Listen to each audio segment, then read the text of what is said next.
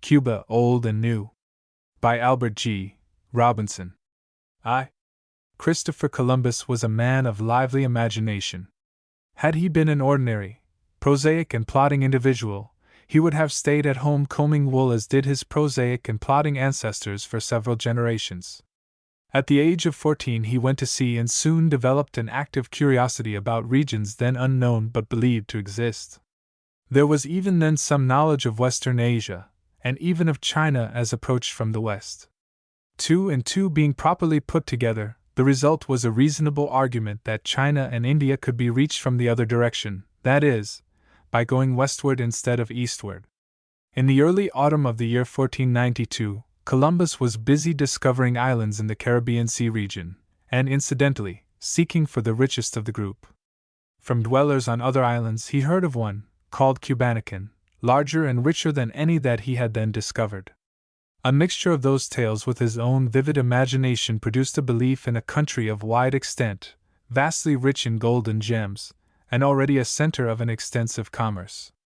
Cruising in search of what he believed to be the eastern coast of Asia, he sighted the shore of Cuba on the morning of October 28, 1492.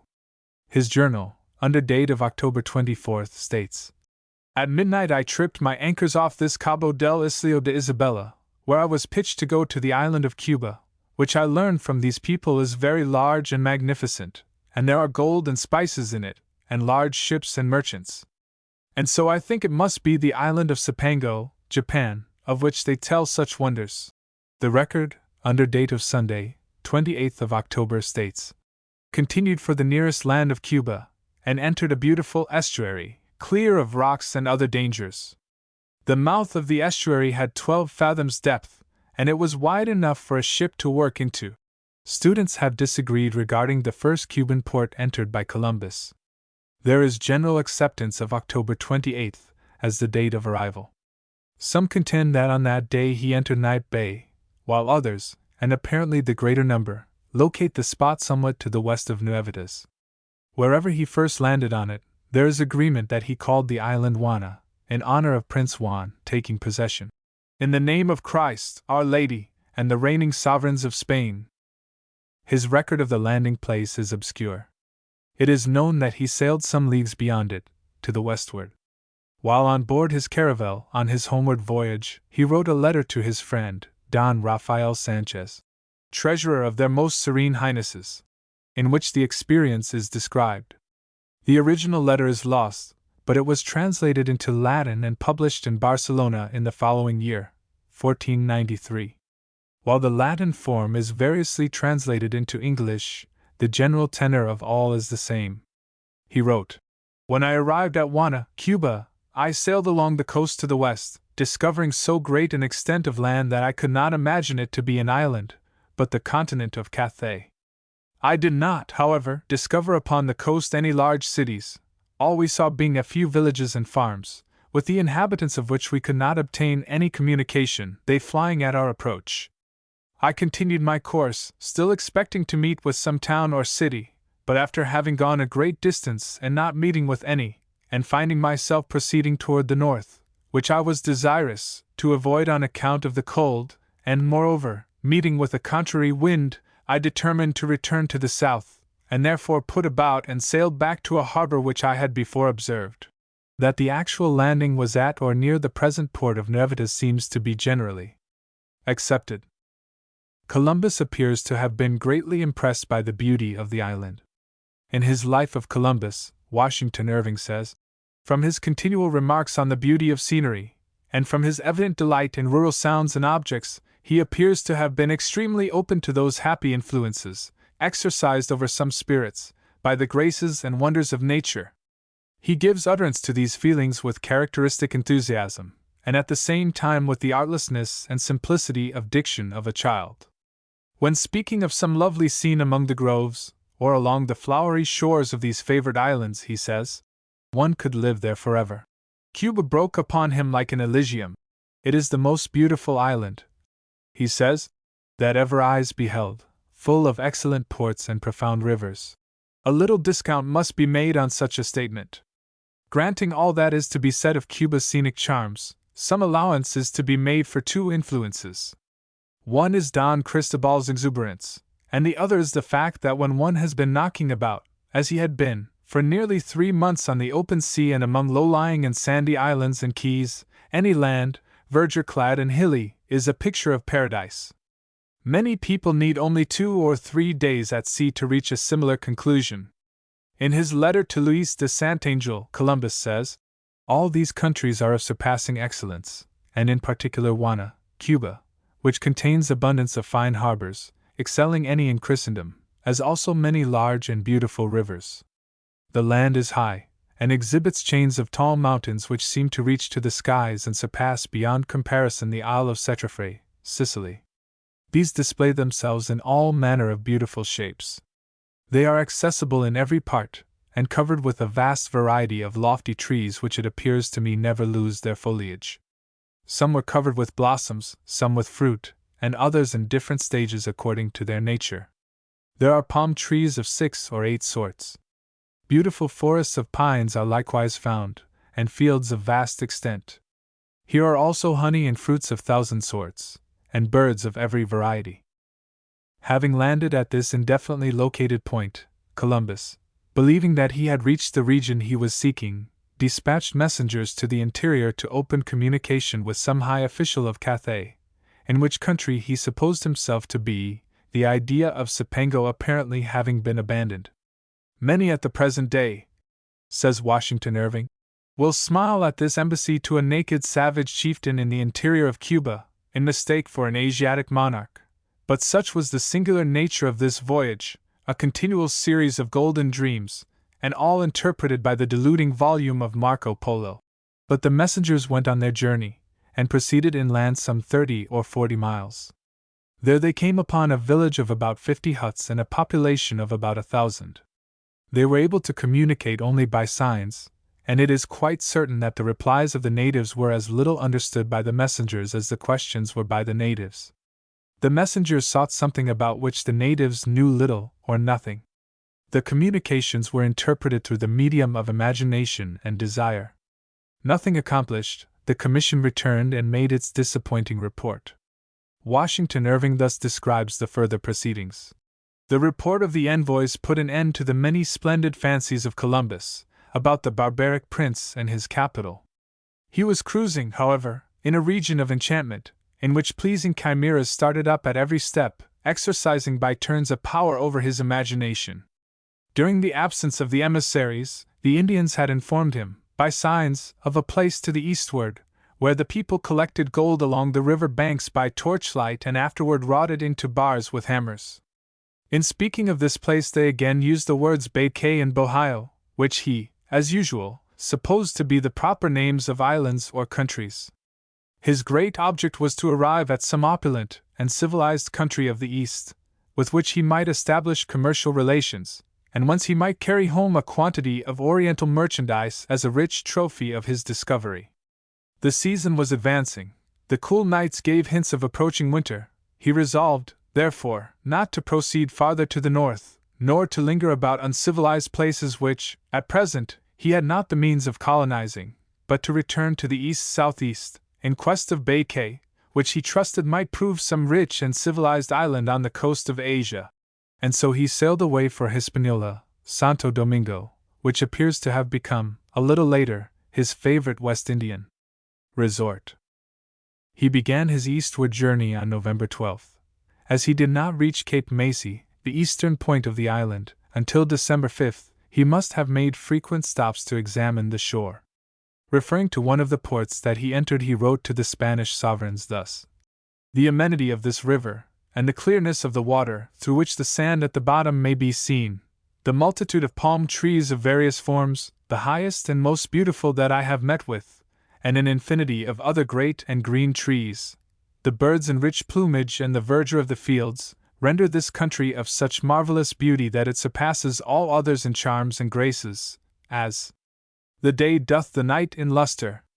For which reason I often say to my people that, much as I endeavor to give a complete account of it to your majesties, my tongue cannot express the whole truth, nor my pen describe it, and I have been so overwhelmed at the sight of so much beauty that I have not known how to relate it."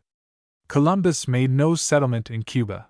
his part extends only to the discovery. On his second expedition, in the spring of 1494, he visited and explored the south coast as far west as the Isle of Pines, to which he gave the name La Evangelista.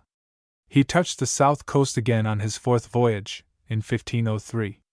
On his way eastward from his voyage of discovery on the coast of Central America, he missed his direct course to Hispaniola, and came upon the Cuban shore near Cape Cruz. He was detained there for some days by heavy weather and adverse winds, and sailed thence to his unhappy experience in Jamaica. The work of colonizing remained for others. Columbus died in the belief that he had discovered a part of the continent of Asia. That Cuba was only an island was determined by Sebastian de Ocampo, who sailed around it in 1508.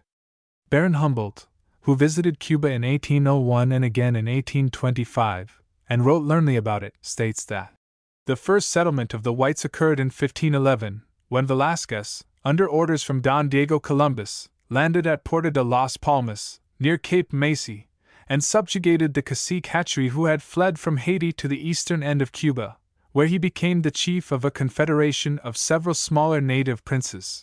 This was, in fact, a military expedition composed of 300 soldiers with 4 vessels. Hatchery deserves attention. His name is not infrequently seen in Cuba today, but it is probable that few visitors know whether it refers to a man, a bird, or a vegetable. He was the first Cuban hero of whom we have record, although the entire reliability of the record is somewhat doubtful. The notable historian of this period is Bartolomé Las Casas, Bishop of Chiapa. He appears to have been a man of great worth, a very tender heart, and an imagination fully as vivid as that of Columbus. His sympathies were aroused by the tales of the exceeding brutality of many of the early Spanish voyagers and their relations with the natives. He went out to sea for himself, and wrote voluminously of his experiences. He also wrote with exceeding frankness, and often with great indignation. He writes about Hatchery. The inference is that this cacique, or chieftain, fled from Haiti to escape Spanish brutality, and even in fear of his life. There are other translations of Las Casas, but for this purpose choice has been made of one published in London about the year 1699. It is given thus: There happened divers things in this island Cuba, that deserve to be remarked.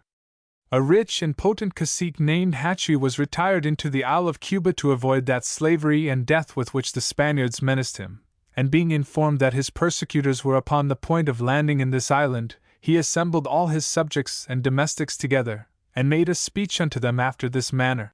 You know, said he, the report is spread abroad that the Spaniards are ready to invade this island, and you are not ignorant of the ill usage our friends and countrymen have met with at their hands, and the cruelties they have committed at Haiti, so Hispaniola is called in their language. They are now coming hither with a design to exercise the same outrages and persecutions upon us. Are you ignorant, says he, of the ill intentions of the people of whom I am speaking? We know not, say they all with one voice, upon what account they come hither, but we know they are a very wicked and cruel people. I'll tell you then, replied the cacique, that these Europeans worship a very covetous sort of god, so that it is difficult to satisfy him. To perform the worship they render to this idol, they will exact immense treasures of us, and will use their utmost endeavors to reduce us to a miserable state of slavery, or else put us to death. The historian leaves to the imagination and credulity of his readers the task of determining just where and how he got the full details of this speech and of the subsequent proceedings. The report of the latter may well be generally correct inasmuch as there were Spanish witnesses present, but the account of this oration, delivered prior to the arrival of the Spanish invaders, is clearly open to a suspicion that it may be more or less imaginary. But the historian continues. Upon this he took a box full of gold and valuable jewels which he had with him, and exposing it to their view, Here is, said he, the god of the Spaniards, whom we must honor with our sports and dances, to see if we can appease him and render him propitious to us, that so he may command the Spaniards not to offer us any injury. They all applauded this speech, and fell a-leaping and dancing around the box, till they had quite tired and spent themselves. After which the cacique Hatchery, resuming his discourse, continued to speak to them in these terms. If we keep this god, says he, Till he's taken away from us, he'll certainly cause our lives to be taken away from us, and therefore I am of opinion it will be the best way to cast him into the river." They all approved of this advice, and went all together with one accord to throw this pretended god into the river. But the Spaniards came and encountered the resistance of Hatchway and his followers. The invaders were victorious, and Hatchway was captured and burned alive. Las Casas relates that while the poor wretch was in the midst of the flames, tied to a stake, a certain Franciscan friar of great piety and virtue took upon him to speak to him of God and our religion, and to explain to him some articles of Catholic faith, of which he had never heard a word before, promising him eternal life if he would believe and threatening him with eternal torment if he continued obstinate in his infidelity. Hatchway, reflecting on the matter, as much as the place and condition in which he was would permit, asked the friar that instructed him whether the gate of heaven was open to Spaniards, and being answered that such of them as were good men might hope for entrance there, the cacique, without any farther deliberation, told him that he had no mind to go to heaven for fear of meeting with such cruel and wicked company as they were, but he would much rather choose to go to hell where he might be delivered from the troublesome sight of such kind of people. And so died the cacique Hatchway. 400 years later, the Cuban government named a gunboat Hatchway in his honor. The Velasquez expedition, in the following year, founded Baracoa, now a small city on the northern coast near the eastern extremity of the island. It is a spot of exceeding scenic charm. It was established as the capital city, but it held that honor for a few years only. In 1514 and 1515, settlements were established at what is now Santiago, at Sancti Spiritus, Trinidad, and Batabano. The latter was originally called San Cristobal de la Habana, the name being transferred to the present city, on the north coast, in 1519. It displaced the name Puerto de Carinas given to the present Havana by Ocampo, who careened his vessels there in 1508. Baracoa was made the seat of a bishopric, and a cathedral was begun, in 1518. In 1522, both the capital and the bishopric were transferred to Santiago, a location more readily accessible from the new settlements on the south coast, and also from Jamaica, which was then included in the diocese. Cuba, at about this period, was the point of departure for an important expedition. In 1517, de Córdoba, with 3 vessels and 110 soldiers, was sent on an expedition to the west for further and more northerly exploration of the land discovered by Columbus in 1503. The coast from Panama to Honduras had been occupied. The object of this expedition was to learn what lay to the northward. The result was the discovery of Yucatan. Córdoba returned to die of wounds received in a battle. A second and stronger expedition was immediately dispatched. This rounded the peninsula and followed the coast as far as the present city of Veracruz. In 1518, Hernán Cortés was alcalde, or mayor, of Santiago de Cuba. On November 18 of that year, he sailed from that port in command of an expedition for the conquest of Mexico, finally effected in 1521, after one of the most romantic campaigns in the history of warfare. All that, however, is a story in which Cuba has no place except that of the starting point and base of the expedition. There is another story of the same kind, a few years later. The first discovery of Florida is somewhat uncertain. It appears on an old Spanish map dated 1502. Following the expedition of Ponce de Leon, in 1513, and of Murielo, in 1516, Narvaez headed an expedition from Cuba in 1528 with some 300 freebooters. They landed in Florida, where almost the entire band was, very properly, destroyed by the Indians. In 1539, De Soto sailed from Havana, with 570 men and 223 horses, for an extended exploration. They wandered for 3 years throughout what is now the southern part of the United States from Georgia and South Carolina westward to Arkansas and Missouri. After a series of almost incredible experiences, De Soto died in 1542, on the banks of the Mississippi River at a point probably not far from the Red River. These and other expeditions, from Cuba and from Mexico, to what is now territory of the United States, produced no permanent results. No gold was found. Of the inhabitants of Cuba, as found by the Spaniards, comparatively little is recorded. They seem to have been a somewhat negative people, generally described as docile, gentle, generous, and indolent. Their garments were quite limited, and their customs altogether primitive. They disappear from Cuba's story in its earliest chapters. Very little is known of their numbers.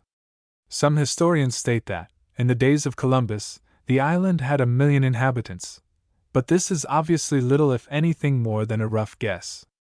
Humboldt makes the following comment.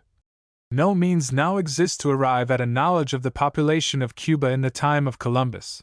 But how can we admit what some otherwise judicious historians state, that when the island of Cuba was conquered in 1511, it contained 1 million inhabitants, of whom only 14,000 remained in 1517. The statistical information which we find in the writings of Las Casas is filled with contradictions. 40 years or so later, the Dominican friar, Luis Bertram, on his return to Spain, predicted that the 200,000 Indians now in the island of Cuba will perish, victims to the cruelty of the Europeans. Yet Gamera stated that there was not an Indian in Cuba after 1553.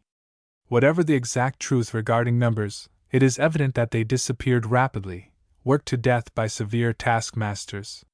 The institution of African slavery, to take the place of the inefficient and fast disappearing native labor, had its beginning in 1521.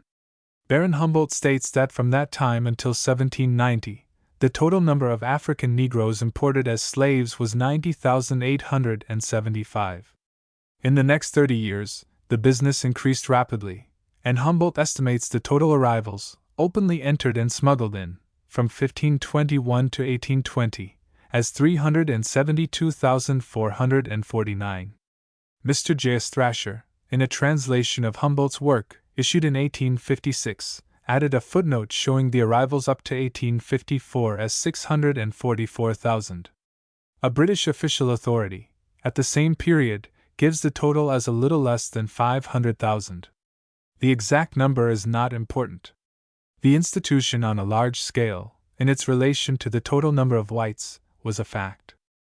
It is, of course, quite impossible even today to argue the question of slavery. To many, the offense lies in the mere fact. To others, it lies in the operation of the system. At all events, the institution is no longer tolerated in any civilized country. While some to whom the system itself was a bitter offense have found much to criticize in its operation in Cuba, the general opinion of observers appears to be that it was there notably free from the brutality usually supposed to attend it.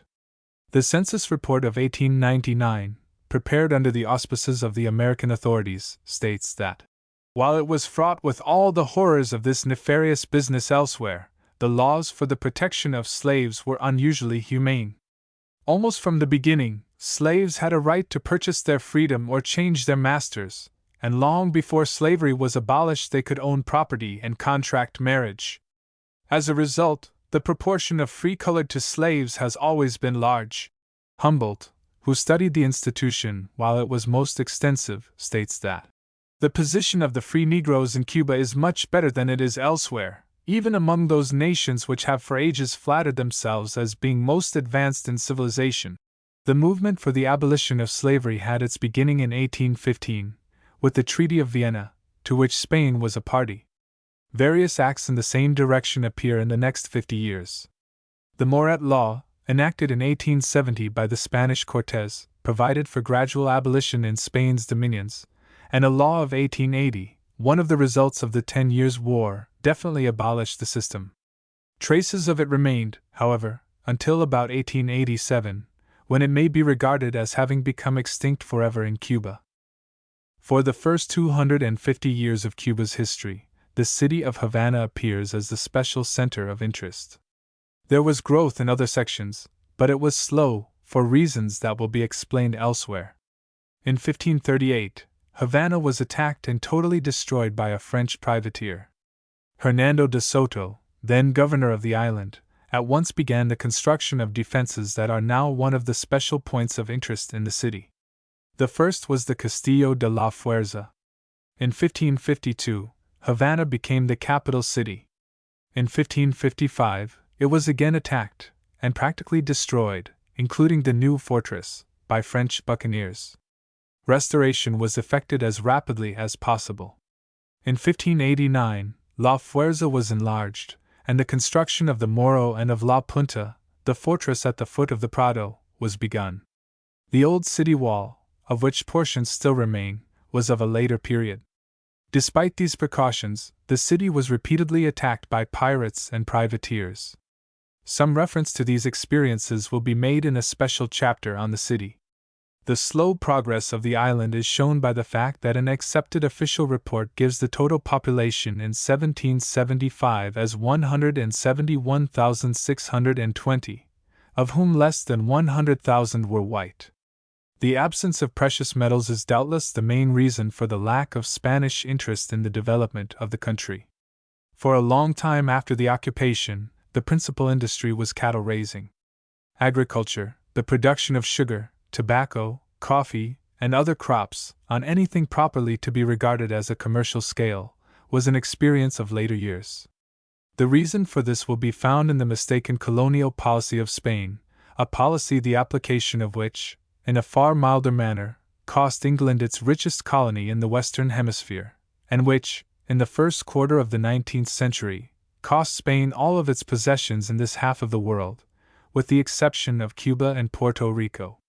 2. New Cuba. 2. While there is no point in Cuba's history that may be said to mark a definite division between the old Cuba and the new Cuba, the beginning of the 19th century may be taken for that purpose. Cuba's development dragged for 250 years. The population increased slowly and industry lagged. For this, Spain's colonial policy was responsible. But it was the policy of the time, carried out more or less effectively by all nations having colonies. England wrote it particularly into her Navigation Acts of 1651, 1660, and 1663, and supported it by later acts. While not rigorously enforced, and frequently evaded by the American colonists, the system at last proved so offensive that the colonists revolted in 1775. Most of Spain's colonies in the Western Hemisphere, for the same reason, declared and maintained their independence in the first quarter of the 19th century. At the bottom of Cuba's several little uprisings, and at the bottom of its final revolt in 1895, lay the same cause of offense. In those earlier years, it was held that colonies existed solely for the benefit of the mother country. In 1497, almost at the very beginning of Spain's colonial enterprises in the New World, a royal decree was issued under which the exclusive privilege to carry on trade with the colonies was granted to the port of Seville. This monopoly was transferred to the port of Cadiz in 1717, but it continued, in somewhat modified form in later years, until Spain had no colonies left. While Santiago was the capital of the island, from 1522 to 1552, trade between Spain and the island could be carried on only through that port. When Havana became the capital, in 1552, the exclusive privilege of trade was transferred to that city. With the exception of the years 1762 and 1763, when the British occupied Havana and declared it open to all trade, the commerce of the island could only be done through Havana with Seville, until 1717, and afterward with Cadiz. Baracoa, or Santiago, or Trinidad, or any other Cuban city, could not send goods to Santander, or Malaga, or Barcelona, or any other Spanish market, or receive goods directly from them. The law prohibited trade between Cuba and all other countries, and limited all trade between the island and the mother country to the port of Havana, at one end, and to Seville or Cadiz, according to the time of the control of those ports, at the other end. Even intercolonial commerce was prohibited. At times, and for brief periods, the system was modified to the extent of special trade licenses, and occasionally, by international treaties. But the general system of trade restriction was maintained throughout all of Spain's colonial experience.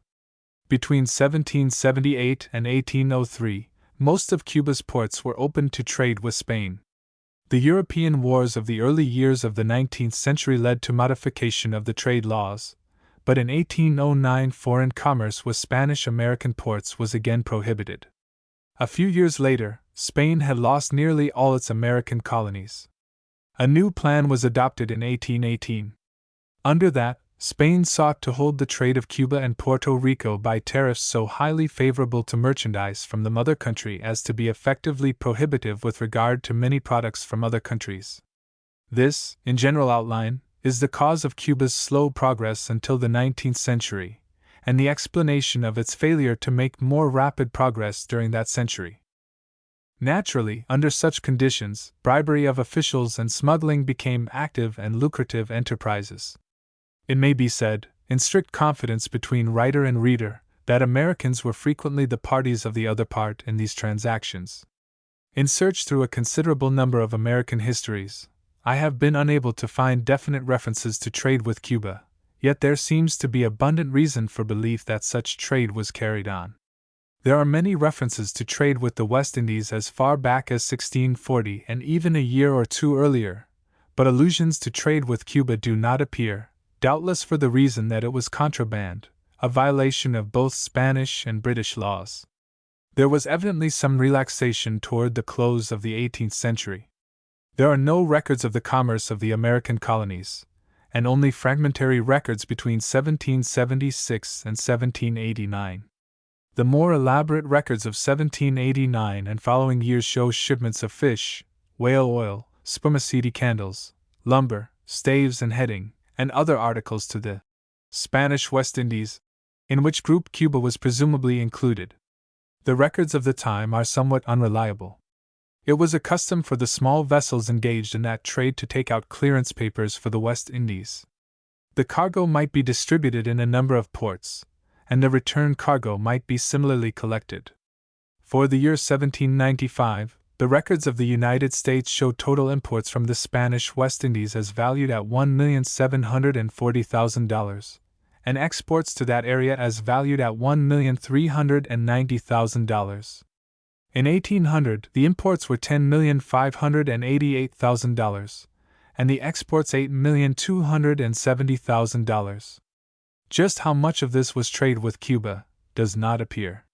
Because of the trade increase at that time, and because of other events that, soon afterward, brought Cuba into more prominent notice, this period has been chosen as the line of division between the old and the new Cuba. Compared with the wonderful fertility of Cuba, New England is a sterile area. Yet in 1790, 170 years after its settlement, the latter had a population a little exceeding 1,000,000, while the former, in 1792, or 280 years after its occupation, is officially credited with a population of 272,300. Of these, 153,559 were white and 118,741 were colored. Several forces came into operation at this time, and population increased rapidly, to 572,363 in 1817, and to 704,465 in 1827. In 1841, it was a little more than 1,000,000. But the increase in colored population, by the importation of African slaves, outstripped the increase by the whites. In 1841, the population was divided into 418,291 whites and 589,333 colored. The importation of slaves having declined, the year 1861 shows a white preponderance, since continued and substantially increased. Among the forces contributing to Cuba's rapid growth during this period were a somewhat greater freedom of trade, the revolution in the neighboring island of Haiti and Santo Domingo, that had its beginning in 1791 and culminated, some 10 years later, in the rule of Toussaint Louverture, and an increased demand for sugar. One result of the Haitian disorder was the arrival, in eastern Cuba, of a large number of exiles and emigrants who established extensive coffee plantations. During the first 150 years of Cuba's history, the principal industry of the island was cattle raising, aside from the domestic industry of food supply. The proprietors lived, usually, in the cities and maintained their vast estates in the neighborhood. To this, later on, were added the production of honey and wax and the cultivation of tobacco. With the period now under consideration, there came the expansion of the coffee and sugar industries. The older activities do not appear to have been appreciably lessened, the others were added on. Europe and the Western Hemisphere were at that time in a state of general upheaval and rearrangement. Following the American Revolution, there came the French Revolution, the Napoleonic Wars, the War of 1812 between the United States and England, and the general revolt of the Spanish colonies. The world was learning new lessons, adopting new policies, in which the Spanish colonial system was a blunder the folly of which Spain did not even then fully realize. Yet from it all, by one means and another, Cuba benefited. Spain was fortunate in its selection of governors-general sent out at this time. Luis de las Casas, who arrived in 1790, is credited with much useful work. He improved roads and built bridges, established schools and the Casa de Beneficencia, still among the leading institutions in Havana, paved the streets of Havana, improved as far as he could the commercial conditions, and established the Sociedad Patriotica, sometimes called the Sociedad Económica, an organization that has since contributed immeasurably to Cuba's welfare and progress. He was followed by others whose rule was creditable. But the principal evils, restricted commerce and burdensome taxation, were not removed, although world conditions practically compelled some modification of the commercial regulations. In 1801 the ports of the island were thrown open to the trade of friendly and neutral nations. 8 years later, foreign commerce was again prohibited. In 1818, a new system was established, that of a tariff so highly favorable to merchandise from Spain that it was by no means unusual for goods to be shipped to that country, even from the United States, and from there reshipped to Cuba. Changes in the rates were made from time to time, but the system of heavy discrimination in favor of Spanish goods and Spanish ships continued until the equalization of conditions under the Order of the Government of Intervention, in 1899. In his book published in 1840, Mr. Turnbull states that the mercantile interests of the island have been greatly promoted by the relaxation of those restrictive regulations which under the old peninsular system bound down all foreign commerce with the colonies of Spain, and laid it prostrate at the feet of the mother country. It cannot be said that the sound principles of free trade, in any large or extended sense of the term, have been recognized or acted upon even at the single port of Havana. The discriminating duties imposed by the Supreme Government of Madrid on the natural productions, manufactures, and shipping of foreign countries, in contradistinction to those of Spain, are so stringent and so onerous as altogether to exclude the idea of anything approaching to commercial freedom. There is no longer, it is true, any absolute prohibition, but in many cases the distinguishing duties are so heavy as to defeat their own object, and in place of promoting the interests of the mother country, have had little other effect than the establishment of an extensive and ruinous contraband. Under such conditions as those existing in Cuba, from its beginning practically until the establishment of its political independence, industrial development and commercial expansion are more than difficult. One of the natural results of such a system appeared in the activities of smugglers. The extent to which that industry was carried on cannot, of course, be even guessed. Some have estimated that the merchandise imported in violation of the laws equaled in value the merchandise entered at the custom houses.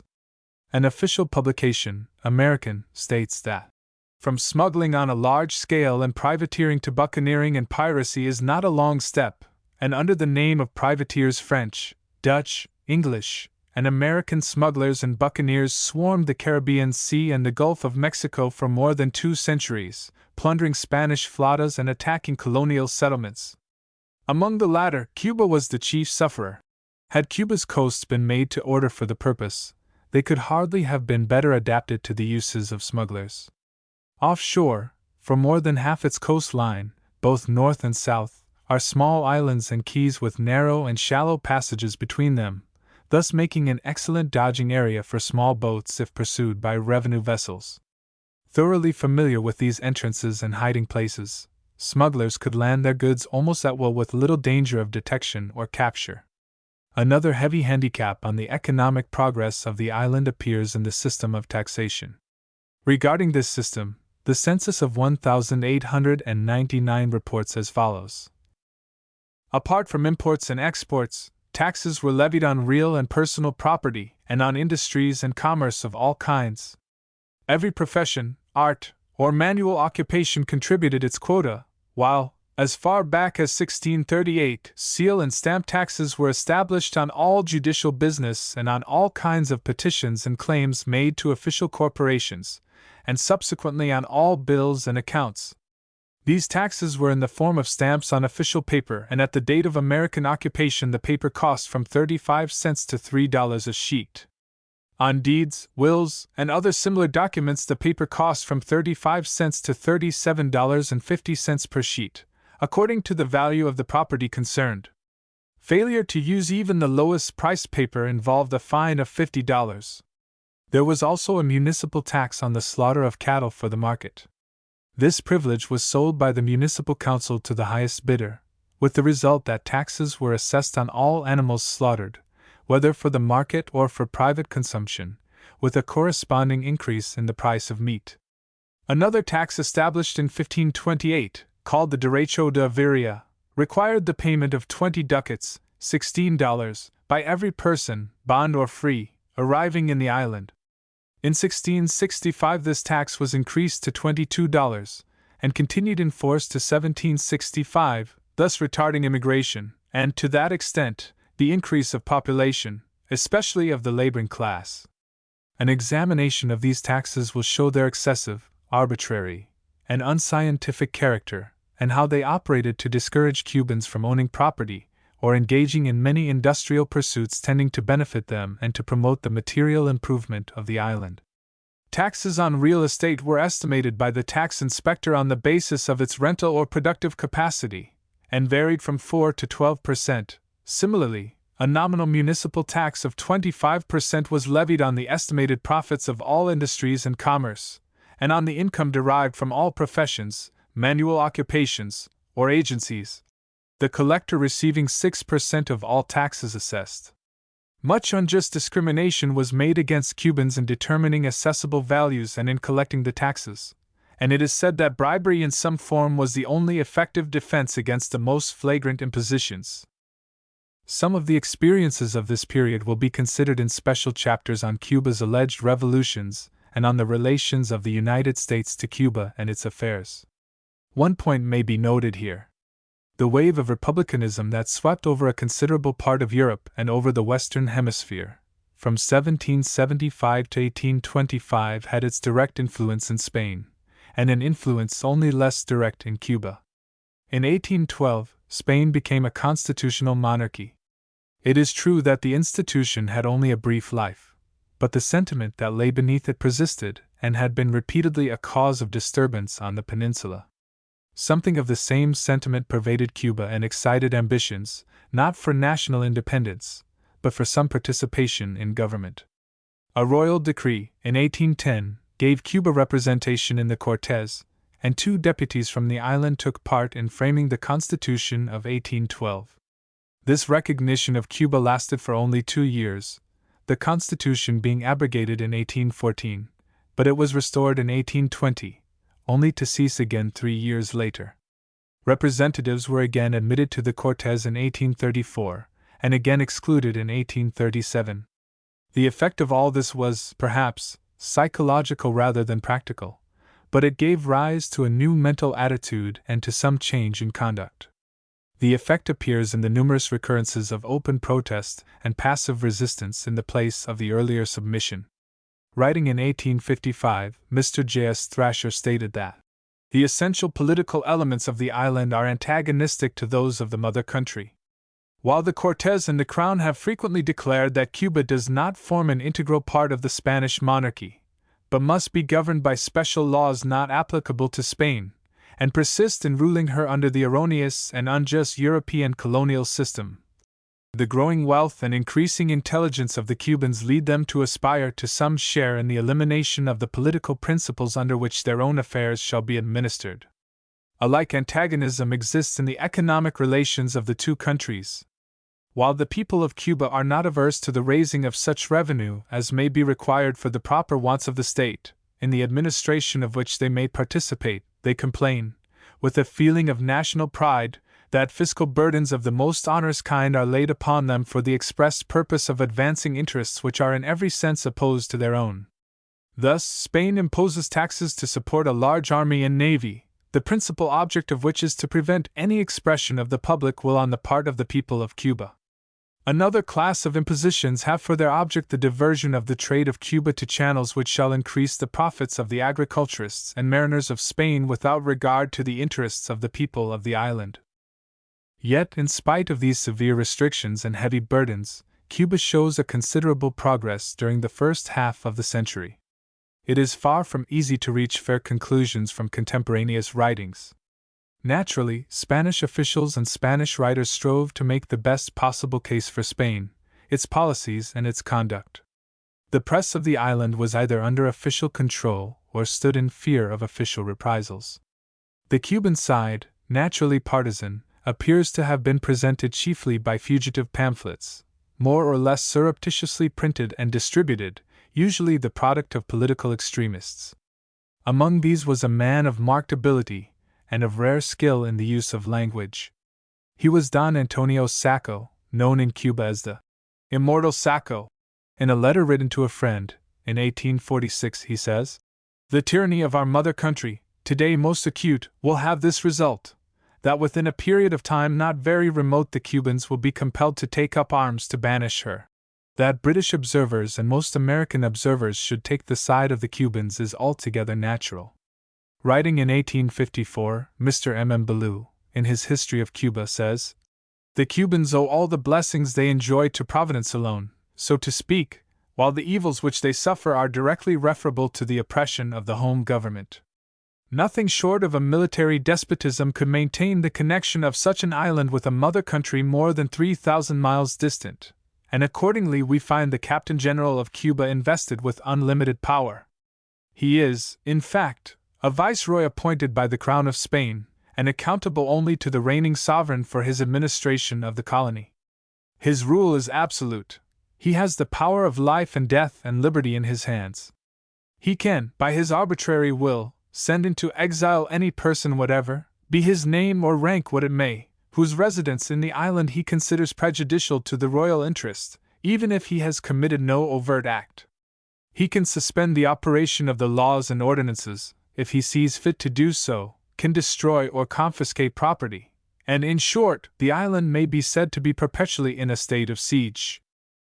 The student or the reader may take his choice. On one side are Spanish statements, official and semi-official, and on the other side, Cuban statements no less partisan. The facts appear to support the Cuban argument. In spite of the severe restrictions and the heavy burdens, Cuba shows a notable progress during the 19th century. Governors came and went, some very good and others very bad.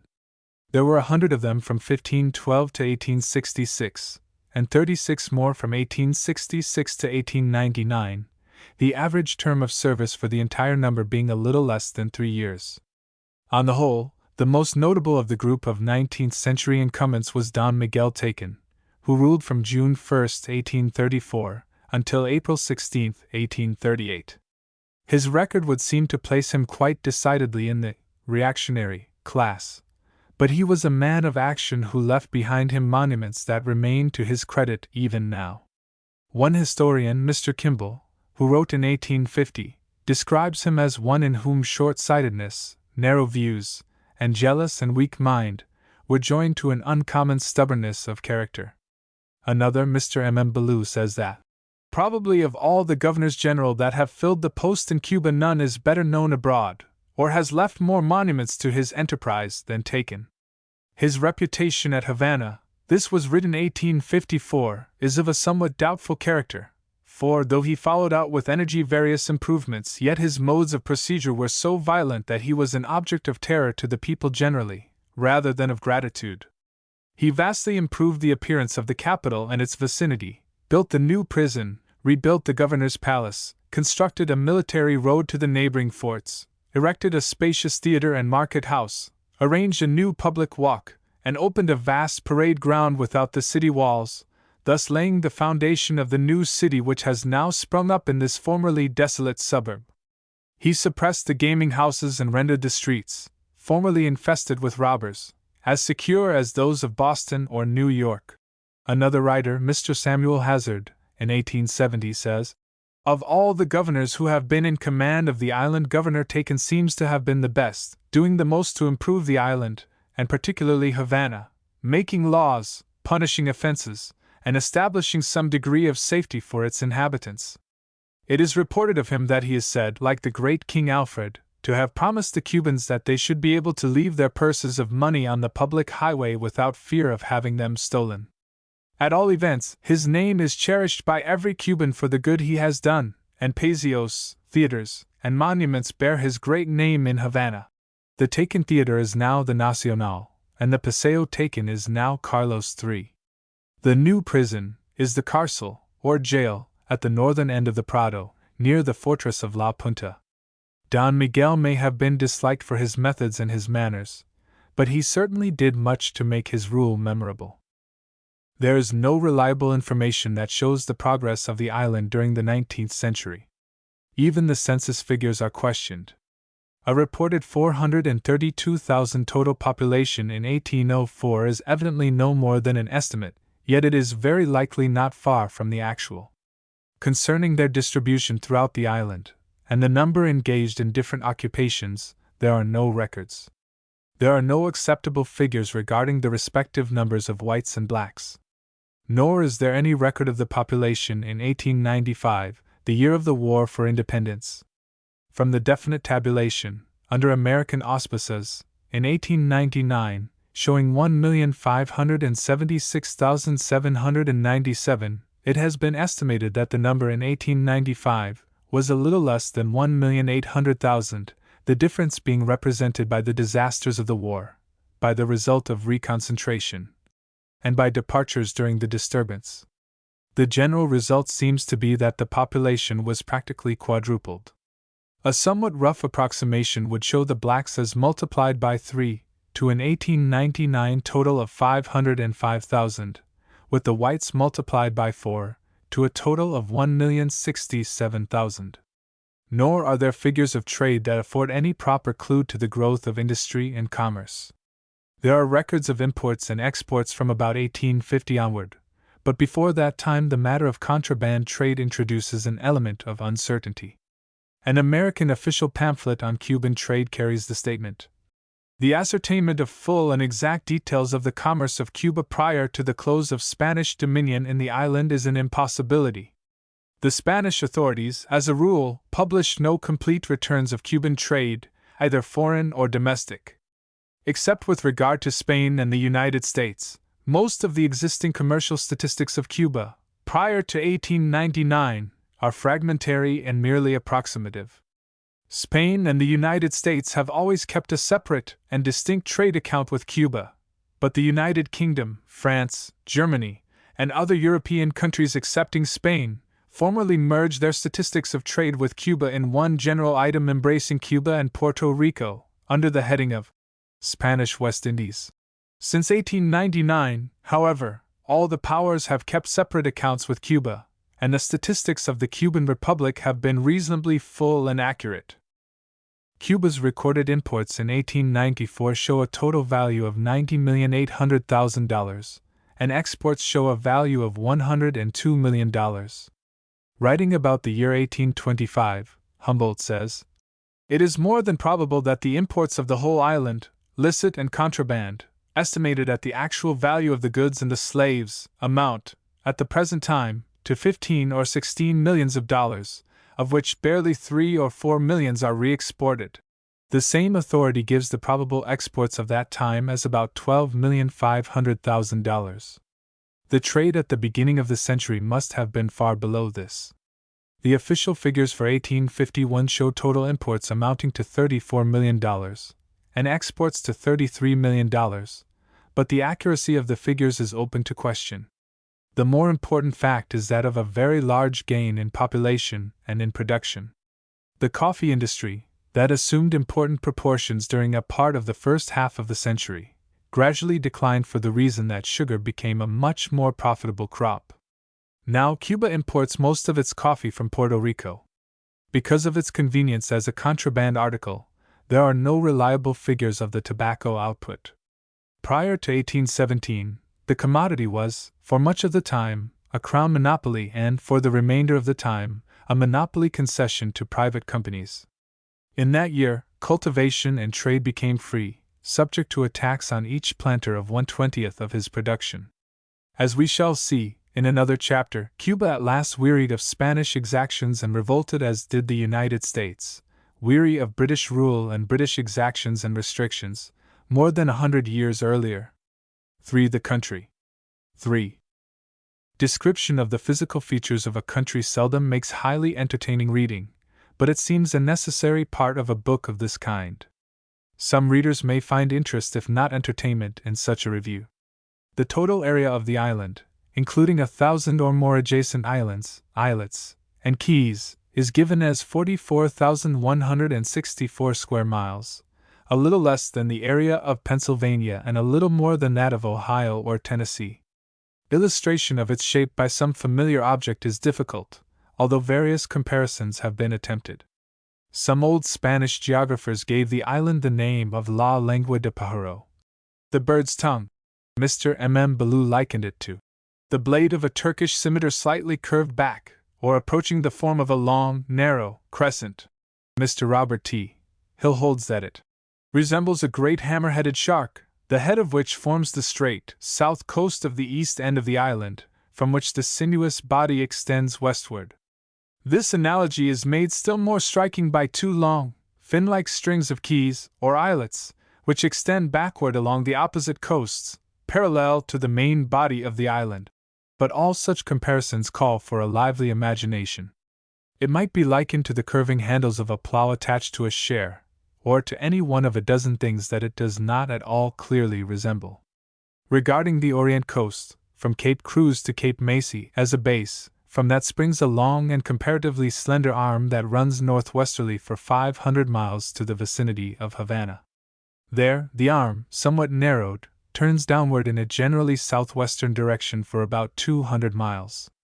The total length of the island, from Cape Macy on the east to Cape San Antonio on the west, is about 730 miles. Its width varies from a maximum, in Orient Province, of about 160 miles, to a minimum, in Havana Province, of about 22 miles.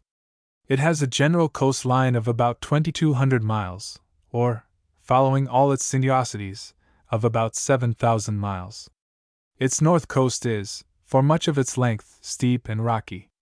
Throughout the greater part of the middle provinces, there is a border of coral reefs and small islands. At the western end, the north coast is low, rising gradually to the eastward. At the eastern end, the northern coast is abrupt and rugged, rising in a series of hills to the elevations in the interior. Westward from Cape Macy to Cape Cruz, on the south coast, and immediately along the shore line, runs a mountain range. From here westward, broken by an occasional hill or bluff, the coast is low and marshy. Probably the best description of the topography and the orography of the island yet presented is that given by Mr. Robert T. Hill, of the United States Geological Survey. In his book on Cuba and other islands of the West Indies, Mr. Hill says, "As regards diversity of relief, Cuba's eastern end is mountainous, with summits standing high above the adjacent sea. Its middle portion is wide, consisting of gently sloping plains, well drained, high above the sea, and broken here and there by low, forest-clad hills, and its western third is a picturesque region of mountains, with fertile slopes and valleys, of different structure and less altitude than those of the east. Over the whole is a mantle of tender vegetation, rich in every hue that a flora of more than 3,000 species can give, and kept green by mists and gentle rains. Indenting the rock-bound coasts are 100 pouch-shaped harbors such as are but rarely found in the other islands and shores of the American Mediterranean. But at the outset the reader should dispossess his mind of any preconceived idea that the island of Cuba is in any sense a physical unit.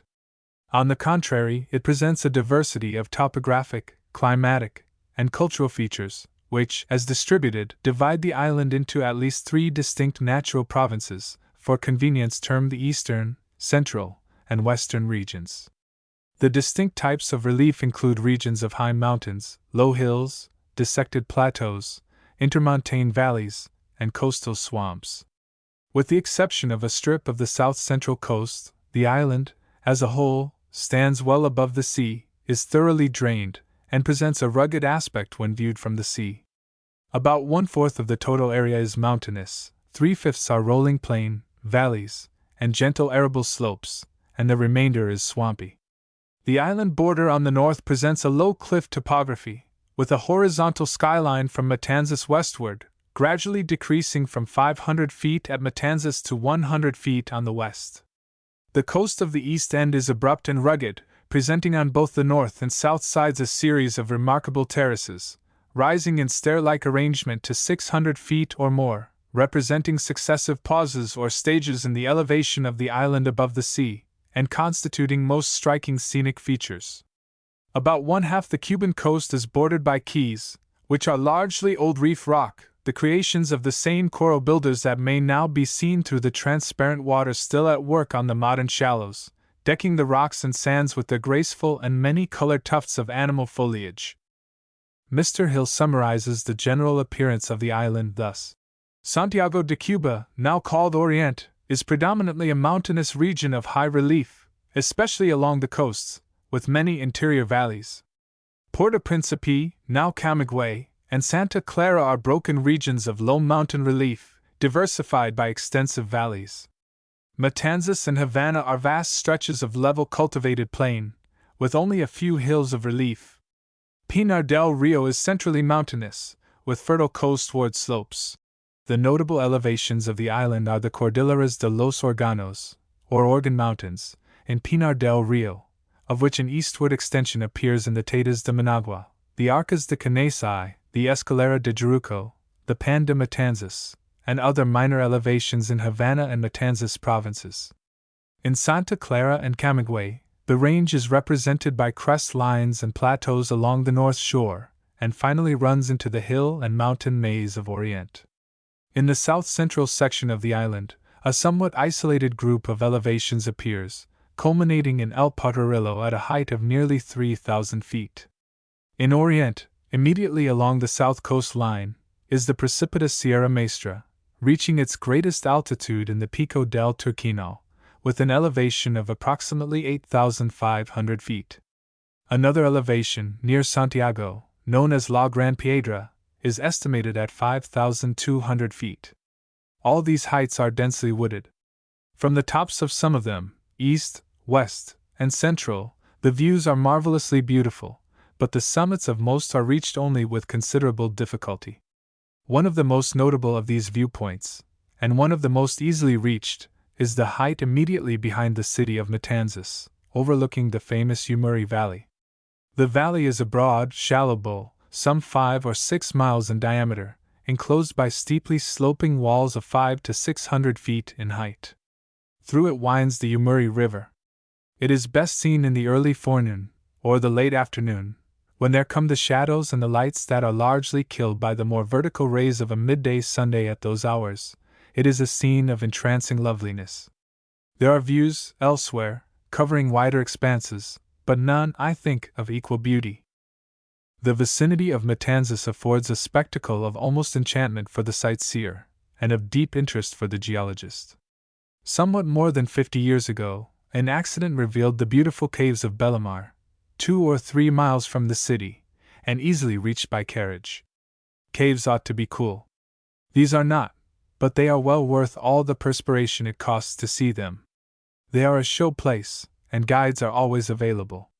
In size, the caverns are not comparable with the caves of Kentucky and Virginia, but they far excel in beauty.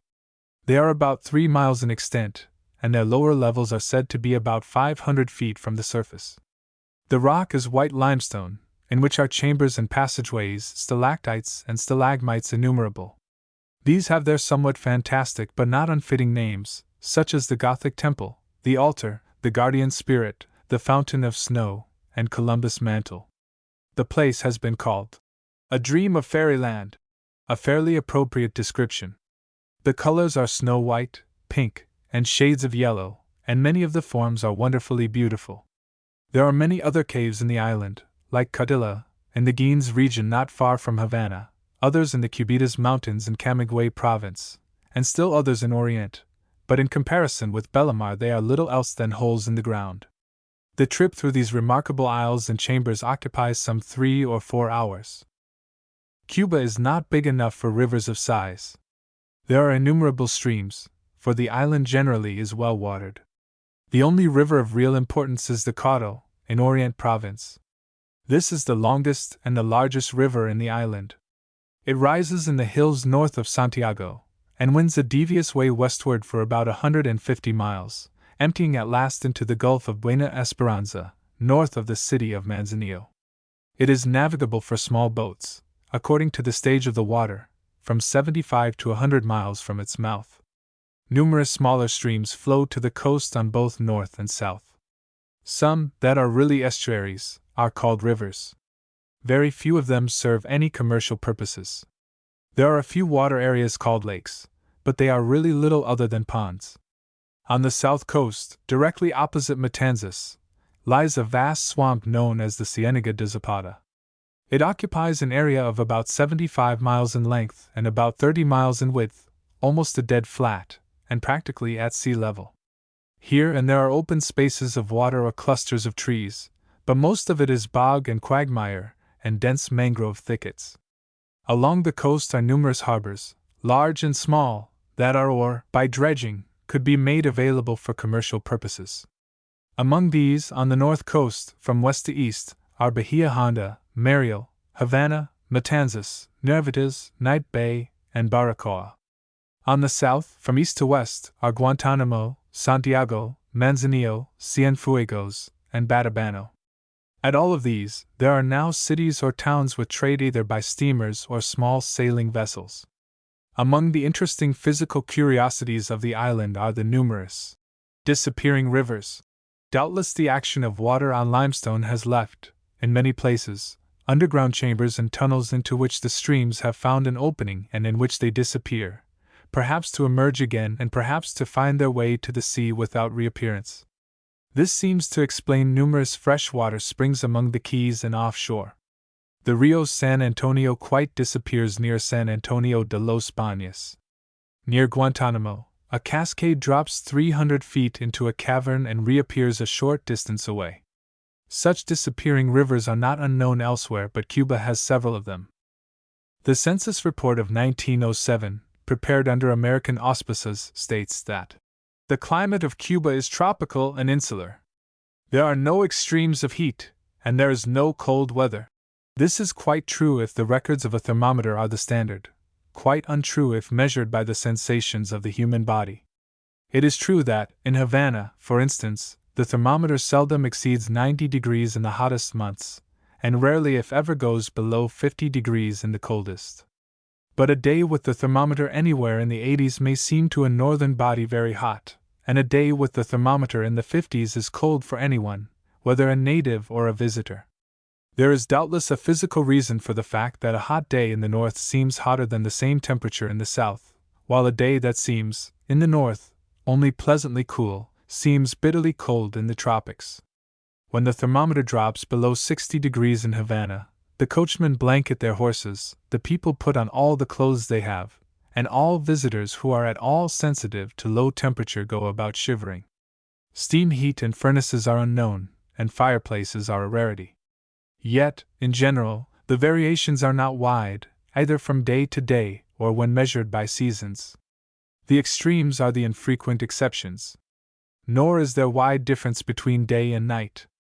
Taking the island as a whole, the average mean temperature for July, the hottest month, is about 82 degrees, and for January, the coolest month, about 71 degrees. The mean for the year is about 77 degrees, as compared with 52 degrees for New York, 48 degrees for Chicago, 62 degrees for Los Angeles, and 68 degrees for New Orleans. There are places that, by reason of exposure to prevailing winds, or distance from the coast, are hotter or cooler than other places. Havana is one of the cool spots, that is, relatively cool. But no one goes there in search of cold. The yearly range in Havana, from maximum to minimum, rarely if ever exceeds 50 degrees, and is usually somewhat below that, while the range in New York, Chicago, and St. Louis is usually from 100 to 125 degrees. The particular cause of discomfort for those unused to it is the humidity that prevails throughout the greater part of the year. The worst season for this, however, is the mid-year months when few people visit the island. The winter months, locally known as the invierno, a term to be associated with our word vernal, and not with infernal, are almost invariably delightful, bringing to northern systems a pleasurable physical laziness that is attended by a mental indifference to, or satisfaction with, the sensation. The rainfall varies so widely in different parts of the island, and from year to year, that exact information is difficult. Taken as a whole, it is little if at all greater than it is in most places in the United States. We have our arid spots, like El Paso, Fresno, Boise, Phoenix, and Winnemucca, where only a few inches fall in a year, just as Cuba has a few places where the fall may reach 65 or 70 inches in a year. But the average fall in Havana, Matanzas, Cienfuegos, and Santiago is little if any greater than in Boston, New York, or Washington.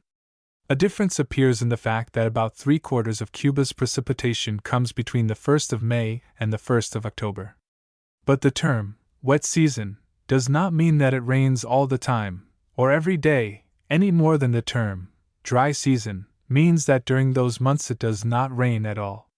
At times during the winter, or dry season, there come storms that are due to unusual cold in the United States. These are known in Cuba, as they are in Texas, as northers. High winds sweep furiously across the Gulf of Mexico, piling up huge seas on the Cuban coast, and bringing what, in the island, is the substitute for cold weather, usually attended by rain and sometimes by a torrent of it. The prevailing wind in Cuba is the northeast trade wind. In summer, when the sun is directly overhead, this wind is nearly east, while in winter it is northeast. The proper way to avoid such discomfort as attends humidity accompanying a thermometer in the 80s is to avoid haste in movement, to saunter instead of hurrying, to ride instead of walking, to eat and drink in moderation, and wherever possible, to keep in the shade. Many of those who eat heartily and hurry always will, after a few days, be quite sure that they have yellow fever or some other tropical disorder, but will be entirely mistaken about it. Modern sanitation in Cuba has made yellow fever a remote possibility, and the drinking water in Havana is as pure as any in the world. Most of the official descriptions of the flora of Cuba appear to be copied from Robert T. Hill's book, published in 1898. As nothing better is available, it may be used here. He says, "The surface of the island is clad in a voluptuous floral mantle, which, from its abundance and beauty, first caused Cuba to be designated the Pearl of the Antilles. In addition to those introduced from abroad, over 3,350 native plants have been catalogued. The flora includes nearly all characteristic forms of the other West Indies, the southern part of Florida, and the Central American seaboard. Nearly all the large trees of the Mexican Tierra Caliente, so remarkable for their size, foliage, and fragrance, reappear in western Cuba. Numerous species of palm, including the famous royal palm, occur, while the pine trees, elsewhere characteristic of the temperate zone and the high altitudes of the tropics, are found associated with palms and mahoganies in the province of Pinar del Rio and the Isle of Pines, both of which take their name from this tree. Among other woods are the lignum vitae, granadilla, the cocoa wood, and the Cedrela odorata, fragrant cedar, which is used for cigar boxes and the lining of cabinet work." In quoting the number of native plants, Mr. Hill uses a report somewhat antiquated. Later estimates place the number as between 5,000 and 6,000. Flowers are abundant, flowers on vines, plants, shrubs, and trees, tall stalks with massive heads, and dainty little blossoms by the wayside. Brilliant flowering trees are planted to line the roadsides. Among all the tree growths, the royal palm is notable. Scoffers have likened it to a feather duster stood on end, but it is the prominent feature in most of Cuba's landscape, and it serves many purposes other than that of mere decoration. From its stem the Cuban peasant builds his little cottage, which he roofs with its leaves. Medicinal qualities are claimed for its roots. From different parts of the tree, a wide variety of useful articles is made: plates, buckets, basins, and even a kettle in which water may be boiled. The huge clusters of seeds are excellent food for animals, and I have heard it said, though without proper confirmation, that a royal palm will keep a hog. Almost invariably, its presence indicates a rich soil, as it rarely grows in areas of poor land. The forest area of the island is not known with exactness, and is variously estimated at from about 6,000 square miles to about 16,000. The difference probably represents the opinion of individual investigators as to what is forest. About 1/3 of the total is reported as in Orient, another third in Camagüey, and the remainder scattered through the 4 remaining provinces. A part of it is public land, that is, owned by the central government, but a greater part is of private ownership under old Spanish grants. Much of it is dense jungle through which a way can be made only by hacking, almost foot by foot. A good deal of it has already been cut over for its most valuable timber. Most of the woods bear names entirely unfamiliar to us. Some are used as cabinet woods, and some for tanning, for oils, dyes, gums, or fibers. Cuba has few 4-footed native wild animals. There are rabbits, but their nativity is not quite certain. There are deer, but it is known that their ancestors were brought from some other country. There are wild dogs, wild cats, and wild pigs, but all are only domestic animals run wild.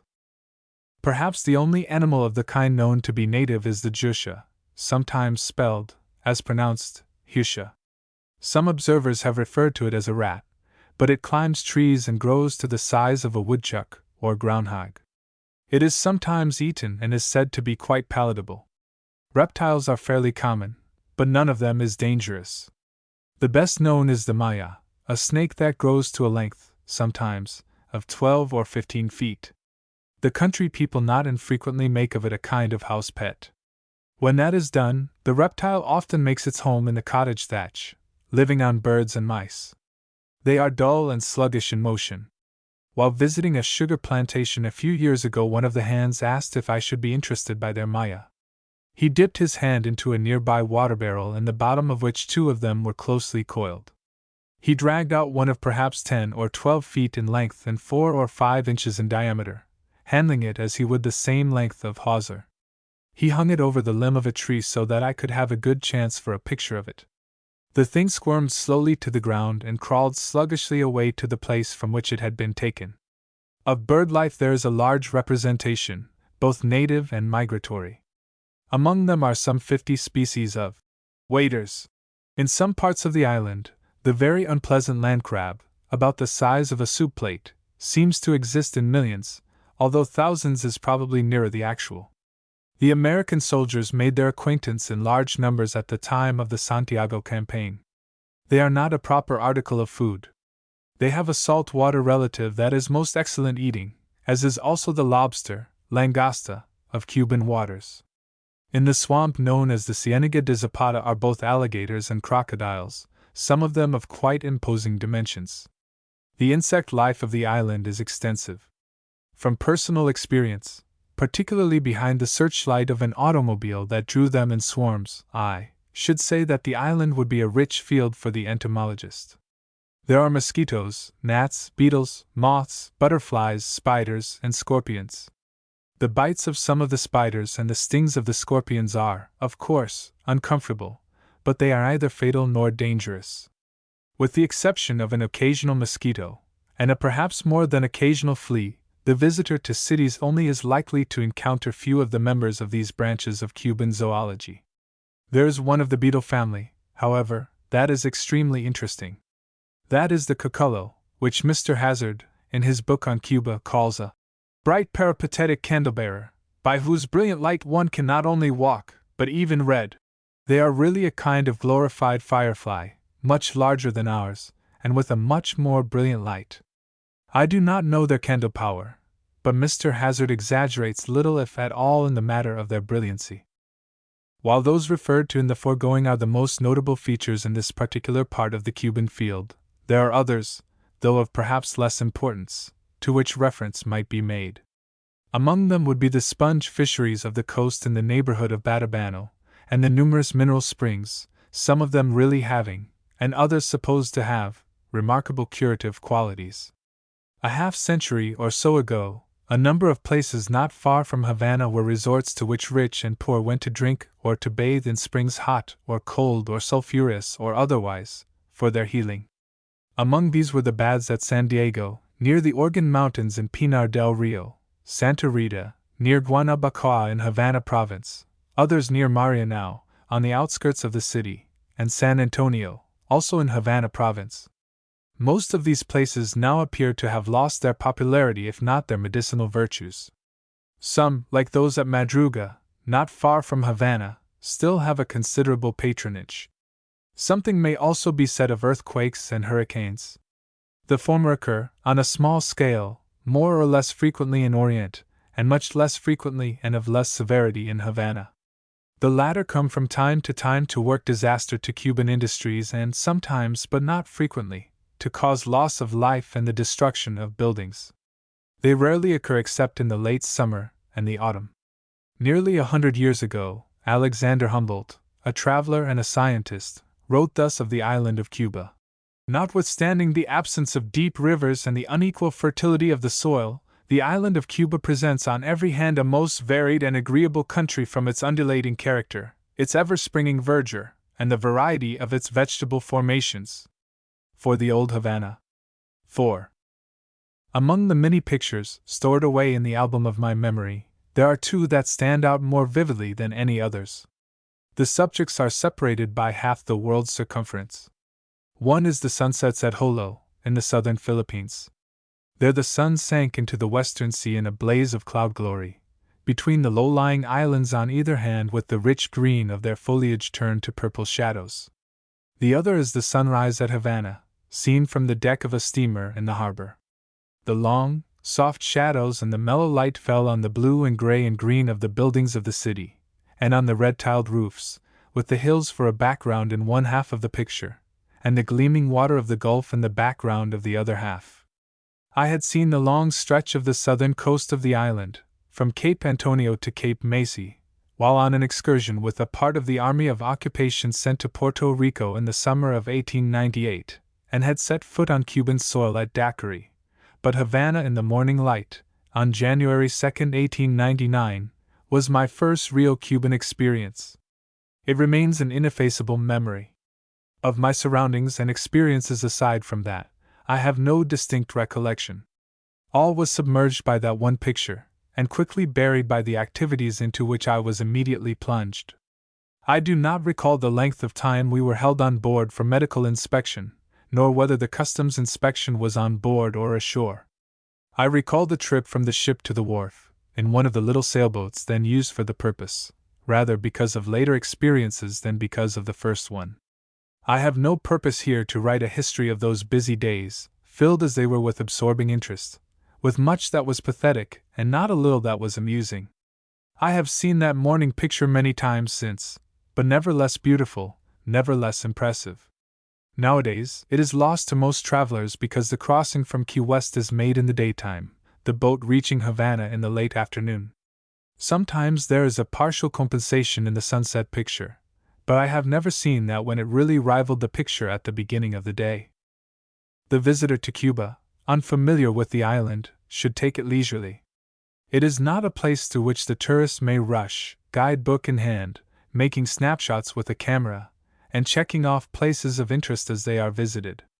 Picturesqueness and quaintness are not at all lacking, but there are no noble cathedrals, no vast museums of art and antiquity, no snow-clad mountains. There is a charm of light and shade and color that is to be absorbed slowly rather than swallowed at a single gulp. It is emphatically a place in which to dawdle. Let those who are obliged to do so work and hurry. The visitor and the traveler should take it without haste. It is far better to see Havana and its vicinity slowly and enjoyably, and look at pictures of the rest of the country, than it is to rush through the island merely for the sake of doing so. In his essay on the moral of landscape, Mr. Ruskin said that all traveling becomes dull in exact proportion to its rapidity. Nowhere is that more true than it is in Cuba. There is very little in all the island that cannot be seen in Havana and its immediate vicinity. It is well to see the other places if one has ample time, but they should not be seen at the expense of a proper enjoyment of Havana and its neighborhood. In Havana are buildings as old and buildings as beautiful as any in the island. In its vicinity are sugar plantations, tobacco fields, pineapples, coconuts, mangoes, royal palms, cebas, peasants' homes, typical towns and villages, all the life of the people in the city and country. The common American desire to see it all in a few days is fatal to the greatest enjoyment, and productive mainly of physical fatigue and mental confusion. It is the misfortune of most travelers that they carry with them only the vaguest of ideas of what they want to see. They have heard of Cuba, of Havana, the Morro, the Prado, of a sunny island in the midst of a sapphire sea. While it is true that almost everything in Cuba is worth seeing, it is best to acquire, before going, some idea of the exhibition. That saves time and many steps. The old city wall, La Fuerza, and La Punta, are mere piles of masonry, more or less dull and uninteresting unless one knows something of their history. The manners and customs of any country become increasingly interesting if one knows something about them, the reason for them. It is only a short trip to the Castillo del Principe, the fortress that crowns the hill to the west of the city. From that height, the city and the harbor are seen below, to the eastward. Across the bay, on the heights at the entrance, are the frowning walls of Morro Castle surmounted by the towering lighthouse, and the no less grim walls of La Cabana. The bay itself is a sprawling, shapeless body of water with a narrow neck connecting it with the Florida Straits. Into the western side of the bay the city thrusts itself in a shape that, on a large map, suggests more than anything else the head and neck of an overfed bulldog. Into this bay, in 1508, came Sebastian Ocampo, said to be the first white man to visit the spot. He entered for the purpose of careening his little vessels in order to remove the barnacles and accumulated weed growth. It is possible that the spot was discovered earlier, but there is no record of the discovery if such was made. Ocampo gave it the name of Porta de Carinas. The next record is of its occupation, in 1519. 4 years earlier, Diego Velázquez had left a little colony near what is now called Batabano, on the south coast. He gave the place the name of San Cristobal de la Habana, in memory of the illustrious navigator and discoverer. Habana, or Havana, is a term of aboriginal origin. It proved to be an uncomfortable place of residence, and in 1519 the people moved across the island to the Porta de Carinas, taking with them the name given to the earlier settlement, and substituting it for the name given by Ocampo. After a time, all was dropped except the present title, Habana, or more commonly by English-speaking people, Havana. It was not much of a place for a number of years, but in 1538 it was sacked and burned by a French pirate, one of the many, of different nations, who carried on a very lively buccaneering business in those and in later years in West Indian waters. Hernando de Soto was then governor of the island, with headquarters at the then capital city, Santiago de Cuba. He proceeded at once to the scene of destruction. On his arrival, he ordered the erection of a fortress.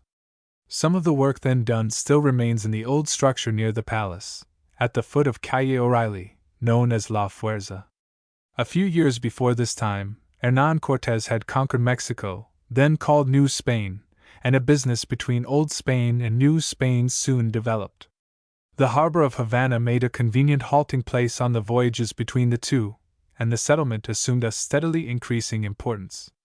A new governor, González Pérez de Angulo, who arrived in 1549, decided to make it his place of residence.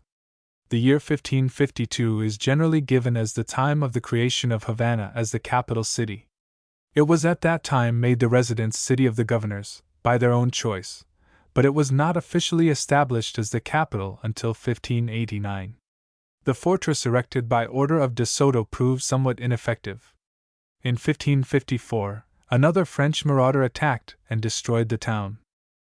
The principal industry of those early days was cattle raising, a considerable market being developed for export to Mexico, and for the supply of vessels that entered the harbor for food and water. The continuance of incursions by pirates made necessary some further provision for the defense of the city. In 1589, La Fuerza was enlarged and strengthened, and the construction of Morro Castle was begun. To this work was added La Punta, the little fortress on the western shore of the entrance, at the point of the angle now formed by the Prado and the Malecon. These ancient structures, of practically no value whatever in modern warfare, are now among the most picturesque points of interest in the neighborhood. Another, in the same class, of which only a little now remains, is of a later time. This is the old city wall, the construction of which was begun in 1671. Following the simile of the bulldog's head, a tract of land, formerly known as the Arsenal Yard, and now the Central Railway Station, lies tucked away immediately under the animal's jaw. From there to a point on the north shore, near La Punta, in a slightly curving line, a high wall was erected for the purpose of defense on the western or landward side. The old city lay entirely in the area defined by this western wall and the shore of the harbor. At intervals, gates afforded exit to the country beyond, heavy gates that could be closed to exclude any possible attacking party. The fortifications erected from time to time were supposed to afford a system of effective defense for the city. They are now little else than picturesque features in the landscape, points of interest for visitors. Taking the chain in its order, El Morro stands on the point on the eastern side of the entrance to the harbor. Just beyond it is La Cabana. About a half a mile to the east of this was the stone fort on the hill of San Diego. 3 miles east of the Morro, on the shore at Cojamar, is a small and somewhat ancient fortification. This group constituted the defense system on the east. At the head of the bay, on an elevation a little to the south of the city, stands El Castillo de Atares, begun in 1763, immediately after the capture and occupation of the city by the British. This is supposed to protect the city on the south, as Castillo del Príncipe is supposed to defend it on the west. This stands on a hill on the western outskirts, a somewhat extensive structure, begun in 1774 and completed about 20 years later. A little further to the west, at the mouth of the Almendares River, stands a little fort, or tower, called Correra, serving as a western outpost as Cojamar serves as an eastern outpost. Both were erected about the year 1650. On the shore generally north of Principe was the Santa Clara Battery, and between that and La Punta, at the foot of the Calzada de Belascoen, stood the Queen's Battery. From any modern point of view, the system is little more than military junk, better fitted for its present use as barracks, asylums, and prisons than for military defense. But it is all highly picturesque. In the beginning, most of the buildings of the city were doubtless of wood, with palm-thatched roofs. In time, these gave place to rows of abutting stone buildings with tiled roofs. Most of them were of 1 story, some were of 2 stories, and a few palaces had 3. The city within the wall is today very much as it was a century and more ago. Its streets run, generally but not accurately, at right angles, one set almost due east and west, from the harbor front to the line of the old wall, and the other set runs southward from the shore of the entrance channel to the shore of the inner harbor. Several of these streets are practically continuous from north to south or from east to west, but most of them are rather passageways than streets. The houses come to their very edges, except for a narrow strip hardly to be classed as a sidewalk, originally left, presumably, only for the purpose of preventing the scraping of the front of the building by the wheels of passing carts and carriages. It is a somewhat inconvenient system nowadays, but one gets quite used to it after a little, threads the narrow walk a part of his way, takes to the street the rest of the way, and steps aside to avoid passing vehicles quite as did the carriageless in the old days. One excellent way to avoid the trouble is to take a carriage and let the other fellow step aside. Riding in the coach is still one of the cheapest forms of convenience and entertainment in the city, excepting the afternoon drive around the Prado and the Malecon. That is not cheap. We used to pay $1 an hour. My last experience cost me 3 times that. Much of the old city is now devoted to business purposes, wholesale, retail, and professional. But there are also residences, old churches, and old public buildings. On the immediate waterfront, and for many years used as the custom house, stands the old Franciscan convent, erected during the last quarter of the 16th century. It is a somewhat imposing pile, dominated by a high tower.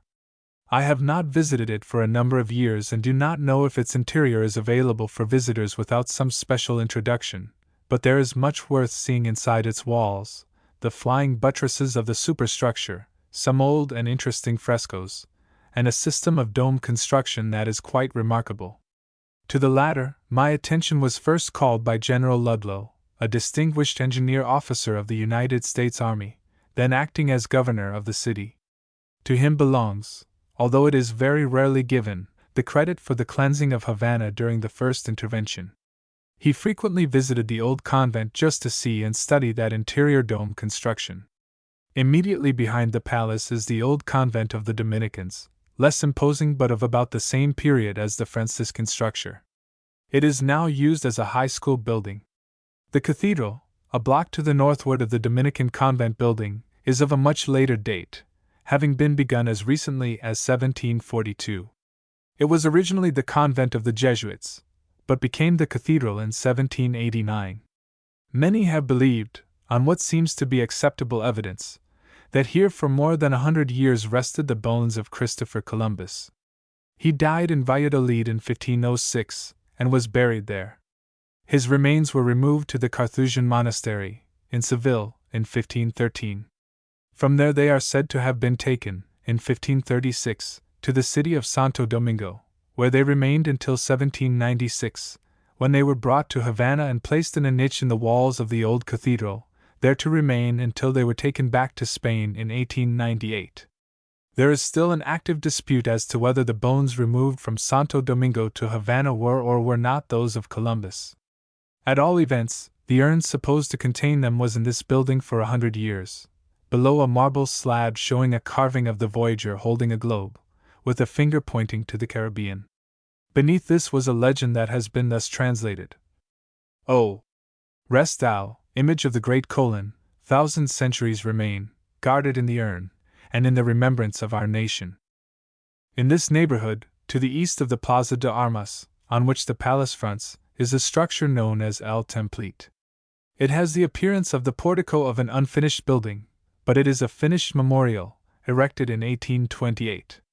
The tradition is that on this spot there stood, in 1519, an old ceiba tree under which the newly arrived settlers celebrated their first Mass. The Yellow Palace, for many years the official headquarters and the residence of successive governors general, stands opposite, and speaks for itself.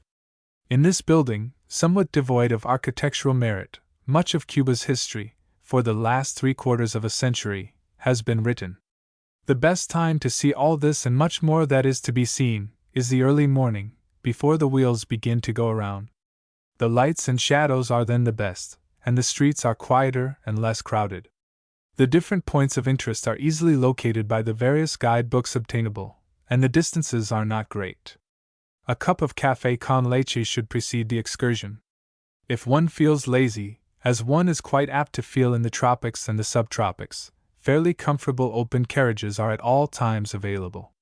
With them, of course, a greater area can be covered and more places seen, though perhaps seen less satisfactorily. There is much to be seen in the early morning that is best seen in those hours, and much that is not seen later in the day. In all cities there is an early morning life, and Havana is no exception. I confess to only a limited personal knowledge of it, but I have seen enough of it, and heard enough about it, to know that the waking up of cities, including Havana, is an interesting process. I have, at least, had enough personal experience to be sure that the early morning air is delicious, the best of the day. I am not speaking of the unholy hours preceding daybreak, but of 6 to 8 o'clock, which for those of us who are inclined to long evenings is also the best time to be in bed. The early morning church bells are a disturbance to which visitors do not readily adjust their morning naps.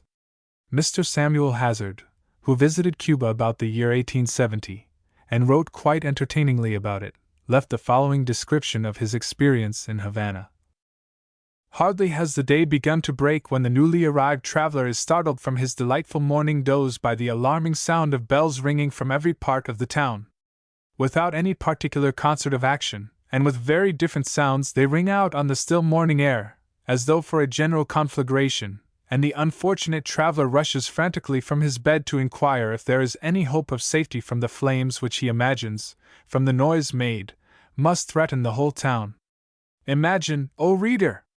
In thy native town, every square with its church, every church with its tower, or maybe 2 or 3 of them, and in each particular tower a half-dozen large bells, no 2 of which sound alike, place the bell ropes in the hands of some frantic man who pulls away, first with one hand and then the other, and you will get a very faint idea of your first awakening in Havana. Without apparent rhyme or reason, ding-dong, ding they go, every bell ringer at each different church striving to see how much noise he can make, under the plea of bringing the faithful to their prayers at the early morning Mass. The only conceivable advantage of these early bells is the fact that they turn out many a traveler at the hour when Havana is really at its best. Yet, as I read the descriptive tales left by those who wrote 40, 50, and 60 years ago, I am struck by the fact that, after all, the old Havana has changed but little. There are trolley lines, electric lights, and a few other so-called modern improvements, but there is still much of the old custom, the old atmosphere. The old wall, with its soldier-guarded gates, is gone, and there are a few modern buildings, but only a few, for which fact I always feel thankful, but the old city is much what it was when Mr. Ballou, and Mr. Dana, and Mr. Kimball, and numerous others wrote about it soon after 1850, and when Mr. Hazard wrote about it in 1870. The automobile is there now in large numbers, in place of the old volante, and there are asphalted streets in place of cobblestones. The band plays in the evening in the Parque Central or at the Glorieta, instead of in the Plaza de Armas, but the band plays. The restaurants are still a prominent feature in Havana life, as they were then. The ladies wear hats instead of mantillas, but they buy hats on Calle Obispo just as and where their mothers and grandmothers bought mantillas. Bullfighting is gone, presumably forever, but crowds flock to the baseball grounds. The midday suspension of business continues, generally, and the afternoon parade, on foot and in carriages, remains one of the important functions of the day. There are many who know Havana, and love it, who pray diligently that it may be many years before the city is Americanized as, for instance, New Orleans has been. Most of the life of the city, as it is seen by most visitors, is outside the old city, and probably few know that any distinction is made, yet the line is drawn with fair clearness. There is a different appearance in both streets and buildings. While there are shops on San Rafael and Galeano and elsewhere, the principal shopping district is in the old city. With Calle Obispo as its center, they have tried officially to change the name of the street, but the old familiar name sticks and seems likely to stick for a long time yet. Far be it from a mere man to attempt analysis or description of such a place. He might tell another mere man where to buy a hat, a pair of shoes, or eyeglasses, or a necktie, or where to find a lawyer, but the finer points of shopping, there or elsewhere, are not properly for any masculine description. The ladies may be trusted to learn for themselves, and very quickly, all that they need or want to know about that phase of Havana's commerce. I am leaving much to the guidebooks that can afford space for all necessary information about churches, statues, and other objects of interest for visitors. Havana's retail merchants have their own way of trading, much as they do in many foreign countries, and in not a few stores in our own country. Prices are usually a question of the customer's ability to match the commercial shrewdness of the dealer. Much of the trade of visitors is now confined to the purchase of such articles as may be immediately needed and to a few souvenirs. One of the charms of the place is the cheap transportation. If you are tired or in a hurry, there is always a coach near at hand that will take you where you wish to go, for a peseta, or a quarter, if within certain officially prescribed bounds. If you desire to go beyond those bounds, make a bargain with your driver or be prepared for trouble. Down in the old city are to be found several restaurants that are well worth visiting, for those who want good food. I shall not advertise the particular places, but they are well known. As the early morning is the best time to see the old city, the forenoon is the best time for shopping. Such an expedition may well be followed by the almuerzo, the midday breakfast or lunch, whichever one sees fit to call it, at one of these restaurants. After that, it is well to enjoy a midday siesta, in preparation for the afternoon function on the Prado and the Malecon. V. The New Havana. The New Havana, the city outside the old wall, is about as old as Chicago but not nearly as tall. There is no reason why it should be. Here are wide streets and broad avenues, and real sidewalks, some of them about as wide as the entire street in the old city. About 1830, The region beyond the wall was held largely by Spaniards to whom grants of land had been made for one reason or another. These tracts were plantations, pastures, or unimproved lands, according to the fancy of the proprietor, who usually lived in the city and enjoyed himself after the manner of his kind. Here and there, a straggling village of palm-leaf huts sprang up. The roads were rough tracks. To Governor-General Tacon seems due much of the credit for the improvement beyond the walls. During his somewhat iron-handed rule, several notable buildings were erected, some of them by his authority. The most notable feature of the district is the renowned Prado, a broad boulevard with a park between two driveways, running from the waterfront, at the entrance to the harbor, southward for about a mile. A few years ago, rows of trees shaded the central parkway, but they were almost entirely wrecked by the hurricanes in 1906 and 1910. A half-mile or so from its northern end, the Prado runs along the west side of the Parque Central, the most notable of the numerous little squares of walks and trees and flowers. A block or two further on is a little park with an excellent statue, known as La India. Opposite that is another really beautiful park, from the western side of which runs a broad street that leads to the Paseo de Carlos III, formerly the Paseo de Tacon, one of the monuments left to his own memory by one of Cuba's most noted Spanish rulers. The Paseo runs westward to El Castillo del Príncipe, originally a fortress but now a penitentiary. The Prado stops just beyond the companion parks, La India and Colon. These originally formed the Campo de Marte, laid out by General Tacon and, in his time, used as a military parade ground. In a way, the Parque Central is the center of the city. It is almost that, geographically, and perhaps quite that, socially. In its immediate vicinity are some of the leading hotels and the principal theaters. One of the latter, facing the park on its western side, across the Prado, is now known as the Nacional. Formerly it was the Tacon, a monument to that notable man. There is quite a story about that structure. It is somewhat too long for inclusion here, but it seems worth telling. The following is an abridgment of the tale as it is told in Mr. Ballou's History of Cuba, published in 1854. Tacon was the governor of the island from 1834 to 1838.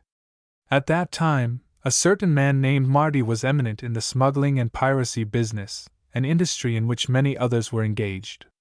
But Marty seems to have stood at the top of his profession, a man of skill and daring and evidently well supplied with brains.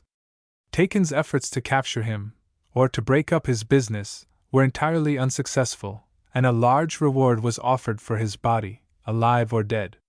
Mr. Ballou tells the story in somewhat dramatic manner. It was a dark, cloudy night in Havana, a few months after the announcement of the reward, when two sentinels were pacing backward and forward before the main entrance to the governor's palace. A little before midnight, a man was watching them from behind a statue in the park, and after observing that the sentinels paced their brief walks so as to meet each other, and then turned their backs as they separated, leaving a brief moment in the interval when the eyes of both were turned away from the entrance, seemed to calculate upon passing them unobserved. It was an exceedingly delicate maneuver, and required great care and dexterity to effect it. But, at last, it was adroitly done, and the stranger sprang lightly through the entrance, secreting himself behind one of the pillars of the inner court. The sentinels paced on undisturbed. The figure which had thus stealthily effected an entrance, now sought the broad stairs that led to the governor's suite, with a confidence that evinced a perfect knowledge of the place. A second guard post was to be passed at the head of the stairs, but assuming an air of authority, the stranger offered a cold military salute and passed forward, as though there was not the most distant question of his right to do so, and thus avoiding all suspicion in the guard's mind, he boldly entered the governor's reception room unchallenged, and closed the door behind him. In his office, alone, the stranger found Tacon, who was naturally surprised at the appearance of an unannounced caller. He demanded to know who the visitor was, but a direct answer was evaded. After referring to the matter of the reward offered for the discovery of Marty, and the pledge of immunity to the discoverer, the caller demanded and obtained a verbal endorsement of the promise of immunity, under the governor's word of honor, whatever might be the circumstances of his revelation. He then announced himself as the much-sought pirate and smuggler, Marty. Tacon was somewhat astounded, but he kept his word. Marty was held overnight, but on the following day, the Belleau account proceeds. One of the men of war that lay idly beneath the guns of Morro Castle suddenly became the scene of the utmost activity, and before noon had weighed her anchor and was standing out into the Gulf Stream. Marty the smuggler was on board as her pilot, and faithfully did he guide the ship on the discharge of his treacherous business, revealing every haunt of the rovers, exposing their most valuable depots, and many a smuggling craft was taken and destroyed. The amount of money and property thus secured was very great. The contemptible job of betraying his former companions and followers being successfully accomplished, Marty returned with the ships, and claimed his reward from Taken. The general, according to his word of honor, gave Marty a full and unconditional pardon for all his past offenses, and an order on the treasury for the amount of the reward offered. The latter was declined, but, in lieu of the sum, Marty asked for and obtained a monopoly of the right to sell fish in Havana. He offered to build, at his own expense, a public market of stone that should, after a specified term of years, revert to the government, with all right and the title to the fishery. This struck Taken as a good business proposition. He saved to his treasury the important sum of the reward, and, after a time, the city would own a valuable fish market. He agreed to the plan. Marty thereupon went into the fish business, made huge profits, and became, so the story goes, the richest man in the island. After a time, being burdened with wealth, he looked about for means of increasing his income. So he asked for and obtained a monopoly of the theater business in Havana, promising to build one of the largest and finest theaters in the world. The result of the enterprise was the present Nacional Theater, for many years regarded as second only to the Grand Theater in Milan. But it was named the Taken. Its special attraction was internal. Its exterior was far from imposing. It has recently been considerably glorified. Having thus halted for the story of the theater, we may return to the Prado on which it fronts. Here, Havana society used to gather every afternoon to drive, walk, and talk. The afternoon paseo was and still is the great event of the day, the great social function of the city. At the time of my first visit, in 1899, there was no Malecon drive along the shore to the westward. That enterprise was begun during the first intervention, and continued by succeeding administrations. In the earlier days, the route for driving was down the east side of the Prado, between the Parque Central and the Carcel, and up the west side, around and around, up and down, with bows and smiles to acquaintances met or passed, and probably gossip about the strangers. Many horsemen appeared in the procession, and the central promenade was thronged with those who walked, either because they preferred to or because they could not afford to ride around and around. In the Parque Central were other walkers, chatting groups, and lookers-on. Some days the band played. Then the Prado was extended to the waterfront, the Glorietta was erected, and that became another center for chatterers and watchers. The building of the Malecon extended the range of the driveway. This afternoon function is an old established institution and a good one. It may not compare favorably with the drive in some of our parks in this country, but it is the best substitute possible in Havana. Indulgence in ices, cooling drinks, chocolate, or other refections, during this daily ceremony, is fairly common but by no means a general practice. The afternoon tea habit has not yet seized upon Havana. The ices are almost invariably excellent. Some of them are prepared from native fruit flavors that are quite unknown here. The guanabana ice is particularly to be recommended. All such matters are quite individual, but a decoction called chocolate espagnole is also to be recommended. It is served hot, too thick to drink, and is to be taken with a spoon, to the accompaniment of cake. It is highly nourishing as well as palatable. There is a wide variety of soft drinks, made with oranges, limes, or other fruits, and the horchata, made from almonds, and the products of American soda fountains, but there is little use of the highball or the cocktail except by Americans. The Cubans are an exceedingly temperate people. Wine is used by all classes, and aguardiente, the native rum, is consumed in considerable quantity, but the Cuban rarely drinks to excess. I recall an experience during the earlier years. I was asked to write a series of articles on the use of intoxicants in the island, for a temperance publication in this country. My first article so offended the publishers that they declined to print it, and cancelled the order for the rest of the series. It was perhaps somewhat improper, but in that article I summed up the situation by stating that the temperance question in Cuba is only a question of how soon we succeed in converting them into a nation of drunkards. Beer is used, both imported and of local manufacture. Gin, brandy, and anisette, cordials and liqueurs are all used to some but moderate extent, but intoxication is quite rare. One fluid extract I particularly recommend, that is the milk of the coconut, the green nut. Much, however, depends upon the coconut. Properly ripened, the milk is delicious, cooling and wholesome, more so perhaps on a country journey than in the city. The nut not fully ripened gives the milk, or what is locally called the water, an unpleasant, woody taste. I have experimented with it in different parts of the world, in the Philippines, Ceylon, and elsewhere, and have found it wholesome and refreshing in all places. The houses in the New Havana are, on the whole, vastly more cheerful than are the dwellings in the old city. They are of the same general architectural type, but because of the wider streets, more air and sunshine gets into them. Some of the best and most costly are along the Prado.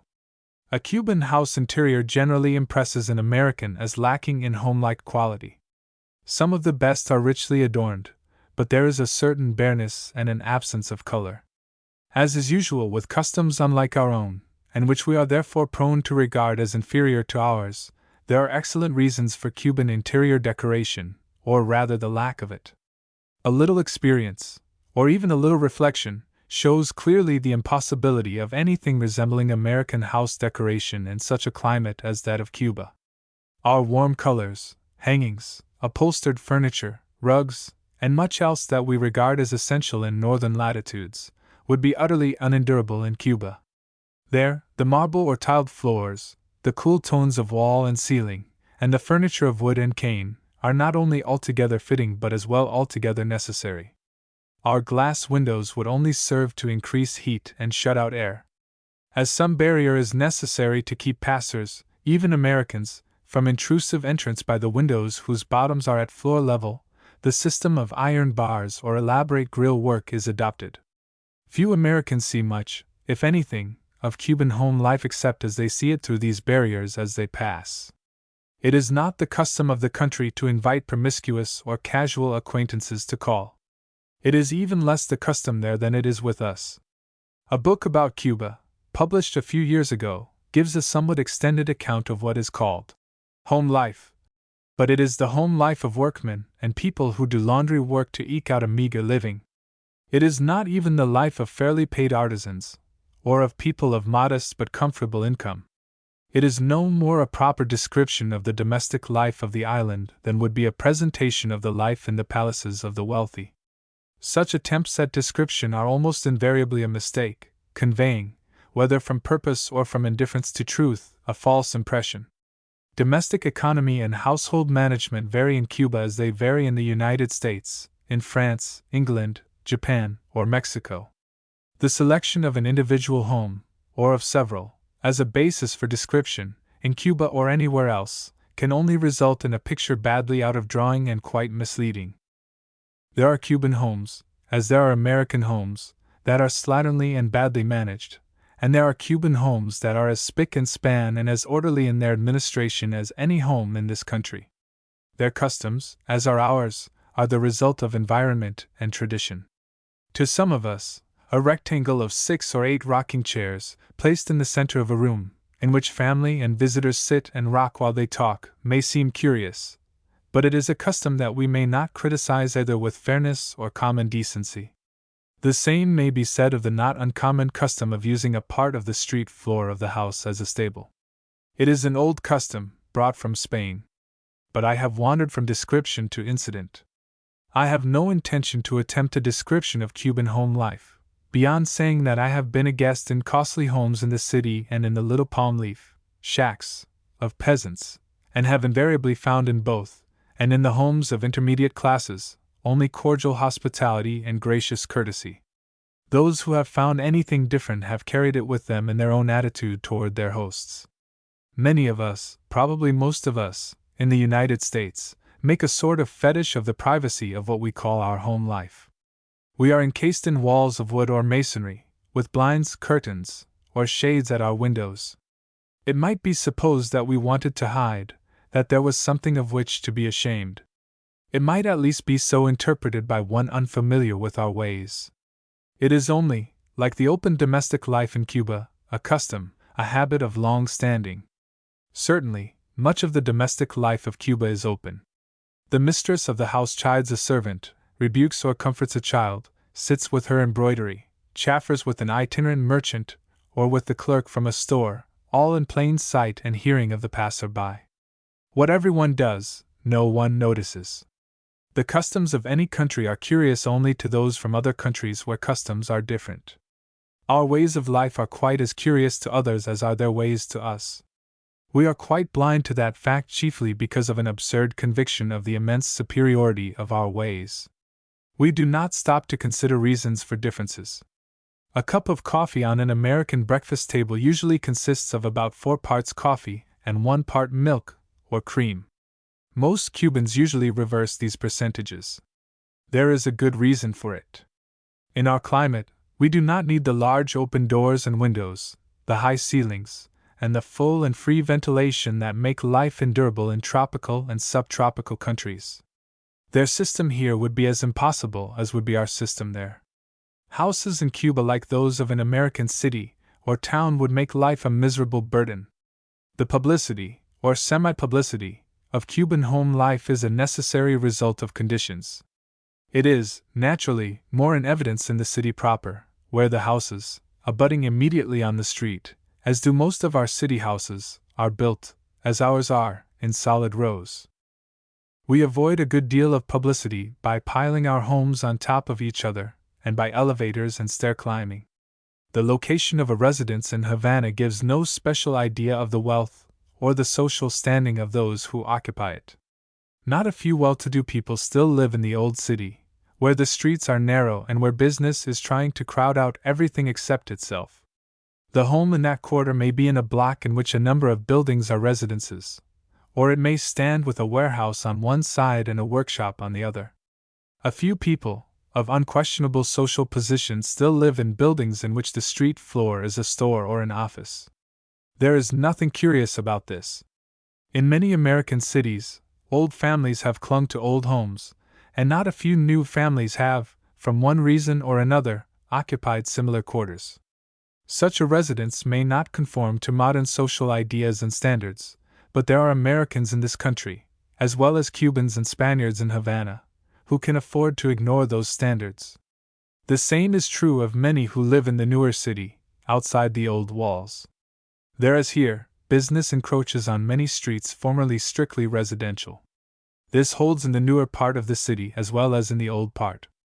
A number of streets there are, for a part of their length, quite given over to business. Even the Prado itself is the victim of commercial invasion. What was once one of the finest residences in the city, the old Aldama place fronting on the Campo de Marte, is now a cigar factory. A little beyond it is the Taken Market, occupying an entire block. Stores and shops surround it. The old avenue leading to the once fashionable Cerro, and to the only less fashionable Jesus del Monte, is now a business street. Another business street leads out of the Parque Central, alongside the former Taken Theater. The broad Calzada de Galeano, once a fashionable residence street, is now largely commercial. While less picturesque than some parts of the old city within the walls, the most attractive part of Havana is undoubtedly the section of El Vedado, the westward extension along the shore. Here are broad streets, trees, gardens, and many beautiful and costly dwellings. This is really the modern Havana. A part of it is only a little above sea level, and behind that strip is a hill. A few years ago, only a small number of houses were on the hillside or the hilltop. Now, it is well built over with modern houses. The architectural type is generally retained, and it is rather a pity that there should be even what variation there is. El Vedado is the region of the wealthy and the well-to-do, with a large percentage of foreigners. It has its social ways, very much as other places have, in this country, in France, Hong Kong, or Honolulu. They are not quite our ways, but they are a result of conditions, just as ours are. On the hill, a little back of El Vedado, are two points of interest for visitors: the old fortress, El Castillo del Príncipe, and the cemetery. In the latter are some notable monuments. One is known as the Fireman's Monument. For many years, Havana has had, supplementary to its municipal organization, a volunteer firemen's corps. In various ways, the latter resembles a number of military organizations in the United States. It is at once a somewhat exclusive social club and a practical force. Membership is a social distinction. If you are in Havana and see men in admirably tailored uniforms and fire helmets, rushing in a particular direction in cabs, carriages, or automobiles, you may know that they are members of the Bomberos del Comercio on their way to a conflagration. Most excellent real work they have done again and again in time of fire and flood. On parade, they look exceedingly dapper with their helmets, uniforms, boots, and equipment, somewhat too dandified even to suggest any smoke other than that of cigars or cigarettes. But they are the real thing in smoke eaters. When they get to work, they have a long list of heroic deeds on their records. The monument in Colon Cemetery commemorates one of those deeds. In an extensive and dangerous fire, in May 1890, 30 of these men lost their lives. A few years later, this beautiful and costly shaft was erected, by private subscription, as a tribute to their valor and devotion.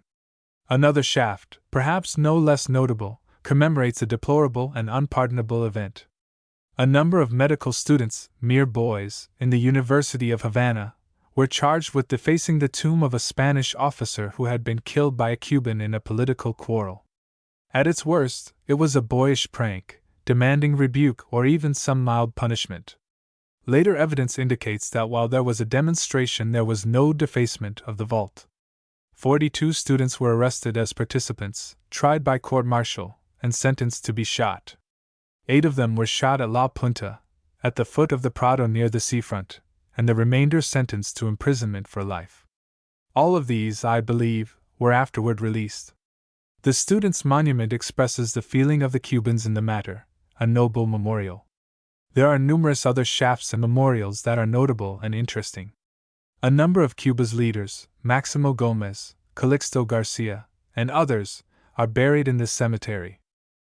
Further on, to the southeast, are other sections of the New Havana, the districts of Cerro and Jesus del Monte. El Vedado has largely supplanted these neighborhoods as the court end of the city.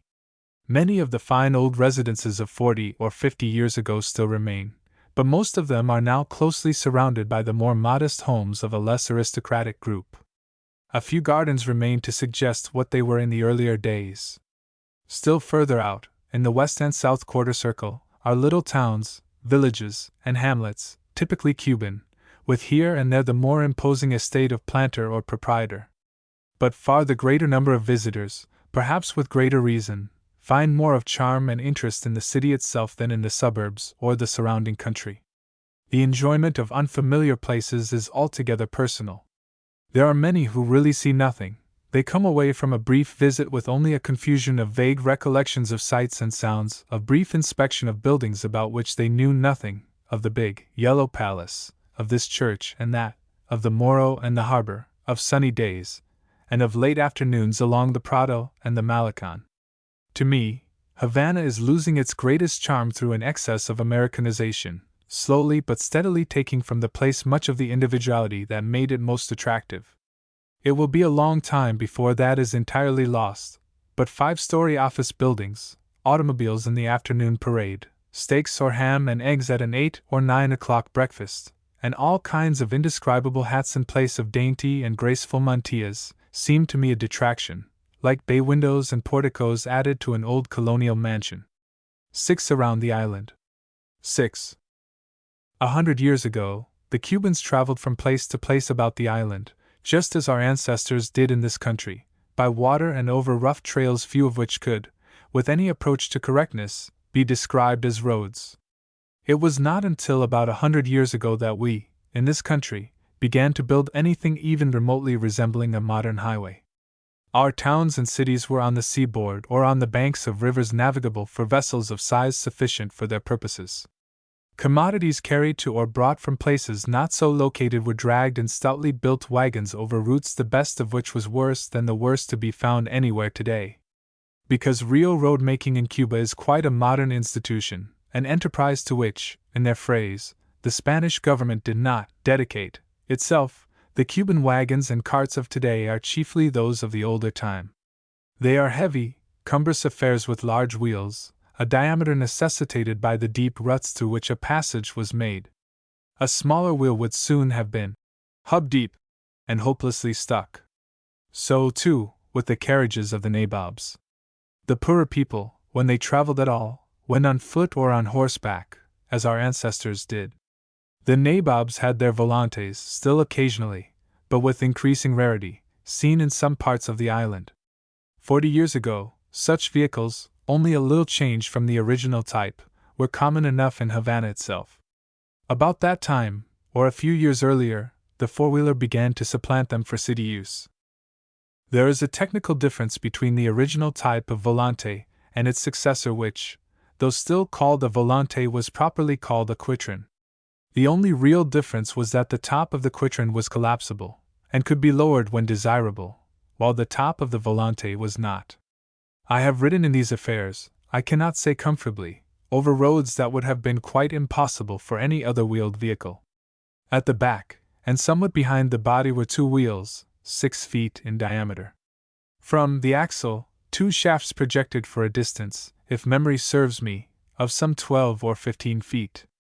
A little forward of the axle, the body, not unlike the old-fashioned American chaise, was suspended on stout leather straps serving as springs. Away off in front, at the end of the shafts, was a horse on which the driver rode in a heavy and clumsy saddle. For long-distance travel, or for particularly rough roads, a second horse was added, alongside the shaft horse, and sometimes a third animal. The motion was pleasant enough over the occasional smooth places, but the usual motion was much like that of a cork in a whirlpool, or of a small boat in a choppy sea. Little attention was paid to rocks or ruts. It was almost impossible to capsize the thing. One wheel might be 2 feet or more higher than the other, whereupon the rider on the upper side would be piled on top of the rider or riders on the lower side, but there was always a fair distribution of this favor. The rocks and ruts were not always on the same side of the road. The safety from overturn was in the long shafts which allowed free play. In the older days, say 60 or 70 years ago, the volante or the quitrin was an outward and visible sign of a well-lined pocketbook. It indicated the possessor as a man of wealth, probably a rich planter who needed such a vehicle to carry him and his family from their mansion in the city to their perhaps quite as costly home on the plantation. The calesero, or driver, was dressed in a costume truly gorgeous, the horses were of the best, and the vehicle itself may have cost $2,000 or more.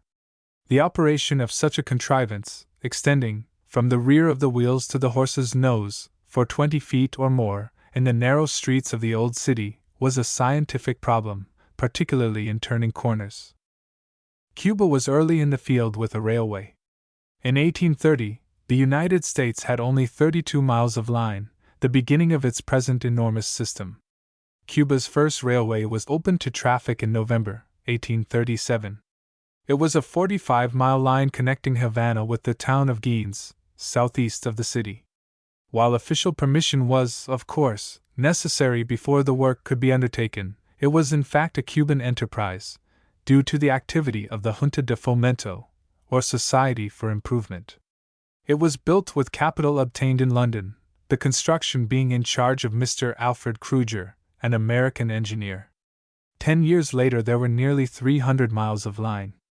At the beginning of the American occupation, in 1899, there were about 950 miles. There are now more than 2,000 miles of public service line in operation, and in addition there are many hundreds of miles of private lines on the sugar estates. Several cities have trolley lines. For some years after the American occupation, as before that experience, there was only a water and rail connection, or an all-water route, between the eastern and western sections of the island. The usual route from Havana to Santiago was by rail to Batabano or to Cienfuegos, and thence by steamer. The alternative was an all-water route, consuming several days, by steamer along the north coast, with halts at different ports, and around the eastern end of the island to the destination. It is now an all-rail run of 24 hours. The project for a spinal railway, from one end of the island to the other, had been under consideration for many years. The configuration lent itself excellently to such a system, and not at all well to any other. A railway map of such a system shows a line, generally, through the middle of the island along its length, with numerous branch lines running north and south to the various cities and ports on the coast. The plan, broadly, is being carried out. A combination of existing lines afforded a route to the city of Santa Clara. From these eastward, the Cuba Company, commonly known as the Van Home Road, completed a through line in 1902. In its beginning, it was a highly ambitious scheme, involving the building of many towns along the way, the erection of many sugar mills, and the creation of a commercial city, at Night Bay, that would leave Havana in the back number class. All that called for a sum of money not then, and not now available. But the Spinal Railroad was built, and from it a number of radiating lines have been built, to Sancti Spiritus, Manzanillo, Night Bay, and to Guantanamo. About the only places on the island, really worth seeing, with the exception of Trinidad and Baracoa, can now be reached by a fairly comfortable railway journey. In most of the larger cities of the island, a half dozen or so of them, the traveler is made fairly comfortable and is almost invariably well fed. But any question of physical comfort in hotels, more particularly in country hotels, raises a question of standards. As Touchstone remarked, when in the forest of Arden, travelers must be content. Those who are not ready to make themselves so, no matter what the surroundings, should stay at home, which, Touchstone also remarked, is a better place. If the standard is the ostentatious structure of the larger cities of this country, with its elaborate menu and its systematized service, there will doubtless be cause for complaint. So will there be if the standard is the quiet, cleanly inn of many towns in this country and in parts of Europe. The larger towns and villages of the island have a posada in which food and lodging may be obtained. The smaller places may or may not have a place to stay. Cuba is not a land in which commercial travelers swarm everywhere, demanding comfort and willing to pay a reasonable price for it. However, few travelers and fewer tourists have any inclination to depart from known and beaten paths, or any reason for doing so. Nor does a fairly thorough inspection of the island necessitate any halting in out-of-the-way places where there is not even an imitation of an inn. All that one needs to see, and all that most care to see, can be seen in little tours, for a day, from the larger cities. Yet if one wants to wander a little in the bypaths, it is easy enough to do so. What one sees or does in Cuba will depend mainly upon the purpose of the visit, and upon the violence of the individual mania for seeing as many places as possible. If the object is merely an excursion or an escape from the rigors of a northern winter, there is no occasion for wandering out of sight of the capital city. There is more to see and more to do in Havana than there is in all the rest of the island. Nor is there much to be seen elsewhere that cannot be seen in the immediate vicinity of that city. This, of course, does not cover the matter of scenery. There are no mountains, no forest jungles in that neighborhood, but forests in Cuba are not particularly interesting, and even the mountains of Orient are no more beautiful or majestic than are our own summits, our own white hills of New Hampshire, the Adirondacks, the Blue Ridge, the Alleghenies, the Rockies, and the Sierras. The charm of Cuba, and it is extremely charming, is not its special points of interest. It is rather a general impression, a combination of soft and genial climate with varying lights and shades and colors. Even after much experience there, I am not yet quite ready either to admit or to deny that the island, taken as a whole, is either beautiful or picturesque, and yet there is much of both. Attention is rarely challenged by the sublime or the majestic, but is often arrested by some play of light and shade. Cuban villages, with few exceptions, are unattractive, although there is not infrequently some particular building, usually a church, that calls for a second look or a careful examination. Most of these little communities consist of a row of low and ungraceful structures bordering the highway. They are usually extended by building on at the ends. If the town street gets undesirably long, a second street or a third will be made, on one or both sides of the main street, and thus the town acquires breadth as well as length. The houses are built immediately upon the roadside, and sidewalks are quite unusual. Nor, until the place becomes a large town or a small city, is there, in most cases, any attempt at decoration by means of shade trees. A tree may be left if there happened to be one when the village was born, but rarely do the inhabitants turn their streets into tree-shaded avenues. There would be an excellent opportunity for the activities of village improvement societies in Cuba, if it were not for the fact that such tree planting would involve pushing all the houses 10 or 15 feet back from the roadside. I have never studied the system of town building in the island, yet it is presumable that there was some such system. In the larger places, there is usually a central park around which are arranged the church, the public buildings, and the stores. Whether these were so constructed from an original plan, or whether they are an evolution, along a general plan, from the long, single street, I do not know. I am inclined to believe that the former was the case, and that it followed the location of a church. The custom is, of course, of Spanish origin, and is common throughout the greater part of Latin America. It finds a fair parallel in our own country custom, by no means infrequent, of an open, green, or common in front of the village church and the town hall. Tree setting along the Cuban highways, more particularly in the neighborhood of the cities, is not at all unusual, and some of these shaded roads are exceedingly charming. Some are entirely overarched by laurel trees and the gorgeous flamboyant, making long tunnels of shade, through whose broken roof the sky looks in. Evidently the Spanish authorities were too much interested in making money and enjoying themselves in the cities to care very much for what happened to the Cubans in the villages, as long as they paid the money that filled the official pocket and paid for the official entertainment, and the Cubans were too busy getting that money to have much time for village improvement. The Spaniards, following their home custom, might decorate a military highway to some extent, but the rough trail over which the peasant carried his little crop did not concern them.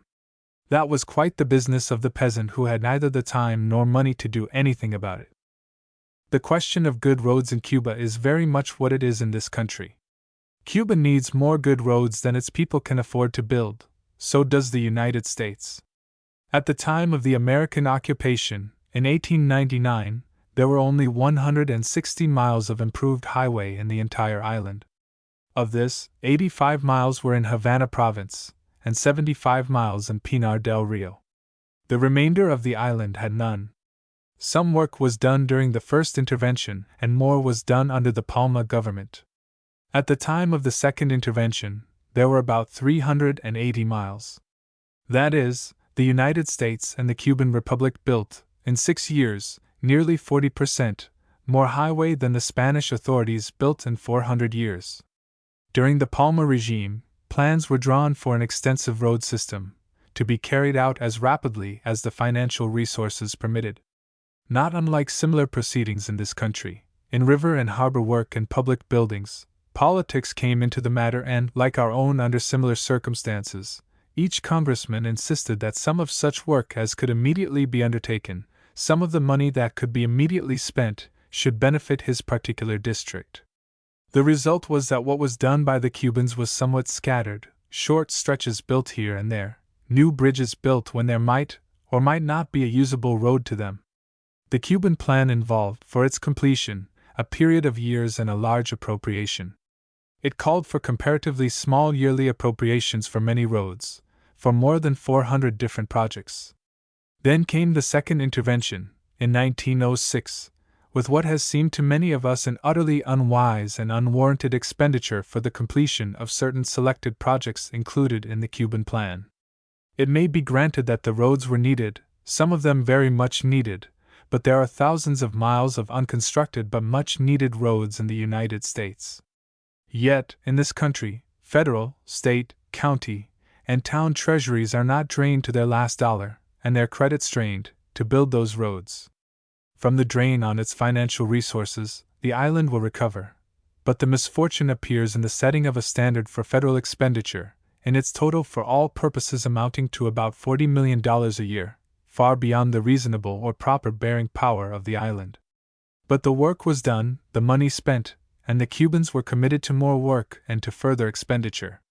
I find no data showing with exactness the mileage completed by the Magoon government, which came to an end in January 1909, but a Cuban official report made at the end of 1910 shows that the combined activities of the respective administrations, Spanish, American, and Cuban, had given the island, at that time, practically 1,000 miles of improved highway, distributed throughout the island. To see the real Cuba, one must get into the country. Havana is the principal city, and for many it is the most interesting place on the island, but it is no more Cuba than Paris is France or than New York is the United States.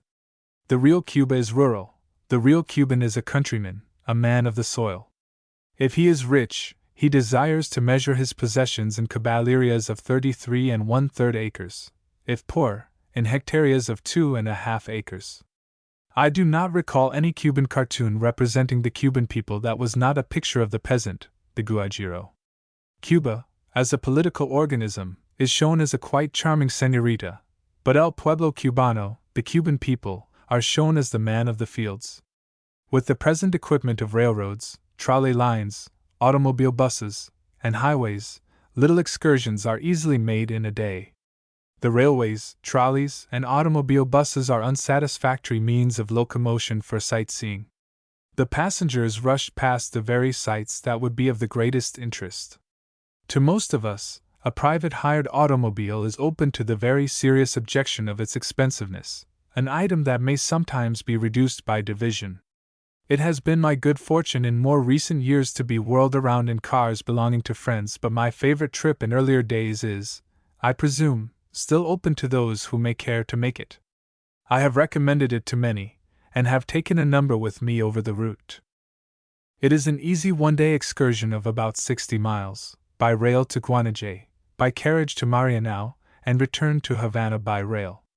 Morning trains run to Guanajuato, through a region generally attractive and certainly interesting to the novice, by way of Rincon and San Antonio de los Baños, a somewhat roundabout route, but giving a very good idea of the country, its plantations, villages, and peasant homes.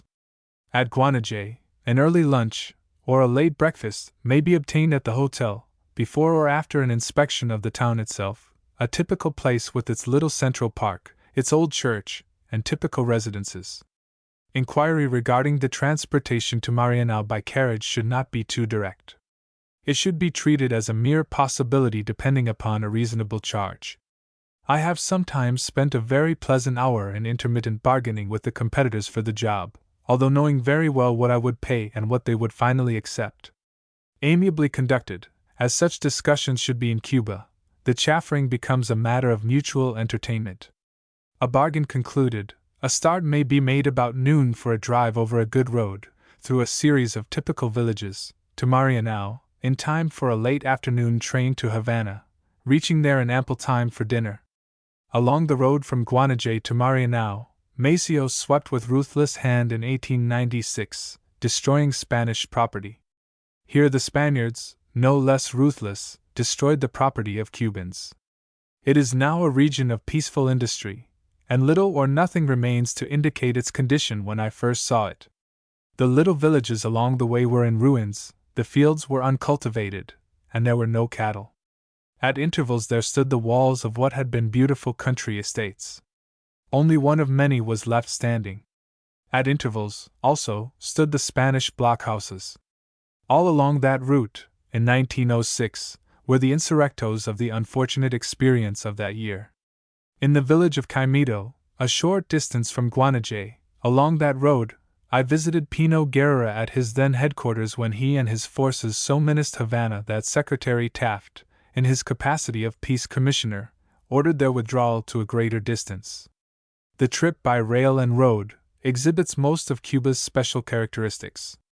There are fields of sugar cane and fields of tobacco, country villages and peasant homes, fruits and vegetables, ceiba trees, royal palms, coconut palms, and mango trees.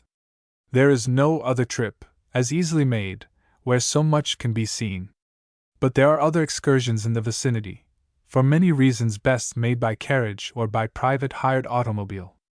Within 15 miles or so of the city are places like Calvario, Bijucal, and Managua, all reached by good highways through interesting and typical country, and all well illustrating the real life of the real Cubans. It was in the vicinity of those places that Maximo Gomez operated in 1895 and 1896, terrorizing Havana by menacing it from the south and the east, while Maceo threatened it from the west. Another short and pleasant trip can be made around the head of the harbor to Guanabacoa, and thence to Cojamar.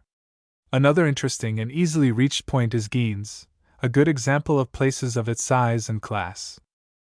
Of Cuba's larger cities, there are a score that would demand attention in a guidebook. Just as there is a certain similarity in most American cities, in that they are collections of business and residence buildings of generally similar architecture, so is there a certain sameness in most of Cuba's cities. To see 2 or 3 of them is to get a general idea of all, although each has its particular features, some particular building, or some special charm of surroundings. The most difficult of access are Baracoa, the oldest city of the island, and Trinidad, founded only a few years later. Glancing at some of these places, in their order from west to east, the first is Pinar del Rio, a comparatively modern city, dating really from the second half of the 18th century. It owes its past and its present importance to its location as a center of the tobacco region of the Vuelta a Bajo. From comfortable headquarters here, excursions can be made, by rail or road, through what is perhaps the most attractive, and not the least interesting section of the island. To the north are the Organ Mountains and the picturesque town of Vinales, one of the most charming spots, in point of scenery, in Cuba. To the west, by rail, is Guain, the oldest settlement in western Cuba, and all around are beautiful hills and cultivated valleys. Eastward from Havana, the first city of importance is Matanzas. Here is much to interest and much to charm: the city itself, its harbor, its 2 rivers, the famous valley of the Yumuri, and the caves of Belimar. The city, founded in 1693, lies along the shore of the bay and rises to the higher ground of the hills behind it. It lies about 60 miles from Havana, and is easily reached by rail or by automobile. The next city in order, also on the north coast, is Cardenas, a modern place, settled in 1828, and owing its importance to its convenience as a shipping port for the numerous sugar estates in its vicinity, an importance now somewhat modified by the facilities for rail shipment to other harbors. 75 miles or so further eastward is Sagua La Grande, another point of former convenience as a shipping point for sugar. The city itself is located on a river or estuary, some 10 or 12 miles from its mouth. 40 miles or so further on are Remedies and Cabarian, a few miles apart, the latter on the coast and the former a few miles inland. Cabarian, like Cardenas and Sagua, is chiefly notable as a sugar port, while Remedios is the center of one of the great tobacco districts, producing a leaf of good quality but generally inferior to the partidos of Havana province, and quite inferior to the famous Vuelta a Bajo. Southward of this region, and about midway the width of the island, somewhat more than 200 miles eastward of Havana, is the city of Santa Clara, better known in the island as Villa Clara. The city dates its existence from 1689. It lies surrounded by rolling hills and expansive valleys, but in the absence of extensive plantations in its immediate environs, one is led to wonder just why so pleasant a place should be there, and why it should have reached its present proportions. For the tourist who wants to see it all, it is an excellent and most comfortable central headquarters.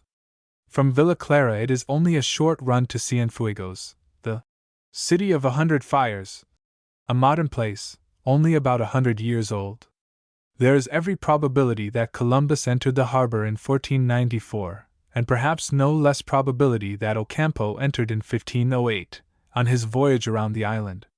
The harbor extends inland for several miles, with an irregular shore line, behind which rises a border line of hills. The city itself is some 4 or 5 miles from the entrance to the harbor. It came into existence, and still exists, chiefly by reason of the sugar business. It is an important outlet for that industry, and many estates are in its near vicinity. The old city of Trinidad is reached, by boat, from Cienfuegos, or rather its port city, Casilda, is so reached. Presumably it was the port city that Velázquez founded in 1514, a location a few miles inland being chosen later, as being less exposed to attacks by the pirates and freebooters who infested the Caribbean Sea for many years. It is said that Cortés landed here and recruited his forces on his way to Mexico in 1518. The city itself stands on the lower slopes of the hills that form its highly effective background. Its streets are narrow and tortuous. Like most of the cities of the island, and most of the cities of the world, it has its humble homes of the poor, and its mansions of the rich. Immediately behind it stands a hill with an elevation of about 900 feet above sea level. Its name indicates the reason for its application, La Vigia, the lookout, or the watchtower. From its summit, we may assume that the people of earlier times scanned the horizon for any sign of approaching pirates by whom they might be attacked. It serves a more satisfactory purpose nowadays in that it affords one of the loveliest panoramic views to be found anywhere in Cuba. Not far away, and accessible from the city, is the Pico de Potrerillo, about 3,000 feet elevation, the highest point in central Cuba. Northeast of Trinidad, and reached by rail from Villa Clara, is Sancti Spiritus, Trinidad's rival in antiquity, both having been founded by Velázquez in the same year. Here also are narrow, crooked streets in a city of no mean attractions, although it lacks the picturesque charm of its rival in age. It is an inland city, about 25 miles from the coast, but even that did not protect it from attack by the pirates. It was several times the victim of their depredations. 7 around the island, continued. 7.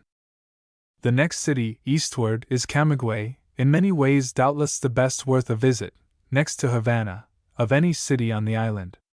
It is a place of interesting history and, for me personally, a place of somewhat mixed recollections. The history may wait until I have told my story. I think it must have been on my 3rd visit to the island, early in 1902. On my arrival in Havana, I met my friend Charles M. Pepper, a fellow laborer in the newspaper field. He at once informed me that he and I were to start the next morning for a 3 or 4 weeks' journey around the island. It was news to me, and the fact that my baggage, excepting the suitcase that I carried, had failed to come on the boat that brought me, led me to demur. My objections were overruled on the ground that we could carry little baggage anyway, and all that was needed could be bought before starting, or along the way. The next morning saw us on the early train for Matanzas. We spent a week or 10 days in that city, in Cardenas, Sagua, Santa Clara, and Cienfuegos, renewing former acquaintance and noting the changes effected by the restoration from the war period. That was before the completion of the Cuba Railway. To get to Camagüey, then known as Puerto Principe, we took the steamer at Cienfuegos and journeyed along the coast to Jucaro. There, because of shallow water, we were dropped into a shore boat some 4 or 5 miles from the coast, and there our troubles began. Fortunately, it was early morning. We got something to eat and some coffee, which is almost invariably good in Cuba, but when we meet nowadays we have a laugh over that breakfast at Jucaro. I don't know, and really don't care, what the place is now. After some hours of waiting, we secured passage in an antiquated little car attached to a freight train carrying supplies and structural material to Ciego de Avila, for use by the railway then being built in both directions, eastward and westward from that point. The line that there crosses the island from north to south was built in the time of the 10 Years' War, 1868 to 1878, as a barrier against the revolutionists operating in eastern Cuba. It was restored for use in the Revolution of 1895, but its blockhouses at every kilometer, and its barbed wire tangles, were entirely ineffective against Gomez and Maceo and other leaders, all of whom crossed it at their own sweet will, although not without an occasional vicious little contest. We reached Ciego de Avila soon after noon, and had to wait there overnight for a further advance. The place is now a thriving little city, but it was then a somewhat sprawling village with a building that was called a hotel. But we got food and drink and beds, all that is really necessary for experienced campaigners.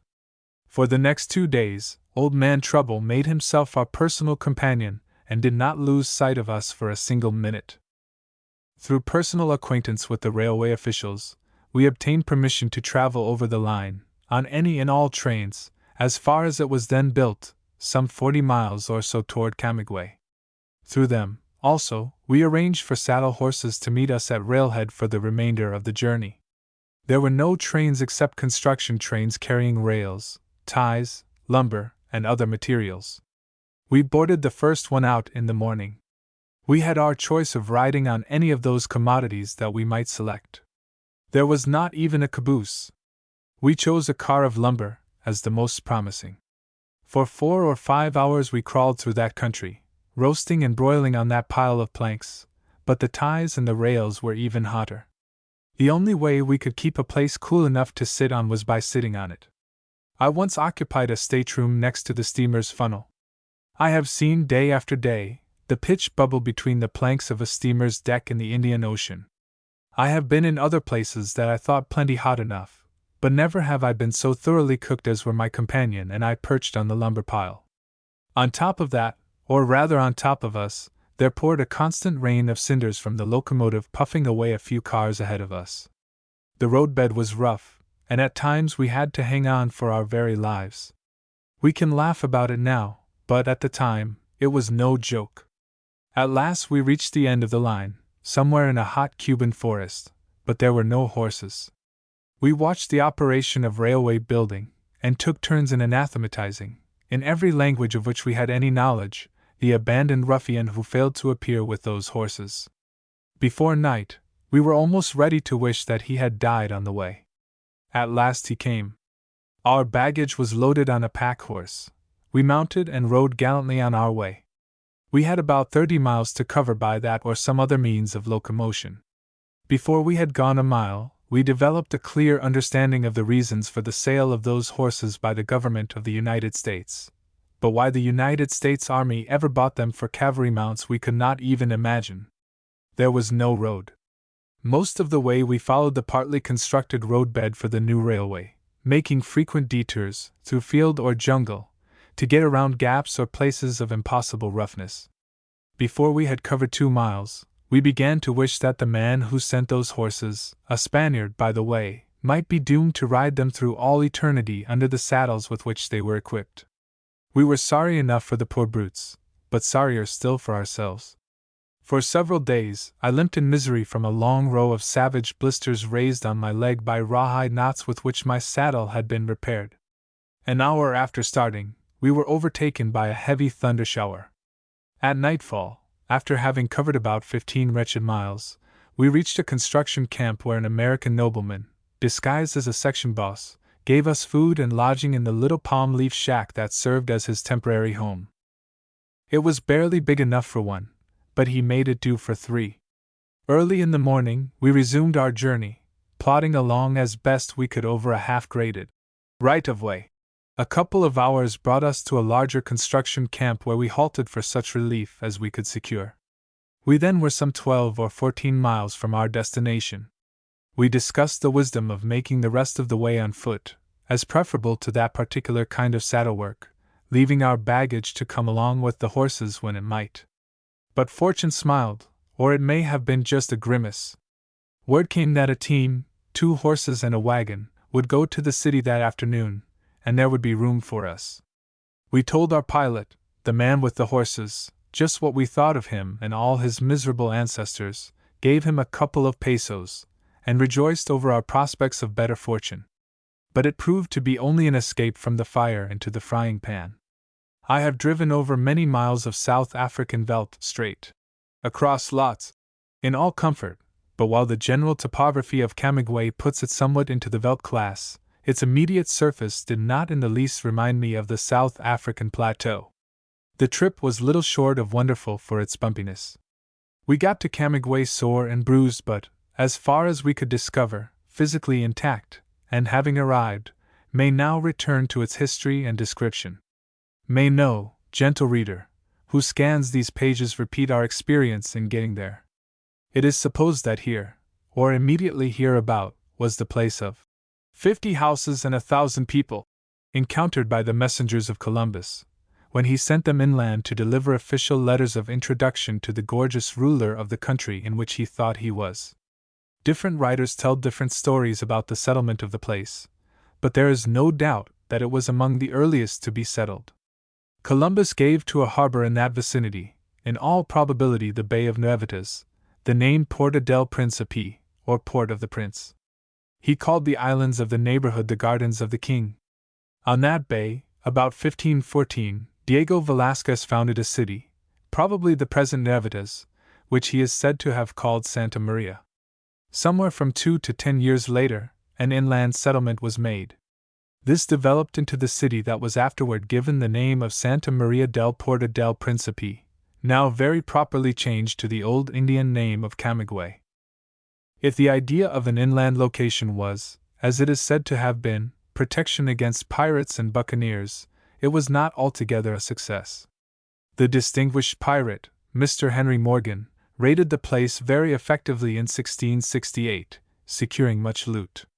In his book, published in 1871, Mr. Hazard says, Porta Principe, the present Camagüey, is probably the oldest, quaintest town on the island. In fact, it may be said to be a finished town, as the world has gone on so fast that the place seems 1,000,000 years old, and from its style of dress, a visitor might think he was put back almost to the days of Columbus. There have been changes since that time, but the old charm is still there, the narrow and crooked streets, forming almost a labyrinth, the old buildings, and much else that I earnestly hope may never be changed. There is now an up-to-date hotel, connected with the railway company, but if I were to go there again and the old hotel was habitable, I know I should go where I first stayed, and where we occupied a huge barrack-like room charged on our bill as Habitations Preferentes, the State Chamber. It had a dirty tiled floor, and was the home of many fleas, but there was something about it that I liked. I do not mean to say that all of Camagüey, the city of the plain, is lovely, or picturesque, or even interesting. No more is all of Paris, or Budapest, or Amsterdam, or Washington. They are only so in some of their component parts, but it is those parts that remain in the memory. The country around the city is a vast plain, for many years, and still, a grazing country, a land of horses and cattle. The charm is in the city itself. If I could see only one place outside of Havana, I would see Camagüey. A little less than 50 miles to the north is Nuevitas, reached by one of the first railways built in Cuba, now if ever little more than the port city for its larger neighbor. Columbus became somewhat ecstatic over the region. Perhaps it was then more charming, or the season more favorable, than when I saw it. I do not recall any feeling of special enthusiasm about its scenic charms. Perhaps I should have discovered them had I stayed longer. Perhaps I should have been more impressed had it not been for the impressions of Camagüey. I saw Nuevitas only briefly on my way eastward on that memorable excursion by construction train and saddle. The only route then available was by boat along the north shore, and it was there that we caught the steamer for Santiago. That sail along the coast would have afforded greater pleasure had it lacked the noisy presence of an itinerant opera company whose members persisted, day and night, in exercising their lungs to the accompaniment of an alleged piano in the cabin. I have a far more pleasant recollection, or rather a memory because it stays with me, of music in those waters. The transport on which I went to Puerto Rico, in the summer of 1898, carried, among other troops, a battery of light artillery. It had an unusually good bugler, and his sounding of taps on those soft, starlit nights remains with me as one of the sweetest sounds I have ever heard. The shrieks, squalls, and roars of those opera people were in a wholly different class. About 75 miles east of Nuevitas is Jabara, merely a shipping port for the inland city of Holguin. The former is only one of a number of such places found along the coast. Most of them are attractive in point of surrounding scenery, but little or not at all attractive in themselves, being mere groups of uninteresting structures of the conventional type. Holguin is perhaps 200 years old, quite pleasantly situated, but affording no special points of interest for the tourist. The city is now easily reached by a branch of the Cuba Railway. It is worth the visit of those who want to see it all. Beyond Jabara is Knight Bay, not improbably the first Cuban harbor entered by Columbus. Knight Bay and its near neighbor, Baines Bay, are the centers of what is now the greatest industrial activity of any part of the island. Here, recent American investment is measured in scores of millions of dollars. Here, in the immediate neighborhood, are some of the largest sugar plantations and mills on the island, the Boston and the Preston. A little to the west of Jabara are two others, Chapara and Delicious. Hitherto, the western half of the island has been the great producing district, but present indications point to a not distant time when the eastern district will rival and, it may be, outstrip the section of older development. The foundation is already laid for an extensive enterprise. Nature has afforded one of the finest landlocked harbors in the world at Nipe, and another, though smaller, a few miles away, at Baines. The region now has railroad connection with practically all parts of the island. Around those bays are sugar lands, tobacco lands, fruit lands, and a few miles inland are the vast iron ore beds that, as they are developed, will afford employment for an army of workmen. Nipe Bay is the natural commercial outlet for a vast area of richly productive soil. At present, the region affords nothing of special interest except its industrial activities, its miles and miles of sugar cane, its huge mills, and the villages built to house its thousands of workmen. 75 miles or so eastward of Nipe lies one of the most charming and interesting spots on the island. This is Old Baracoa, the oldest settlement on the island, now to be reached only by water or by the roughest of journeys over mountain trails. The town itself does not amount to much, but the bay is a gem, a little, circular basin, forest shaded to its border, its waters clear as crystal. Behind it rise the forest-clad hills, step on step, culminating in El Yunque, the Anvil, with an elevation of about 1,800 feet. Baracoa is supposed to be the place about which Columbus wrote one of his most glowing and extravagant eulogies. Whether it is really worth the time and the discomfort of a special trip to see it is perhaps somewhat doubtful. It is a place of scenery and sentiment, and little else. There is an old fort on a hilltop, not particularly picturesque, and an old church in which is a cross quite doubtfully reported as having been furnished by Columbus. Sometime, years hence, there will be easier communication, and the fertile hillsides and still more fertile valleys will supply various produces for consumption in the United States. About 25 miles east of Baracoa is the end of the island, Cape Macy. Swinging around that, the coasting steamers turn due west along the shore to Santiago, passing the harbor of Guantanamo, with its United States Naval Station. That place is reached by rail from Santiago, a highly picturesque route through the Guantanamo Valley. Besides the naval station, the place is a shipping port, affording nothing of special interest to the traveler who has seen other and more easily accessible cities of its type. It always seems to me that Santiago, or more properly Santiago de Cuba, would be more engaging if we could forget the more recent history of this city, known to most Cubans as Cuba, pronounced Cuba. No doubt, it is a much better place in which to live than it was 20 years ago, and much of its old charm remains. Its setting cannot be changed. It is itself a hillside town, surrounded by hills, with real mountains on its horizon. The old cathedral, a dominant structure, has been quite a little patched up in recent years, and shows the patches. The houses, big and little, are still painted in nearly all the shades of the spectrum. But there is a seeming change, doubtless psychological rather than physical. One sees, in imagination, Cervera's squadron, bottled up, in the beautiful harbor, while Sampson's ships lie outside waiting for it to come out. It is difficult to forget San Juan Hill and El Caney, a few miles behind the city, and remember only its older stories. A good deal of history has been made here in the last 400 years.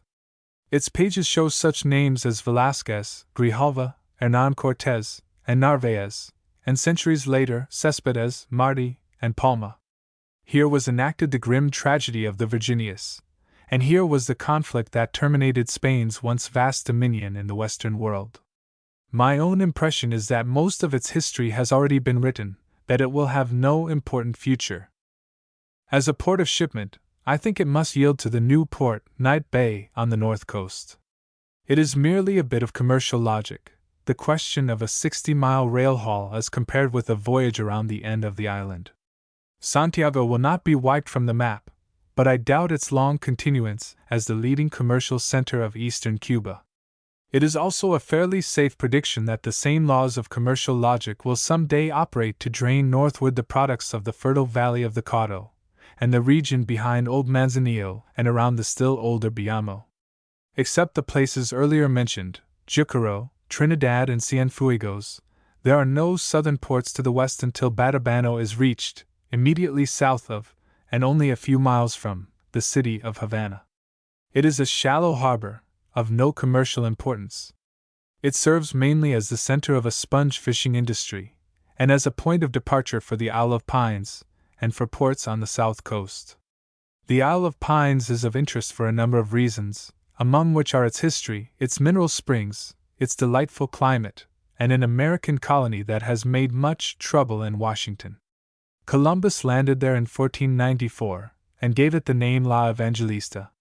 It lies about 60 miles off the coast, almost due south from Havana. Between the island and the mainland lies a labyrinth of islets and keys, many of them verdure-clad. Its area is officially given as 1,180 square miles.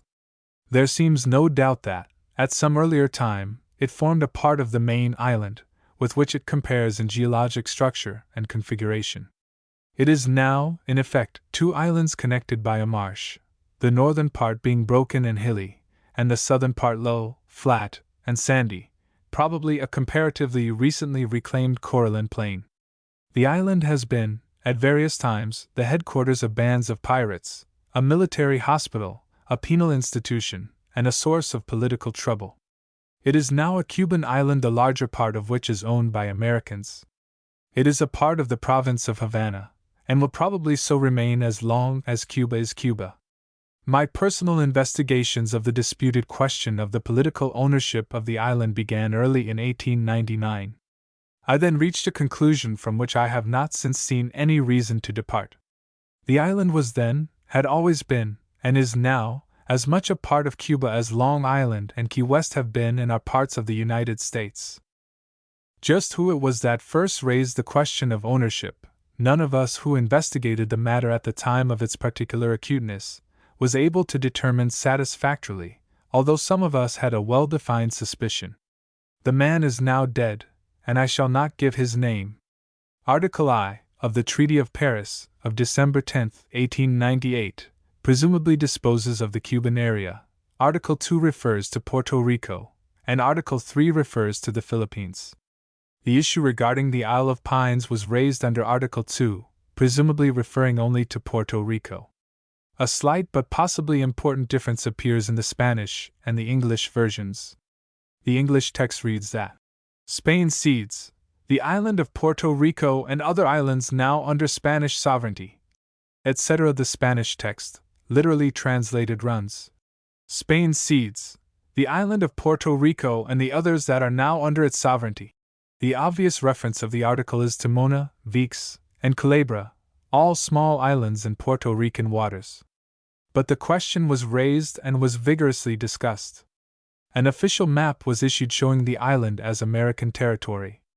Americans jumped in, bought up large tracts, and started a lively real estate boom. They advertised it widely as American territory, and many put their little collections of dollars into it. The claim of Spanish cession was afterward denied in the very document that served to keep the issue alive for a number of years.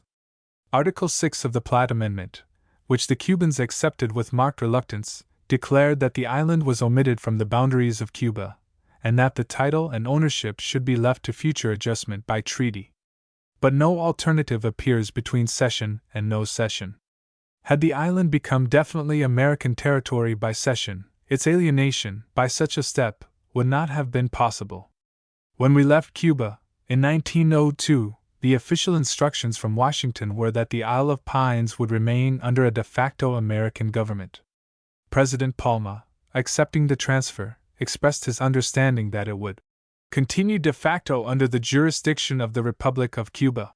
In some way, the departing American authority failed to leave any agent or representative of the de facto government of the United States, and the Cubans included the island in their new administration, very properly.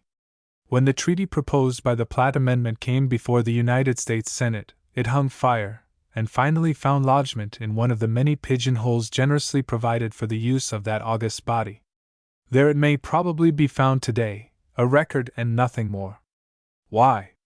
for the very simple reason that some of the resident claimants for American ownership sent up a consignment of cigars made on the island from tobacco grown on the island, and refused to pay duty on them. The ground of refusal was that they were a domestic product, sent from one port in the United States to another port in the same country, and therefore not dutiable. The case of Piercy versus Stranahan, the former representing the shippers, and the latter being the collector of the Port of New York, came before the Supreme Court of the United States, and that final authority decided and declared that the Isle of Pines was Cuban territory and a part of Cuba. The question is settled, and the Isle of Pines can become territory of the United States only by purchase, conquest, or some other form of territorial transfer. While the American settlers in the Isle of Pines, and the several real estate companies who seek purchasers for their holdings, own a large part of the territory, they still constitute a minority of the population. Many of the settlers, probably most of them, are industrious and persistent in their various productive activities. Their specialty is citrus fruits, but their products are not limited to that line. More than a few have tried their little experiment in pioneering, and have returned to their homeland more or less disgusted with their experience. Those who have remained, and have worked faithfully and intelligently, have probably done a little better than they would have done at home. The great wealth for which all, doubtless, earnestly hoped, and in which many, doubtless, really believed, has not come. This settlement is only one of many speculative exploitations in Cuba. Some of these have been fairly honest, but many of them have been little better than rank swindles. Many have been entirely abandoned, the buyers losing the hard-earned dollars they had invested. Others, better located, have been developed by patience, persistence, and thrift into fairly prosperous colonies. I do not know how many victims have been caught by unscrupulous and ignorant promoters in the last 15 years, principally in the United States and in Canada, but they are certainly many, so many that the speculative industry has declined in recent years. Many of the settlers who have remained have learned the game, have discovered that prosperity in Cuba is purchased by hard work just as it is elsewhere. In different parts of the island, east, west, and center, there are now thrifty and contented colonists who have fought their battle, and have learned the rules that nature has formulated as the condition of success in such countries. Whether these people have really done any better than they would have done had they stayed at home and followed the rules they laid down, is perhaps another question. At all events, there are hundreds of very comfortable and happy American homes in Cuba, even in the Isle of Pines, where they persist in growling because it is Cuba and not the United States. In a review of a country including 44,000 square miles of territory, condensed into 2 chapters, it is quite impossible to include all that is worth telling. Moreover, there is much in the island of which no adequate description can be given. There is much that must be seen if to be fairly understood and appreciated. 8. The United States and Cuba. 8. In his message to Congress, on December 5, 1898, President McKinley declared that the new Cuba yet to arise from the ashes of the past must needs be bound to us by ties of singular intimacy and strength if its enduring welfare is to be assured. Probably to many of the people of the United States, the story of our relations with Cuba had its beginning with the Spanish-American War. That is quite like a notion that the history of an apple begins with its separation from the tree on which it grew.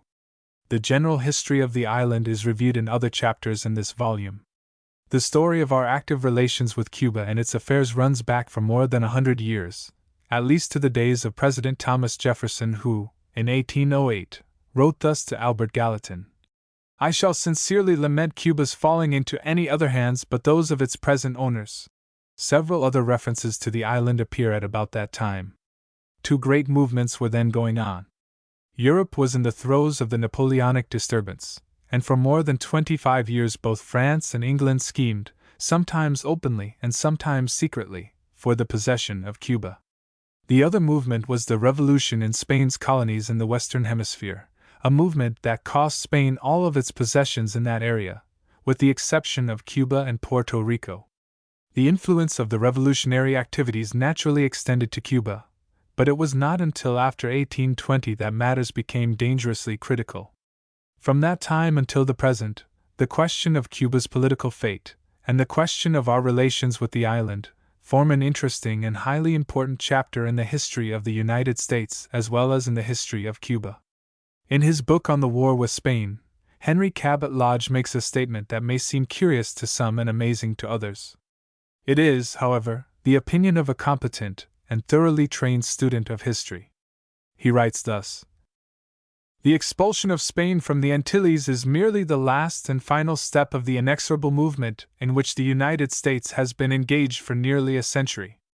By influence and by example, or more directly, by arms and by the pressure of ever-advancing settlements, the United States drove Spain from all her continental possessions in the Western Hemisphere, until nothing was left to the successors of Charles and Philip but Cuba and Puerto Rico. How did it happen that this great movement stopped when it came to the ocean's edge? The movement against Spain was at once national and organic, while the pause on the seacoast was artificial and in contravention of the laws of political evolution in the Americas. The conditions in Cuba and Puerto Rico did not differ from those which had gone down in ruin wherever the flag of Spain waved on the mainland. The Cubans desired freedom, and Bolivar would fain have gone to their aid. Mexico and Colombia, in 1825, planned to invade the island, and at that time invasion was sure to be successful. What power stayed the oncoming tide which had swept over a continent? Not Cuban loyalty, for the expression faithful Cuba was a lie from the beginning.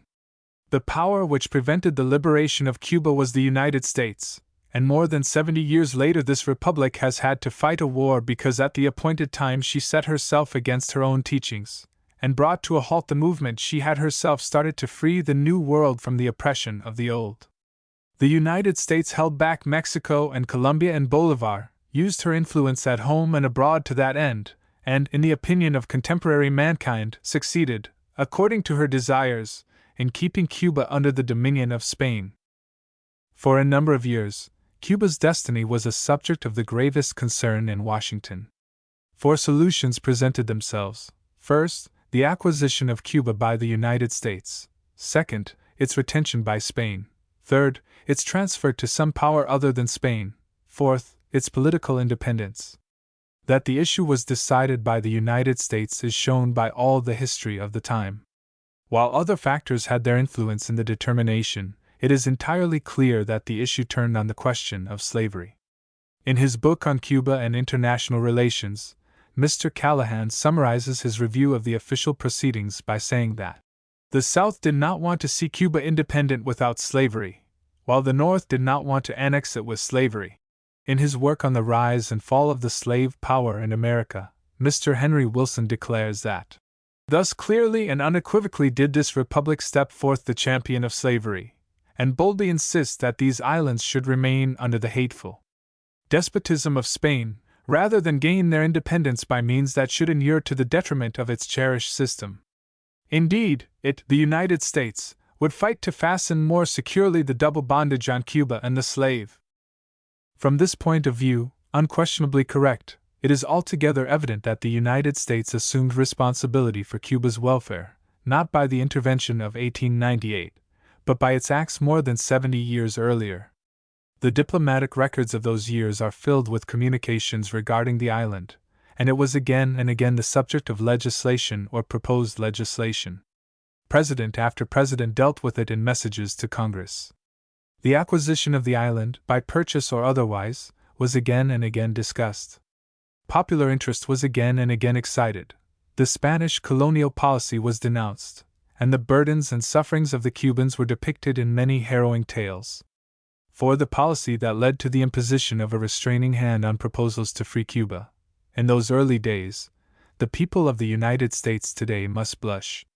The independence movement in the states of Spanish America may be said to have had its definite beginning in 1806, when Francisco Miranda, a Venezuelan, sailed from New York with 3 ships manned by American filibusters, although the first land battle was fought in Bolivia in 1809, and the last was fought in the same country in 1825. But the great wave swept from the northern border of Mexico to the southernmost point of Spanish possession. When these states declared their independence, they wrote into their constitutions that all men should be free, that human slavery should be abolished forever from their soil. The attitude of the United States in the matter of Cuba was determined by the objection to the existence of an anti-slavery state so near our border. The experience of Haiti and Santo Domingo was, of course, clearly in mind, but the objection went deeper than that. Those who are interested may read with profit the debates in the Congress of the United States, in 1826, on the subject of the dispatch of delegates to the so-called Panama Congress of that year. On the whole, it is not pleasant reading from any present point of view. Our cherished Monroe Doctrine was one of the fruits of this period, and in the enunciation of that policy the affairs of Cuba were a prominent if not the dominant force. The language of this doctrine is said to have been written by Secretary Adams, but it is embodied in the message of President Monroe, in December, 1823, and so bears his name. In April of that year, Secretary Adams sent a long communication to Mr. Nelson, then the American minister to Spain, for their bearing on the Cuban question, and for the presentation of a view that runs through many years of American policy. Extracts from that letter may be included here.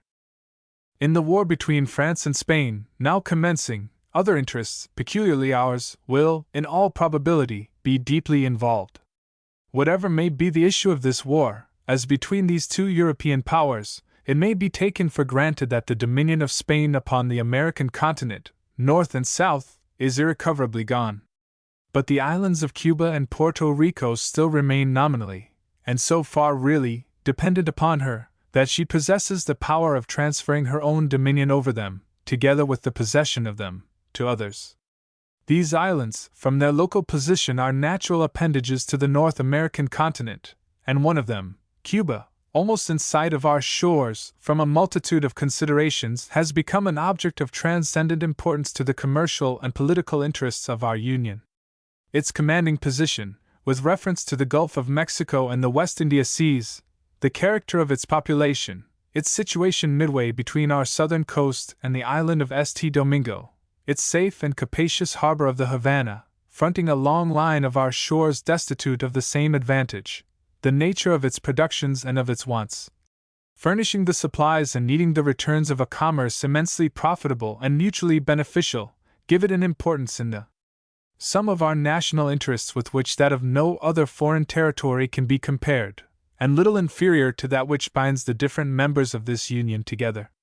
Such, indeed, are the interests of that island and of this country, the geographical, commercial, moral, and political relations, that, in looking forward to the probable course of events, for the short period of half a century, it is scarcely possible to resist the conviction that the annexation of Cuba to our Federal Republic will be indispensable to the continuance and integrity of the Union itself. The communication proceeds to relate the knowledge of the Department that both Great Britain and France were desirous of securing possession and control of the island, and to disclaim, on the part of the United States, all disposition to obtain possession of either Cuba or Puerto Rico.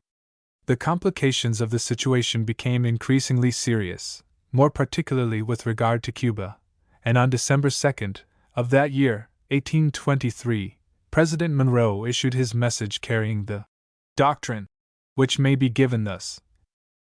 In the wars of the European powers in matters relating to themselves we have never taken any part, nor does it comport with our policy to do so. It is only when our rights are invaded or seriously menaced that we resent injuries or make preparations for our defense. With the movements in this hemisphere we are of necessity more immediately connected.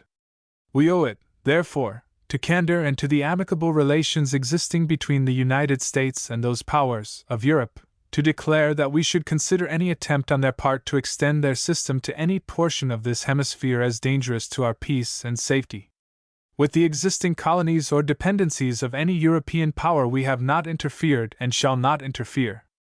But with the governments that have declared their independence and maintained it, and whose independence we have recognized, we could not view any interposition for the purpose of oppressing them, or controlling in any other manner their destiny, by any European power in any other light than as the manifestation of an unfriendly disposition toward the United States.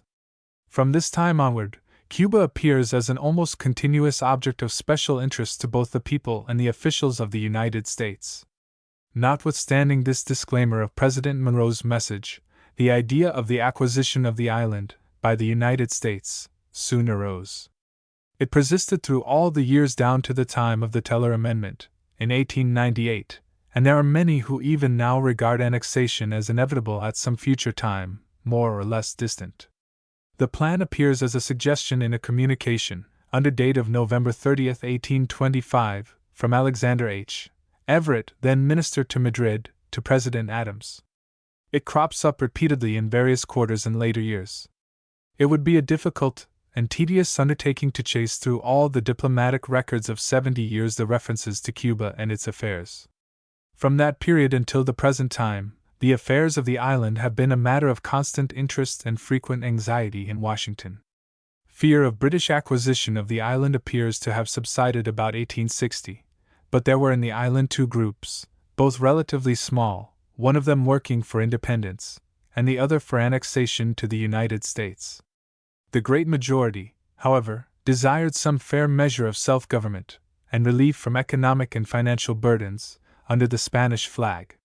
The purchase of the island by the United States was proposed by President Polk, in 1848, by President Pierce, in 1854, and by President Buchanan, in his time. Crises appeared from time to time. Among them was the incident of the Black Warrior, in 1854. Mr. Rhodes thus describes the affair, in his History of the United States. The Black Warrior was an American merchant steamer, plying between Mobile and New York, stopping at Havana for passengers and mail. She had made 36 such voyages, almost always having a cargo for the American port, and never being permitted to bring freight into Havana. The custom of her agent was to clear her and ballast the day before her arrival. The practice, while contrary to the regulations of Cuban ports, had always been winked at by the authorities. It was well understood that the Black Warrior generally had a cargo aboard, but a detailed manifest of her load had never been required. She had always been permitted to sail unmolested until, when bound from Mobile to New York, she was stopped on the 28th of February 1854, by order of the Royal Exchequer, for having violated the regulations of the port. The agent, finding that the cause of this proceeding was the failure to manifest the cargo in transit, offered to amend the manifest, which under the rules he had a right to do, but this the collector, on a flimsy pretext, refused to permit. The agent was at the same time informed that the cargo was confiscated and the captain fined, in pursuance of the custom house regulations. The cargo was cotton, valued at $100,000, and the captain was fined $6,000. The United States consul applied to the Captain General for redress, but no satisfaction was obtained. A gang of men with lighters were sent to the ship under the charge of the commandante, who ordered the captain of the Black Warrior to discharge her cargo. This he refused to do.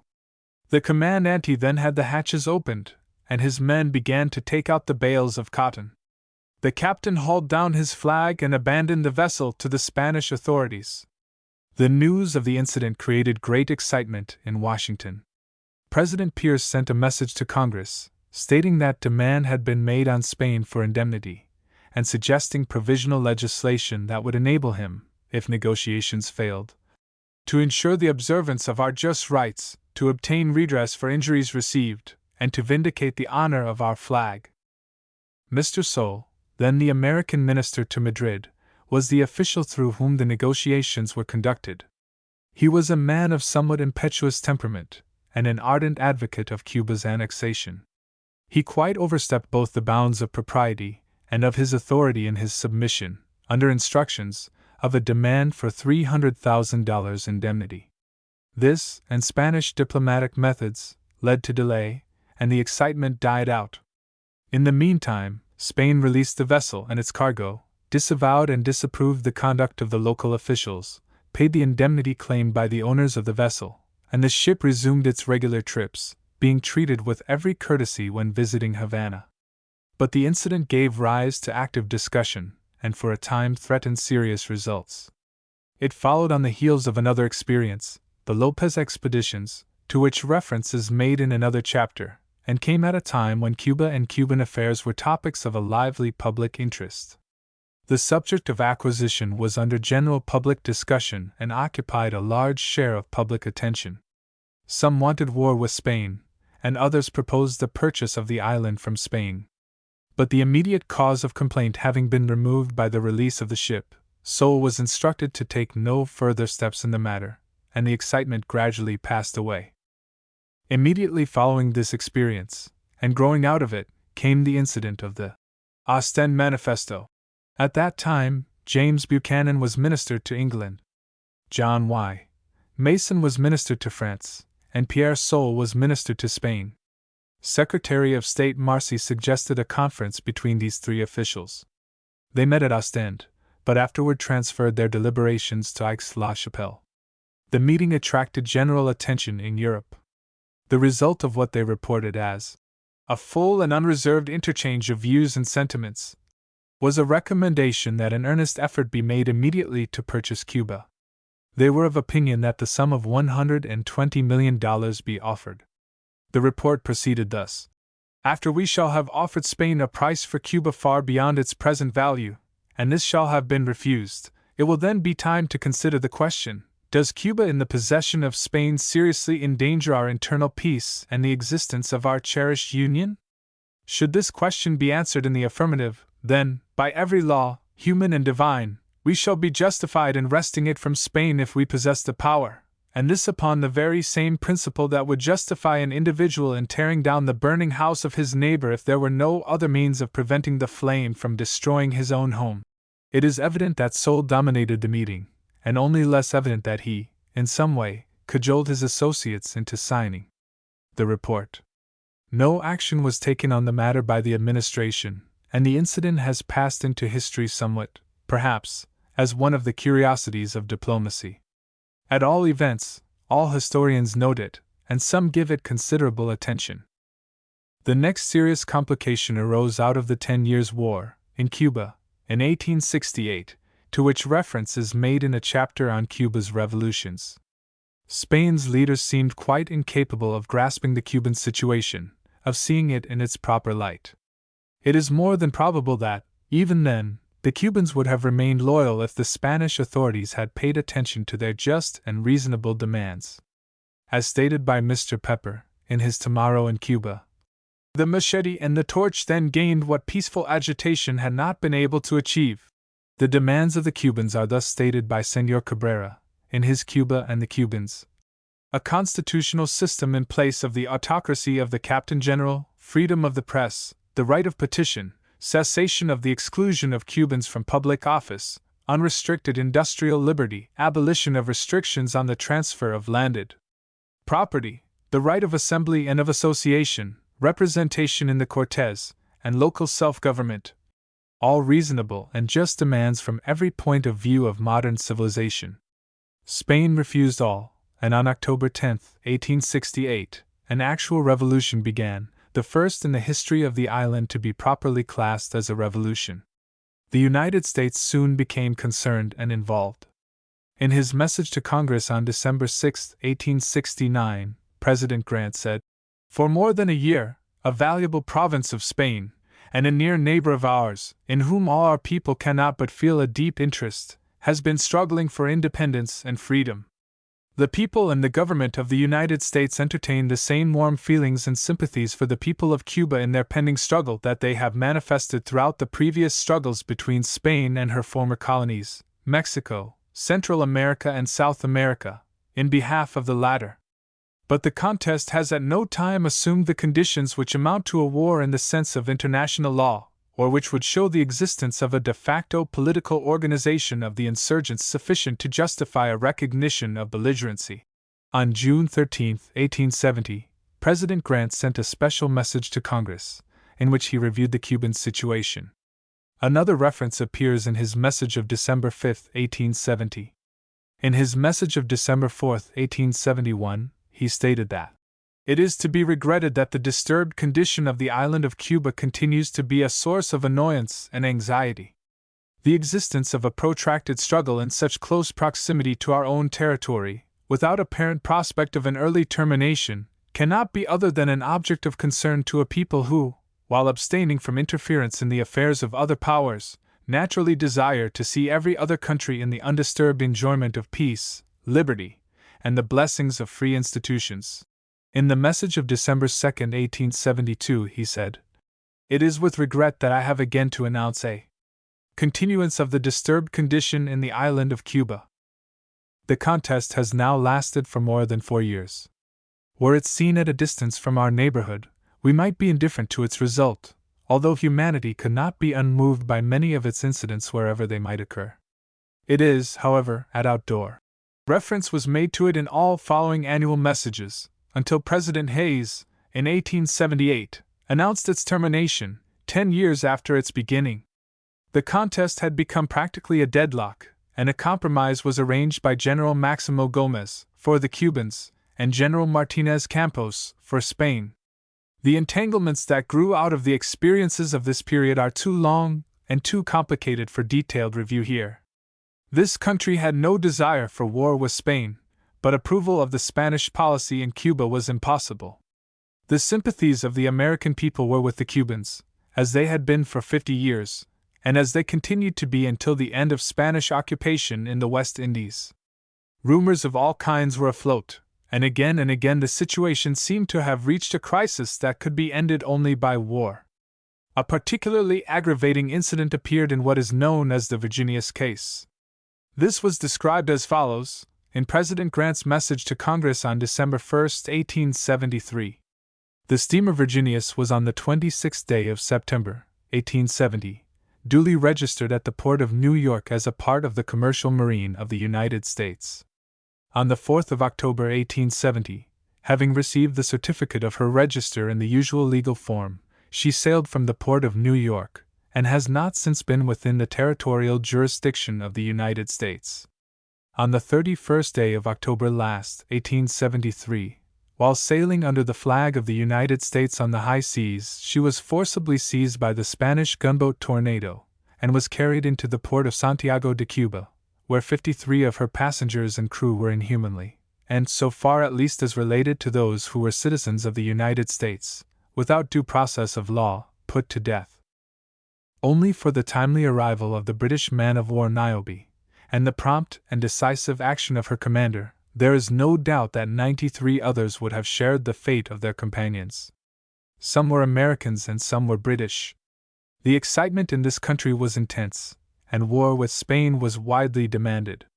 Further investigation revealed the fact that the American registry was dishonest, that the ship really belonged to or was chartered by Cubans, that it was engaged in carrying supplies and munitions of war to the insurgents, and that its right to fly the American flag was more than doubtful. The ship was seized by the American authorities under a charge of violation of the maritime laws of the United States, and was ordered to New York for a trial of the case.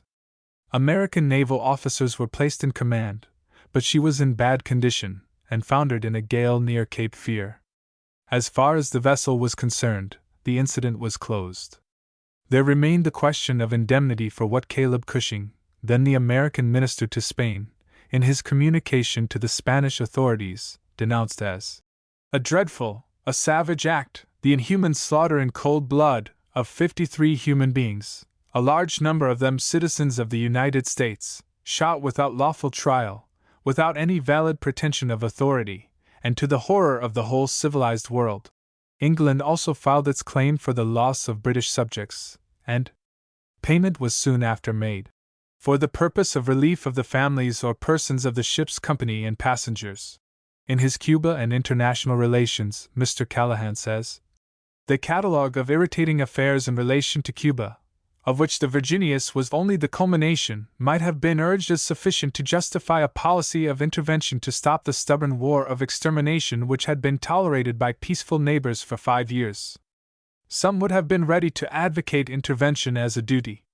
The relations of Cuba to the United States, the Spanish commercial restrictions which placed Cuba at the mercy of Spanish monopolists, and the character of the Spanish rule, pointed to the conclusion that if Spain should not voluntarily grant reforms and guarantee pacification of the island, the United States might be compelled, especially for future security, temporarily to occupy it and assist in the organization of a liberal government based upon modern views.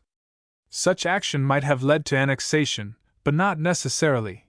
It might have led to a restoration of Spanish possession under restrictions as to the character of Spanish rule, and as to the size of the Spanish army and naval force in the vicinity, more likely it would have resulted in the independence of Cuba under American protection. These are only some of the more prominent features in 50 years of American interest in Cuba. Throughout the entire period, the sympathies of the American people were strongly pro-Cuban. Money and supplies were contributed from time to time to assist the Cubans in their efforts to effect a change in their conditions, either through modification of Spanish laws or by the road of independence. Only a minority of the Cubans sought to follow that road at that time. The movement for independence was not national until it was made so in 1895.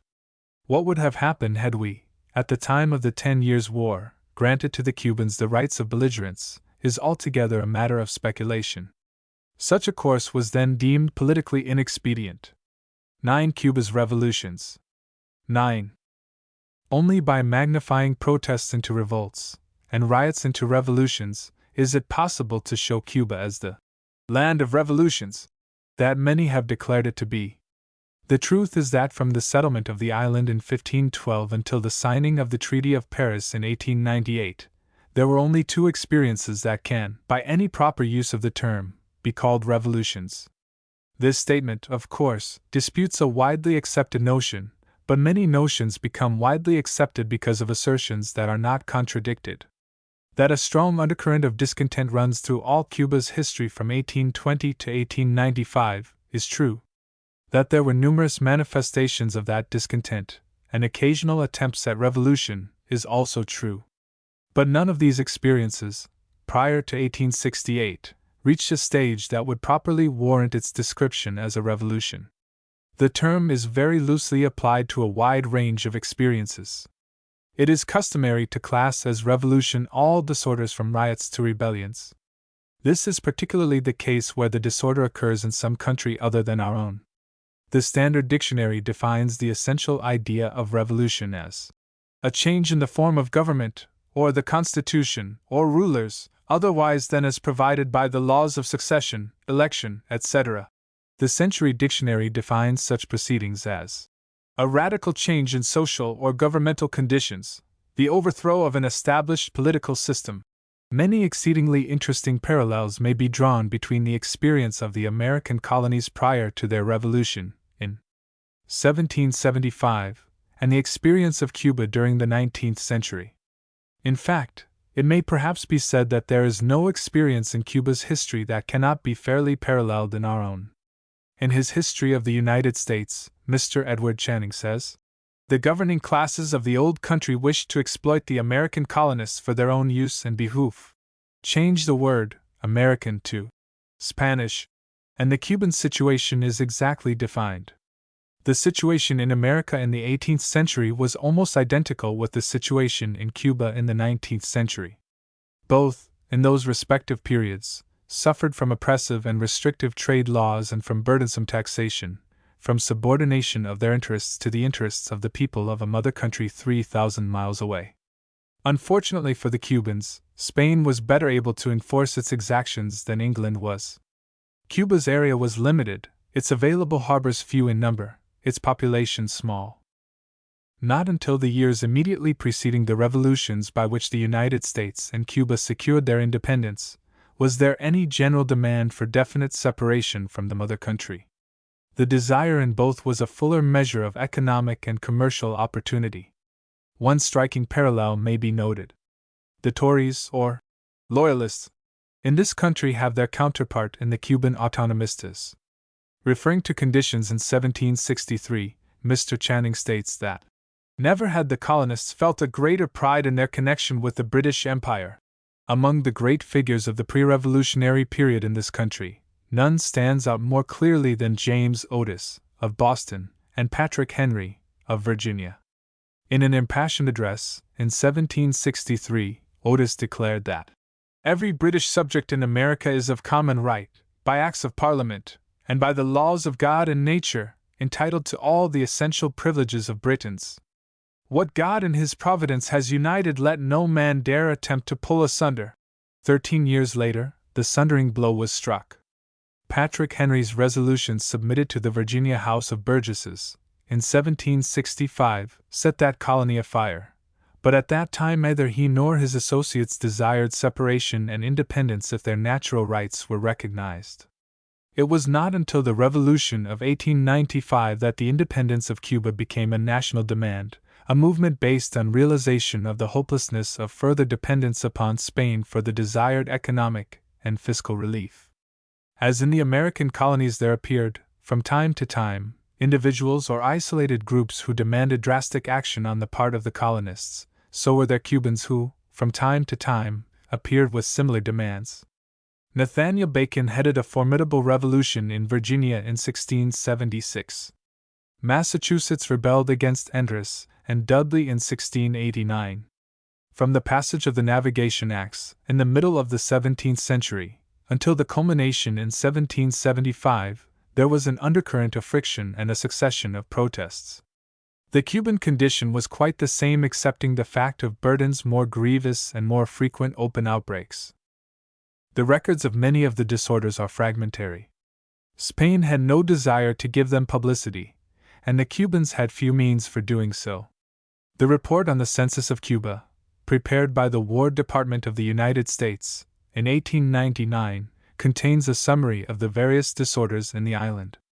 The first is the rioting in 1717, when Captain General Roja enforced the decree establishing a government monopoly in tobacco.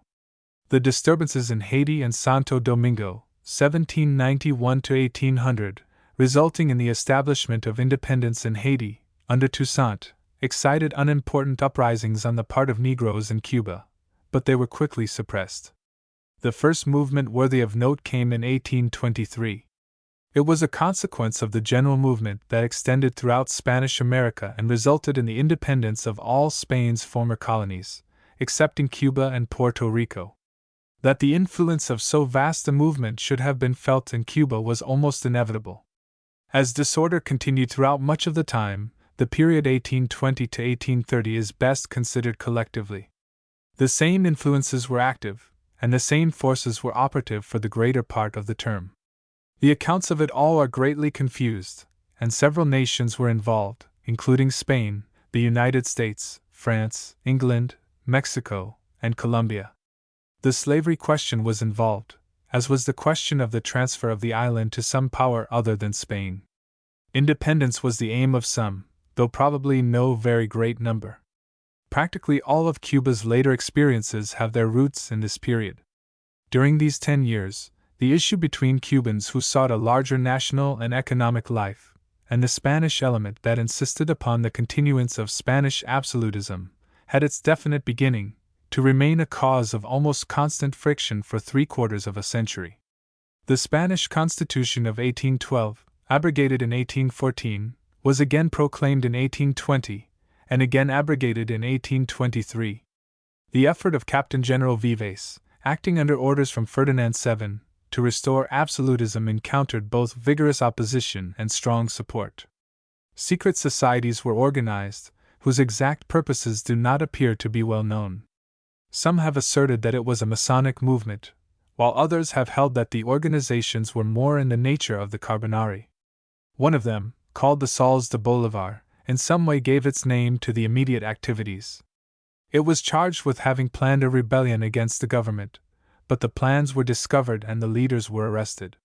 The movement appears to have been widespread, with its headquarters in Matanzas. An uprising was planned to take place on August 16, 1823, but on that day José Francisco Lemus, the leader, and a number of his associates were arrested and imprisoned. Among them was José María Heredia, the Cuban poet, who was, for this offense, condemned, in 1824, to perpetual exile for the crime of treason. Others engaged in the conspiracy fled the country. Some were officially deported. But the punishments imposed on these people served to excite the animosity of many more, and a period of agitation followed, marked by occasional outbreaks and rioting. To meet the situation, an army intended to be employed in reconquering some of the colonies that had already declared and established their independence, was retained on the island. In 1825, a royal decree conferred on the Spanish governor in Cuba a power practically absolute.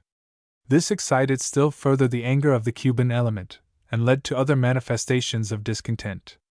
There was a combination of political agitation with revolutionary demonstrations. In 1826, there was a local uprising in Puerto-Príncipe, directed more particularly against the Spanish garrison, whose conduct was regarded as highly offensive. A year or two later, Cuban exiles in Mexico and Colombia, with support from the people of those countries, organized a secret society known as the Black Eagle, having for its purpose a Cuban revolution. Its headquarters were in Mexico, and its activities were fruitless. Many were arrested and tried and sentenced to death or deportation. But Vives realized the folly of adding more fuel to the flames, and the sentences were in all cases either mitigated or revoked. This seems to have brought that particular series of conspiracies to an end. It was a time of active political agitation and conspiracy, with occasional local riots that were quickly suppressed. While much of it was revolutionary in its aims and purposes, none of it may with any fitness be called a revolution, unless a prevalence of a lively spirit of opposition and rebellion is to be so classed. The agitation settled down for a number of years, but broke out in local spasms occasionally. There were riots and disorders, but that is not revolution. It is to be remembered that the cause of all this disturbance was, in the main, an entirely creditable sentiment, quite as creditable as that which led the American colonists to resist the stamp taxes and to destroy tea. It was a natural and righteous protest against oppression, a movement lasting for 75 years, for which Americans, particularly, should award praise rather than blame or carping criticism. Having done, in our own way, very much what the Cubans have done, in their way, we are not free to condemn them. The only real difference is that their methods were, on the whole, a little more strenuous than ours. Cuban blood was stirred by the successful revolutions in Mexico and in Spanish South America, and conditions in the island were contrasted with those in the then somewhat new United States. Something of the part played by this country in the experiences of the time is presented in another chapter, on the relations of the two countries. The next movement worthy of note came in 1849, if we omit the quarrel, in 1837, between General Taken and his subordinate, General Lorenzo, and the alleged proposal of the slaves in the neighborhood of Matanzas to rise and slaughter all the whites. Neither of these quite belongs in the revolutionary class. In 1847, a conspiracy was organized in the vicinity of Cienfuegos. Its leader was General Narciso Lopez. The movement was discovered, and some of the participants were imprisoned. Lopez escaped to the United States, where he associated himself with a group of Cuban exiles, and opened correspondence with sympathizers in the island. They were joined by a considerable number of adventurous Americans, inspired by a variety of motives. The declared purpose of the enterprise was independence as the alternative of reform in Spanish laws. An expedition was organized, but the plans became known, and President Taylor, on August 11, 1849, issued a proclamation in which he declared that an enterprise to invade the territories of a friendly nation, set on foot and prosecuted within the limits of the United States, is in the highest degree criminal. He therefore warned all citizens of the United States who might participate in such an enterprise that they would be subject to heavy penalties, and would forfeit the protection of their country. He also called on every officer of this government, civil or military, to use all efforts in his power to arrest for trial and punishment every such offender against the laws. The party was captured as it was leaving New York. The best evidence of the time is to the effect that there was in Cuba neither demand for nor support of such a movement, but Lopez and his associates, many of them Americans, persisted. A second expedition was arranged, and a party of more than 600 men, many of them American citizens, assembled on the island of Cantoy, off the Yucatan coast, and on May 19, 1850, landed at Cardenas. But there was no uprising on the part of the people. The Spanish authorities, informed of the expedition, sent ships by sea and troops by land. After a sharp skirmish, the invaders fled for their lives. Lopez and those who escaped with him succeeded in reaching Key West. He went to Savannah, where he was arrested but promptly liberated in response to public clamor. But even this did not satisfy the enthusiastic liberator of a people who did not want to be liberated in that way. He tried again in the following year. On August 3, 1851, he sailed from near New Orleans, on the steamer Pampero, in command of a force of about 400, largely composed of young Americans who had been lured into the enterprise by assurance of thrilling adventure and large pay. They landed near Bahia Honda, about 50 miles west of Havana. Here, again, the Cubans refused to rise and join the invaders. Here, again, they encountered the Spanish forces by whom they were beaten and routed. Many were killed, some were captured, and others escaped into the surrounding country and were captured afterward. Lopez was among the captured. He was taken to Havana, and died by garrote in the little fortress La Punta. His first officer, Colonel Crittenden, and some 50 Americans were captured and taken to Atares, the fortress at the head of Havana harbor, where they were shot. For that somewhat brutal act, the United States could ask no indemnity. In violation of the laws of the United States, they had invaded the territory of a nation with which the country was at peace. In the initial issue of the New York Times, on October 18, 1851, there appeared a review of the incident, presenting a contemporaneous opinion of the experience. It was, in part, as follows. Nothing can be clearer than the fact that, for the present, at least, the inhabitants of Cuba do not desire their freedom. The opinion has very widely prevailed that the Cubans were grievously oppressed by their Spanish rulers, and that the severity of their oppression alone prevented them from making some effort to throw it off. The presence of an armed force in their midst, however small, it was supposed would summon them by thousands to the standard of revolt, and convert the colony into a free republic. Men high in office, men who had lived in Cuba and were supposed to be familiar with the sentiments of its people, have uniformly represented that they were ripe for revolt, and desired only the presence of a small military band to serve as a nucleus for their force. Believing that the Cuban population would aid them, American adventurers enlisted and were ruined. They found no aid. Not a Cuban joined them. They were treated as pirates and robbers from the first moment of their landing. Nor could they expect any other treatment in case of failure. They ceased to be American citizens the moment they set out, as invaders, for the shores of Cuba. The excitement of the Lopez incident was passing when it was revived, in 1854, by the Black Warrior experience, to which reference is made elsewhere. Another invasion was projected by exuberant and adventurous Americans. It was to sail from New Orleans under command of General Quitman, a former governor of the state of Mississippi. No secret was made of the expedition, and Quitman openly boasted of his purposes, in Washington. The reports having reached the White House, President Pierce issued a proclamation warning all persons, citizens of the United States and others residing therein, that the general government would not fail to prosecute with due energy all those who presumed to disregard the laws of the land and our treaty obligations.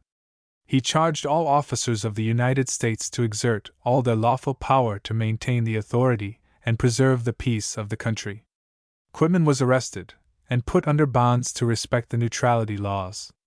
There was a limited uprising in Puerto-Principe in 1851, and a conspiracy was revealed in Pinar del Rio in 1852. A few years later, the Liberal Club in Havana and the Cuban junta in New York were reported as raising money and organizing expeditions.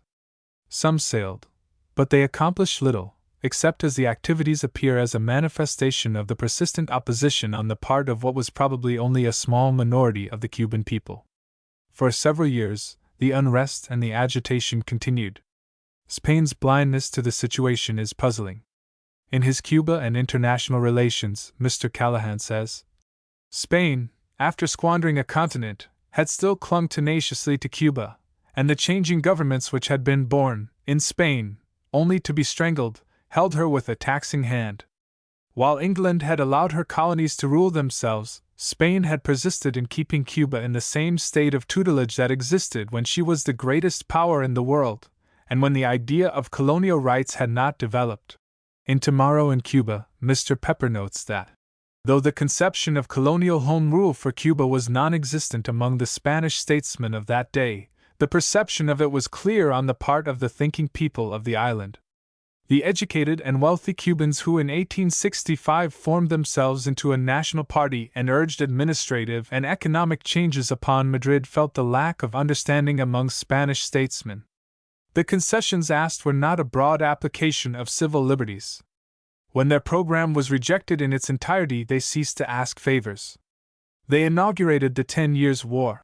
Regarding this action by the Cubans, Dr. Enrique José Varona, a distinguished Cuban and a former deputy to the Cortes, has stated that, before the insurrection of 1868, the Reform Party, which included the most enlightened, wealthy, and influential Cubans, exhausted all the resources within their reach to induce Spain to initiate a healthy change in her Cuban policy. The party started the publication of periodicals in Madrid and in the island, addressed petitions, maintained a great agitation throughout the country, and having succeeded in leading the Spanish government to make an inquiry into the economic, political, and social conditions in Cuba, they presented a complete plan of government which satisfied public requirements as well as the aspirations of the people. The Spanish government disdainfully cast aside the proposition as useless, increased taxation, and proceeded to its exaction with extreme severity. Here not seek its independence. The object was reform in oppressive laws and in burdensome taxation, a measure of self-government, under Spain, and a greater industrial and commercial freedom. It is most difficult to understand the short-sightedness of the Spanish authorities. The war soon followed the refusal of these entirely reasonable demands, and the course of the Cubans is entirely to their credit. An acceptance of the situation and a further submission would have shown them as contemptible. The details of a conflict that lasted for 10 years are quite impossible of presentation in a few pages. Nor are they of value or interest to any except special students who can find them elaborately set forth in many volumes, some in Spanish and a few in English. Having tried once before to cover this period as briefly and as adequately as possible, I can do no better here than to repeat the story as told in an earlier work, Cuba, and the Intervention. On the 10th of October 1868, Carlos Manuel Céspedes and his associates raised the cry of Cuban independence at Yara, in the province of Puerto Príncipe, now Camagüey. On the 10th of April 1869, there was proclaimed the Constitution of the Cuban Republic. During the intervening months, there was considerable fighting, though it was largely in the nature of guerrilla skirmishing. The Spanish Minister of State asserted in a memorandum issued to Spain's representatives in other countries, under date of February 3, 1876, that at the outbreak of the insurrection Spain had 7,500 troops, all told, in Cuba. According to General Sickles, at that time the American minister to Spain, this number was increased by reinforcements of 34,500 within the first year of the war. The accuracy of this information, however, has been questioned. Prior to the establishment of the so-called Republic, the affairs of the insurrection were in the hands of an Assembly of Representatives. On February 26, this body issued a decree proclaiming the abolition of slavery throughout the island, and calling upon those who thus received their freedom to contribute their efforts to the independence of Cuba. During the opening days of April, 1869, the Assembly met at Guimarães. On the 10th of that month a government was organized, with a president, vice president, general-in-chief of the army, secretaries of departments, and a parliament, or congress. Carlos Manuel Céspedes was chosen as president, and Manuel de Quesada as general-in-chief. A constitution was adopted. Señor Morales Lemus was appointed as minister to the United States, to represent the new republic, and to ask official recognition by the American government. The government which the United States was asked to recognize was a somewhat vague institution. The insurrection, or revolution, if it may be so called, at this time consisted of a nominal central government, chiefly self-organized and self-elected, and various roving bands, probably numbering some thousands in their aggregate, of men rudely and incompetently armed, and showing little or nothing of military organization or method. Like all Cuban Spanish wars and warfare, the destruction of property was a common procedure. Some of the methods employed for the suppression of the insurrection were not unlike those adopted by General Weyler in the later war. At Bayamo, on April 4, 1869, Count Valmaseda, the Spanish commandant of that district, issued the following proclamation. 1. Every man, from the age of 15 years upward, found away from his place of habitation, who does not prove a justified reason therefor, will be shot. 2. every unoccupied habitation will be burned by the troops. 3. Every habitation from which no white flag floats, as a signal that its occupants desire peace, will be reduced to ashes. In the summer of 1869, the United States essayed a reconciliation and an adjustment of the differences between the contestants. To this Spain replied that the mediation of any nation in a purely domestic question was wholly incompatible with the honor of Spain, and that the independence of Cuba was inadmissible as a basis of negotiation. Heavy reinforcements were sent from Spain, and the strife continued.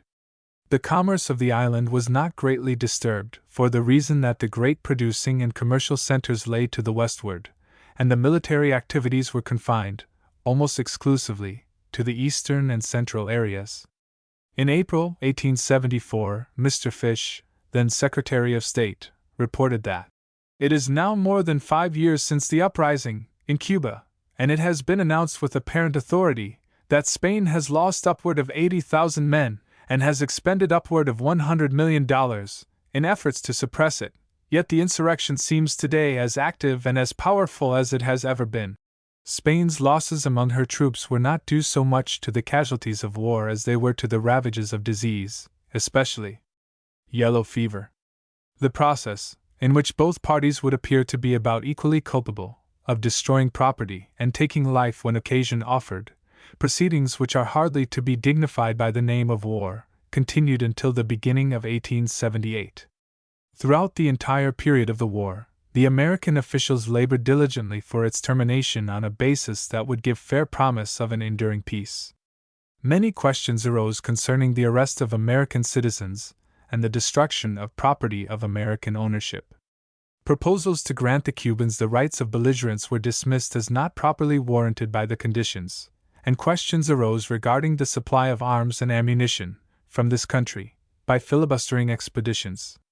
References to Cuban affairs appear in many presidential messages, and the matter was a subject of much discussion and numerous measures in Congress.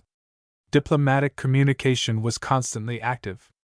In his message of December 7, 1875, President Grant said, "The past year has furnished no evidence of an approaching termination of the ruinous conflict which has been raging for 7 years in the neighboring island of Cuba.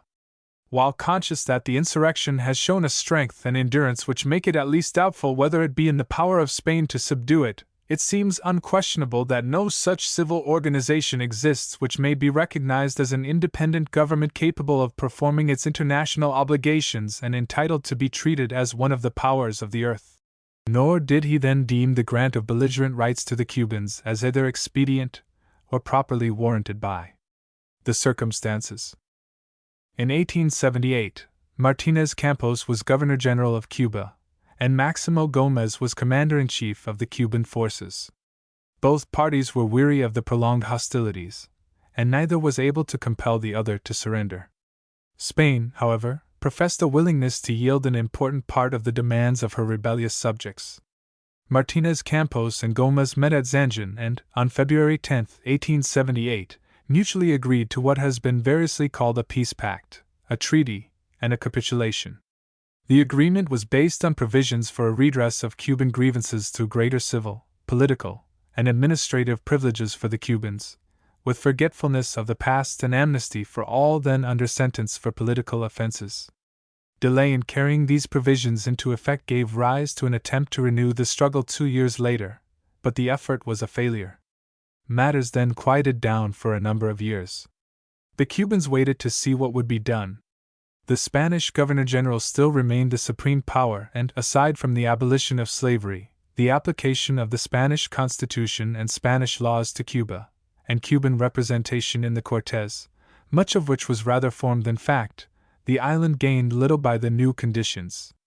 Discontent and protest continued and, at last, broke again into open rebellion in 1895. The story of that experience is told in another chapter. In 1906, there came one of the most deplorable experiences in the history of the island, the first and only discreditable revolution. The causes of the experience are not open to our criticism.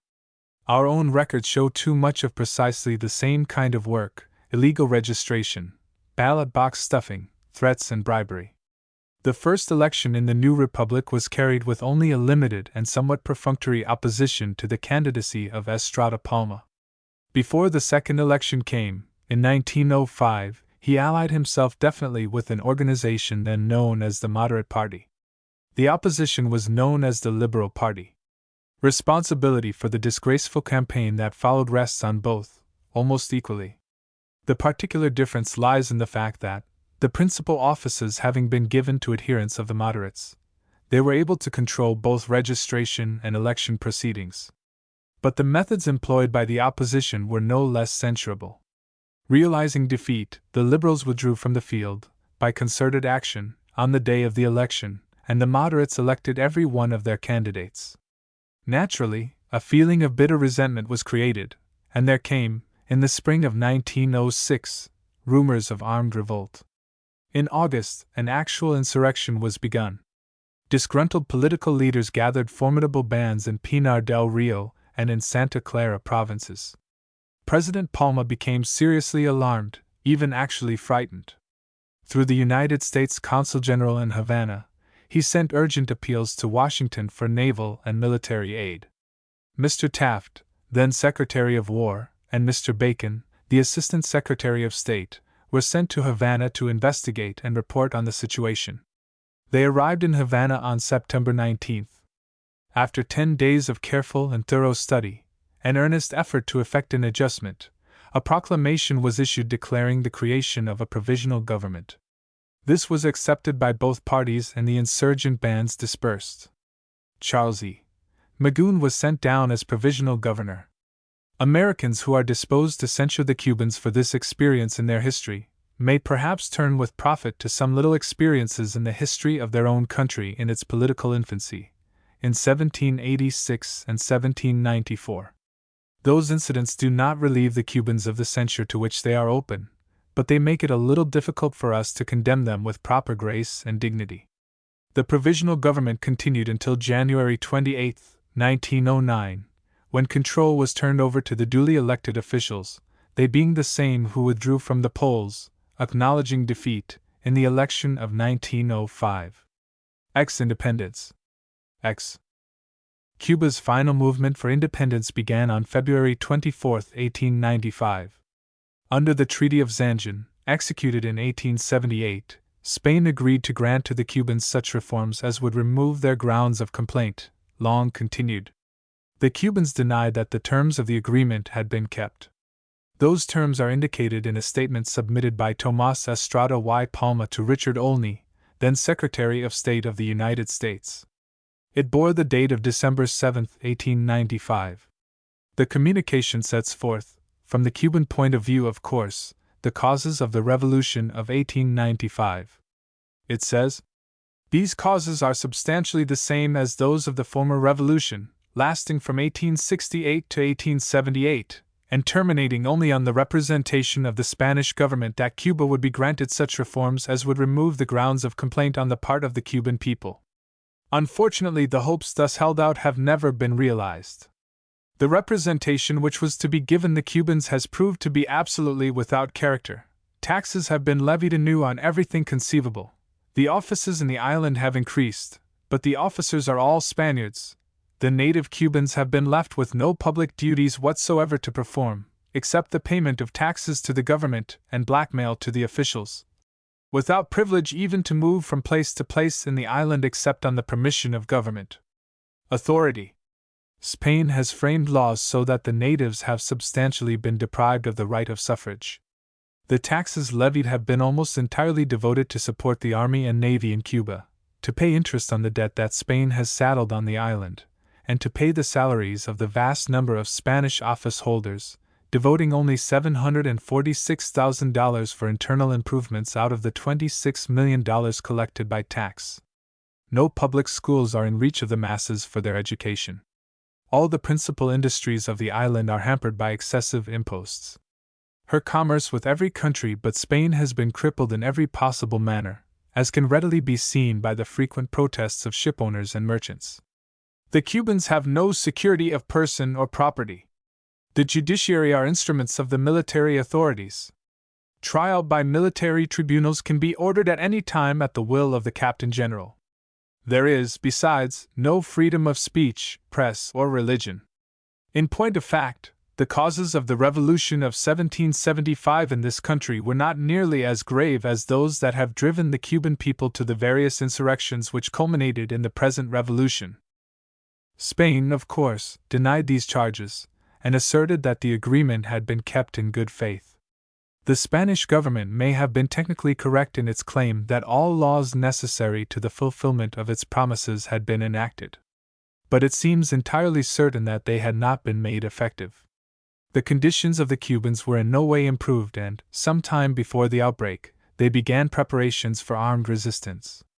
In Cuba and the Intervention, published in 1905, I have already written an outline review of the experience of the Revolution, and I shall here make use of extracts from that volume.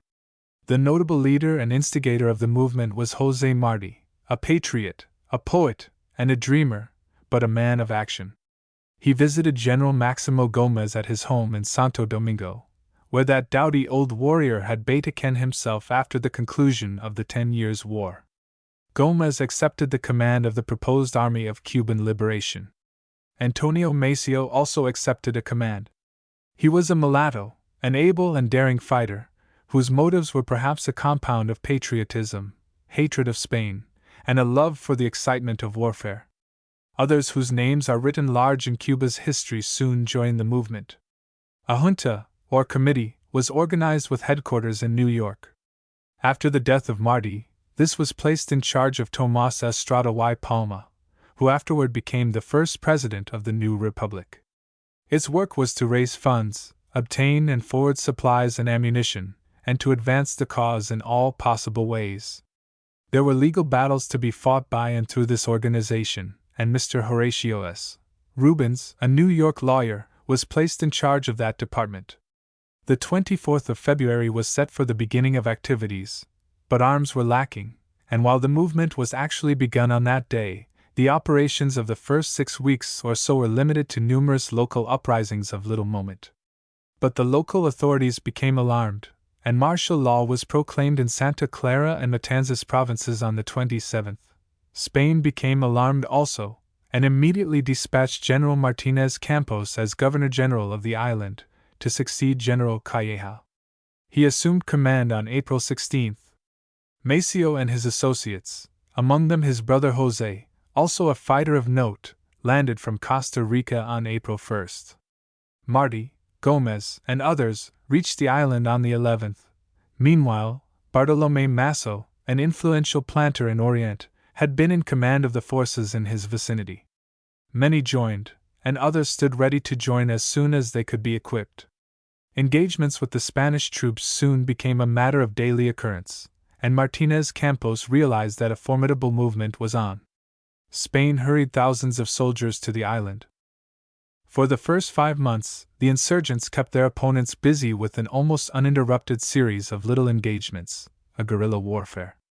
In one of these, on May 19, José Martí was killed. His death was a severe blow to the patriots, but it served rather to inspire a greater activity than to check the movement. His death came in the effort of a small band of insurgents to pass the Spanish cordon designed to confine activities to Orient province. Immediately after the death of Martí, Maximo Gómez crossed that barrier and organized an army in Camagüey. The first engagement properly to be regarded as a battle occurred at Peralejo, near Biamo, in Orient, about the middle of July. The respective leaders were Antonio Maceo and General Martínez Campos, in person. The victory fell to Maceo, and Martínez Campos barely eluded capture. The engagements of the 10 Years' War were confined to the then sparsely settled eastern half of the island. Those of the Revolution of 1895 covered the greater part of the island, sweeping gradually but steadily from east to west. During my first visit to Cuba, I was frequently puzzled by references to the invasion. What invasion? I asked. Who invaded the country? I found that it meant the westward sweep of the liberating army under Gómez and Maceo.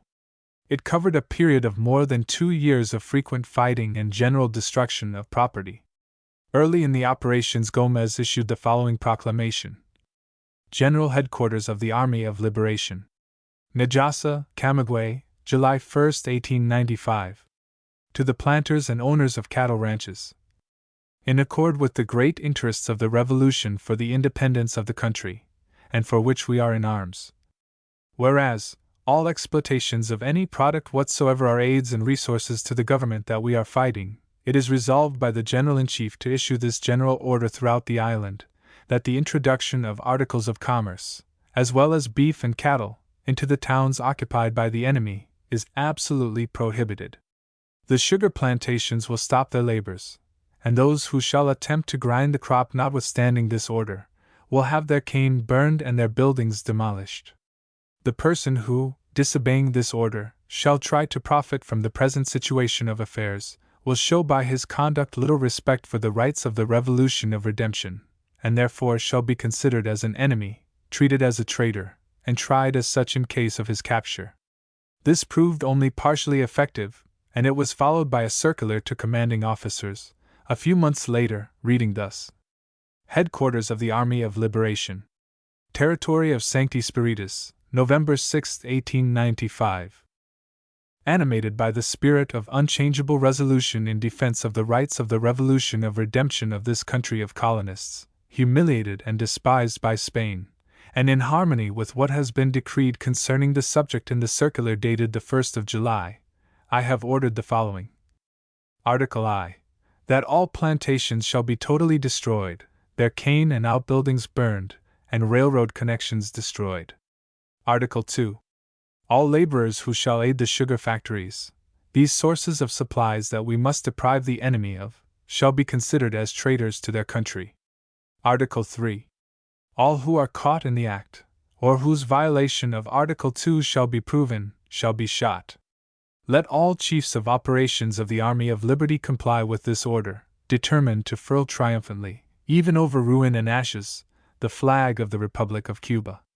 In regard to the manner of waging the war, follow the private instructions that I have already given.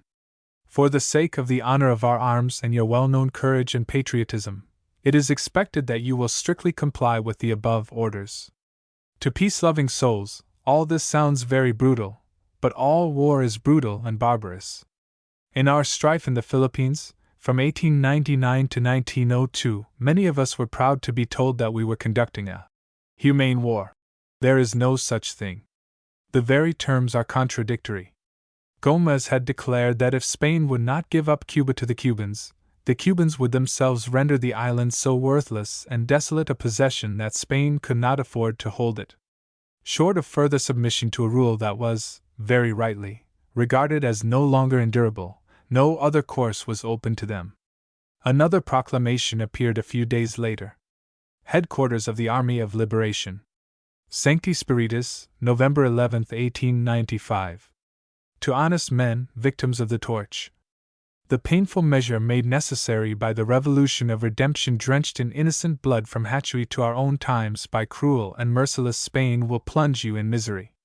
As General-in-Chief of the Army of Liberation, it is my duty to lead it to victory, without permitting myself to be restrained or terrified, by any means necessary to place Cuba in the shortest time in possession of her dearest ideal. I therefore place the responsibility for so great a ruin on those who look on impassively and force us to those extreme measures which they then condemn like dolts and hypocrites as they are. After so many years of supplication, humiliation, contumely, banishment, and death, when this people, of its own will, has arisen in arms, there remains no solution but to triumph. It matters not what means are employed to accomplish it. This people cannot hesitate between the wealth of Spain and the liberty of Cuba.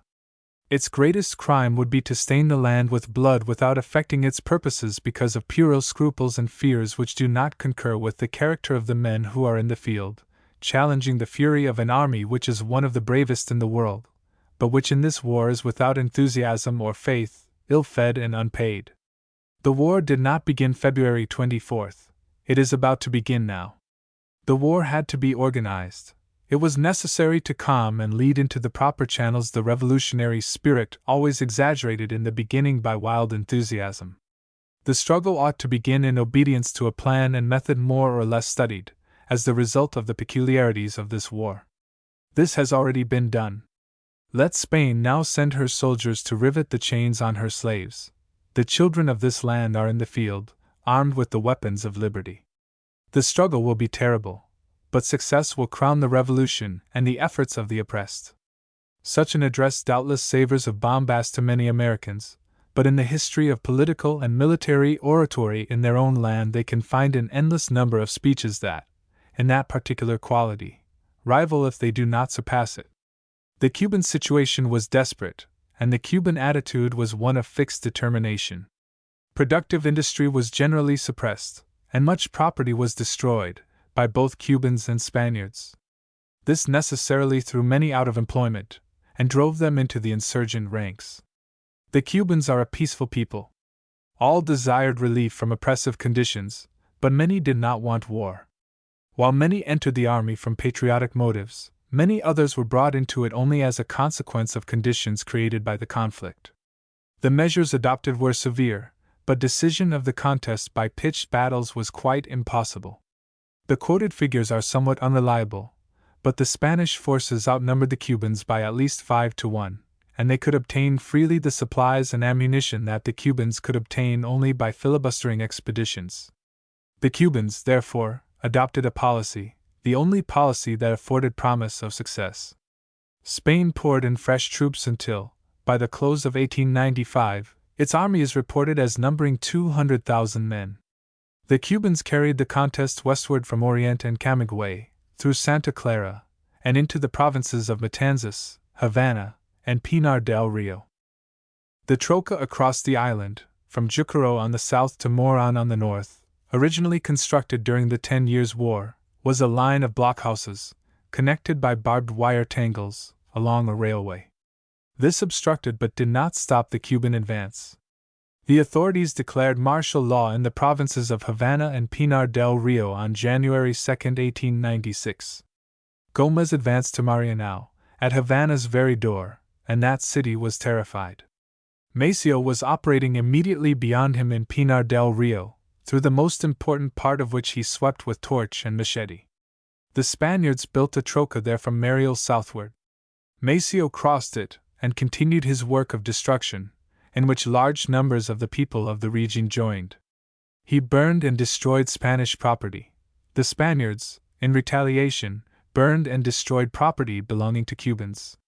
Along the highway from Marianao to Guanajay, out of many stately country residences, only one was left standing. Villages were destroyed and hamlets were wrecked. On one of his expeditions in December 1896, Maceo was killed near Punta Brava, within 15 miles of Havana. Gómez planned this westward sweep, from Orient, 600 miles away, but to Antonio Maceo belongs a large part of the credit for its execution. The weakness of the 10 Years' War was that it did not extend beyond the thinly populated region of the east. Gómez and Maceo carried their war to the very gates of the Spanish strongholds. There were occasional conflicts that might well be called battles, but much of it was carried on by the Cubans by sudden and unexpected dashes into Spanish camps or moving columns, brief but sometimes bloody encounters from which the attacking force melted away after inflicting such damage as it could. Guerrilla warfare is not perhaps a respectable method of fighting. It involves much of what is commonly regarded as outlawry, of pillage and of plunder, of destruction and devastation. These results become respectable only when attained through conventional processes, and are in some way supposed to be ennobled by those processes. But they sometimes become the only means by which the weak can meet the strong. Such they seem to be in the Cuban revolt against the Spaniards, when Máximo Gómez and Antonio Maceo made guerrilla warfare almost a military science. Gómez formulated his plan of campaign, but with the means at his disposal, its successful execution was possible only by the methods adopted. At all events, it succeeded. The Cubans were not strong enough to drive Spain out of the island by force of arms, but they showed themselves unconquerable by the Spanish troops. They had once carried on a war for 10 years in a limited area. By the methods adopted, they could repeat that experience practically throughout the island. They could at least keep insurrection alive until Spain should yield to their terms, or until the United States should be compelled to intervene. No great movements, but constant irritation, and the suspension of all industry, was the policy adopted and pursued for the year 1897. But there was another side to it all, a different line of activity. Immediately after his arrival on the island, on April 11, 1895, Marty had issued a call for the selection of representatives to form a civil government. He was killed before this was effected. An assembly met, at Jimigwayu, in Camagüey, on September 13, 1895. It consisted of 20 members, representing nearly all parts of the island.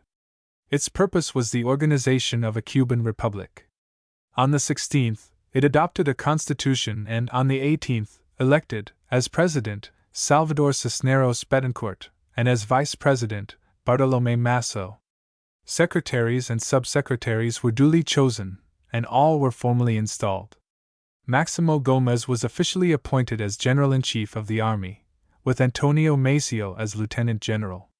Tomás Estrada y Palma was chosen as delegate plenipotentiary and general agent abroad, with headquarters in New York.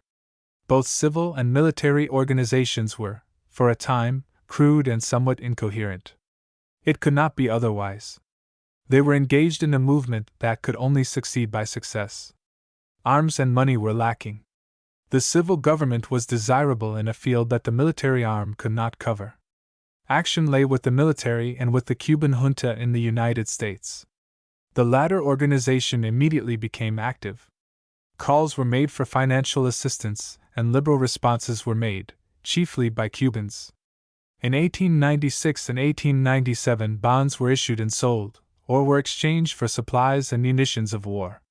For a number of years, scandalous stories were afloat declaring that these bonds were printed by the acre, and issued, purely for speculative purposes, to the extent of millions upon millions of dollars. The truth is that every bond printed, whether issued or unissued, has been fully accounted for, the actual issue being about $2,200,000. Provision was made in Cuba's constitution for the recognition of this indebtedness, and it has since been discharged, while the plates and the unused bonds have been destroyed.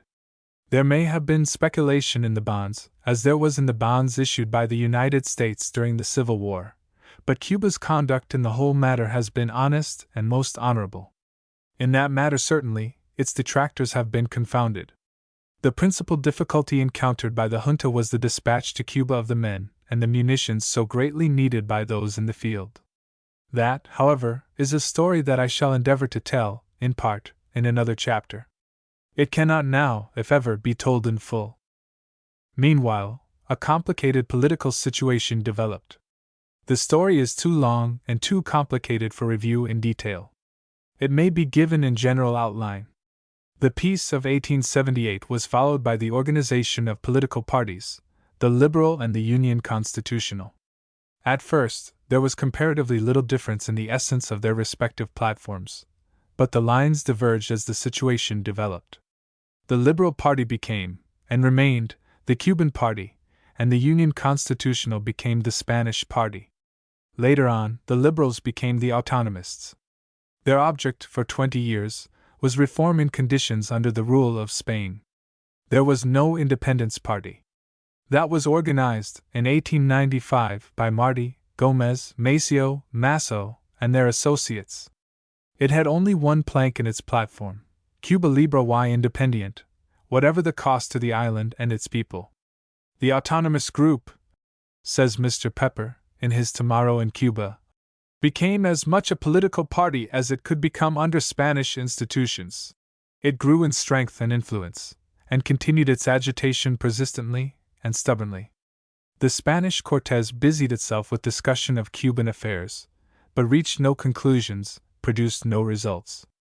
In 1893, there came the definite organization of the Reformist Party, with aims not differing greatly from those of the Autonomistas. But Spain delayed until Marty and his followers struck their blow. Official efforts to placate them failed utterly, as did efforts to intimidate them or to conquer them.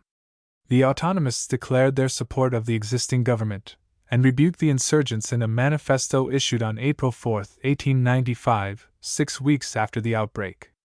They only succeeded in antagonizing both sides, the Spanish authorities and the revolutionists.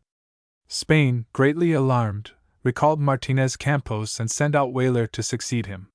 Had Spain followed the advice of Martinez Campos, the failure of the insurrection would have been little short of certain. It sent out Weyler, on whom the Cubans, 20 years earlier, had conferred the title of butcher. This step threw to the side of the insurgents the great mass of the middle-class Cubans who had previously wavered in uncertainty, questioning the success of revolution while adhering to its general object. Weyler instituted the brutal policy that came to be known as reconcentration. It may be said, in a way, that the Cuban forces themselves instituted this policy. To clear the country in which they were operating, they had ordered all Spaniards and Spanish sympathizers to betake themselves to the cities and towns occupied by Spanish garrisons. This was inconvenient for its victims, but its purpose was humane. Gómez also sought to concentrate the Cubans, particularly the women and children, in the recesses of the hills where they would be less exposed to danger than they would be in their homes. This also was a humane purpose. Weyler's application of this policy was utterly brutal. The people of the country were herded in prison camps, in settlements surrounded by stockades or trenches beyond which they might not pass. No provision was made for their food or maintenance. The victims were non-combatants, women, and children. In his message of December 1897, President McKinley said of this system, as applied by Weyler, "It was not civilized warfare, it was extermination. The only peace it could beget was that of the wilderness and the grave. In my experience as a campaign correspondent in several conflicts, I have necessarily seen more or less of gruesome sights, the result of disease and wounds, but I have seen nothing in any way comparable, in horror and pitifulness, to the victims of this abominable system. To describe their condition in detail would be little short of offensive, those groups of hopeless, helpless sufferers who lingered only until death came and kindly put them out of their misery and pain." But by this time, two forces had come into active operation: dire alarm in Spain and wrath and indignation in the United States. Weyler had failed as Martinez Campos, when leaving the island, predicted. He was recalled, and was succeeded, on October 31, 1897, by General Blanco. The new incumbent tried conciliation, but it failed. The work had gone too far. The party in the field had become the dominant party, not to be suppressed either by force of arms or by promises of political and economic reform. At last Spain yielded. Outside pressure on Madrid, chiefly from the United States, prevailed. A scheme for Cuban autonomy was devised and, on January 1, 1898, was put into effect. But it came too late. It was welcomed by many non-participants in the war, and a form of government was organized under it. But the party then dominant, the army in the field, distrusted the arrangement, and would have none of it. All overtures were rejected, and the struggle continued. On February 15, 1898, came the disaster to the battleship Maine, in the harbor of Havana. On April 11, President McKinley's historic message went to Congress, declaring that the only hope of relief and repose from a condition which can no longer be endured is the enforced pacification of Cuba, and asking for power and authority to use the military and naval forces of the United States to effect a termination of the strife in Cuba. Such, in the briefest possible outline, is the record of this eventful period, eventful alike for Cuba and for the United States. During this struggle, the people of the United States became deeply interested in the affairs of the island, and the administration in Washington became gravely concerned by them. A preceding chapter, on the United States and Cuba, dropped the matter of the relations of this country to the island at the end of the 10 Years' War, but the relations were by no means dropped, nor were they even suspended. The affairs of the island appear again and again in diplomatic correspondence and in presidential messages. The platform of the Republican Party, adopted at the National Convention in St. Louis, on June 18, 1896, contained the following: "From the hour of achieving their own independence, the people of the United States have regarded with sympathy the struggles of other American peoples to free themselves from European domination. We watch with deep and abiding interest the heroic battle of the Cuban patriots against cruelty and oppression, and our best hopes go out for the full success of their determined contest for liberty. The government of Spain, having lost control of Cuba and being unable to protect the property or lives of resident American citizens, or to comply with its treaty obligations, we believe that the government of the United States should actively use its influence and good offices to restore peace and give independence to the island. The Democratic Party platform of the same year stated that we extend our sympathy to the people of Cuba in their heroic struggle for liberty and independence. The platform of the People's Party likewise expressed sympathy, and declared the belief that the time had come when the United States should recognize that Cuba is and of right ought to be a free and independent state. This may be regarded as the almost unanimous opinion of the people of this country at that time. In 1896 and 1897, many resolutions were introduced in the Congress urging action for the recognition of Cuban independence. There was frequent and prolonged debate on the question, but no final action was taken. In his message of December 1897, President McKinley said, "Of the untried measures regarding Cuba, there remain only recognition of the insurgents as belligerents, recognition of the independence of Cuba, neutral intervention to end the war by imposing a rational compromise between the contestants, and intervention in favor of one or the other party.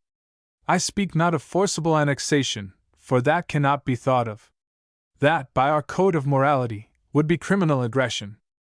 Recognition of the Cubans as belligerents would have effected a radical change in this situation. It would have given the Cubans the right to buy in the American market the arms and supplies that they could then only obtain surreptitiously, that they could only ship by filibustering expeditions, by blockade runners. In law, the propriety of granting belligerent rights depends upon the establishment of certain facts, upon the proof of the existence of certain conditions. Those conditions did then exist in Cuba. An unanswerable argument was submitted by Horatio S. Rubens, Esq., the able counsel of the Cuban junta in New York. The Cubans never asked for intervention by the United States. They did, with full justification, ask for recognition as belligerents. The consent of this country was deemed inexpedient on political rather than on moral grounds. Had it suited the purposes of this country to grant that right, very much the same arguments would have been made in support of the course as those that were used to support the denial of Cuba's requests. Recognition of Cuban independence, or intervention in favor of the Cubans, would have been the equivalent of the grant of belligerent rights. But the policy adopted, and the course pursued, did not serve to avert war with Spain. The story of that war has been written by many, and is not for inclusion here. The Treaty of Peace was signed, in Paris, on December 10, 1898, duly ratified by both parties in the following months, and was finally proclaimed on April 11, 1899. The war was over, but its definite termination was officially declared on the anniversary of the issuance of President McKinley's war message. On January 1, 1899, the American flag was hoisted throughout the island, as a signal of full authority, but subject to the provisions of the Teller Amendment to the Joint Resolution of Congress of April 20, 1898, thus: that the United States hereby disclaims any disposition or intention to exercise sovereignty, jurisdiction, or control over said island except for the pacification thereof, and asserts its determination, when that is accomplished, to leave the government and control of the island to its people. At 12 o'clock, noon, on the 20th of May 1902, there was gathered in the state apartment of the palace occupied by many Spanish governors-general, the officials of the United States, the elected officials of the new Cuban Republic, and a limited number of guests. In that same apartment, General Castellanos signed the abdication of Spanish authority. In its turn, pursuant to its pledges, the United States transferred authority to the President of the Cuban Republic. 4 centuries of subjection, and a century of protest and struggle, were there and then ended, and Cuba joined the sisterhood of independent nations. 11. Filibustering. 11. The term, filibuster, affords an interesting example of the way in which words and their uses become twisted into something altogether different from their original meaning.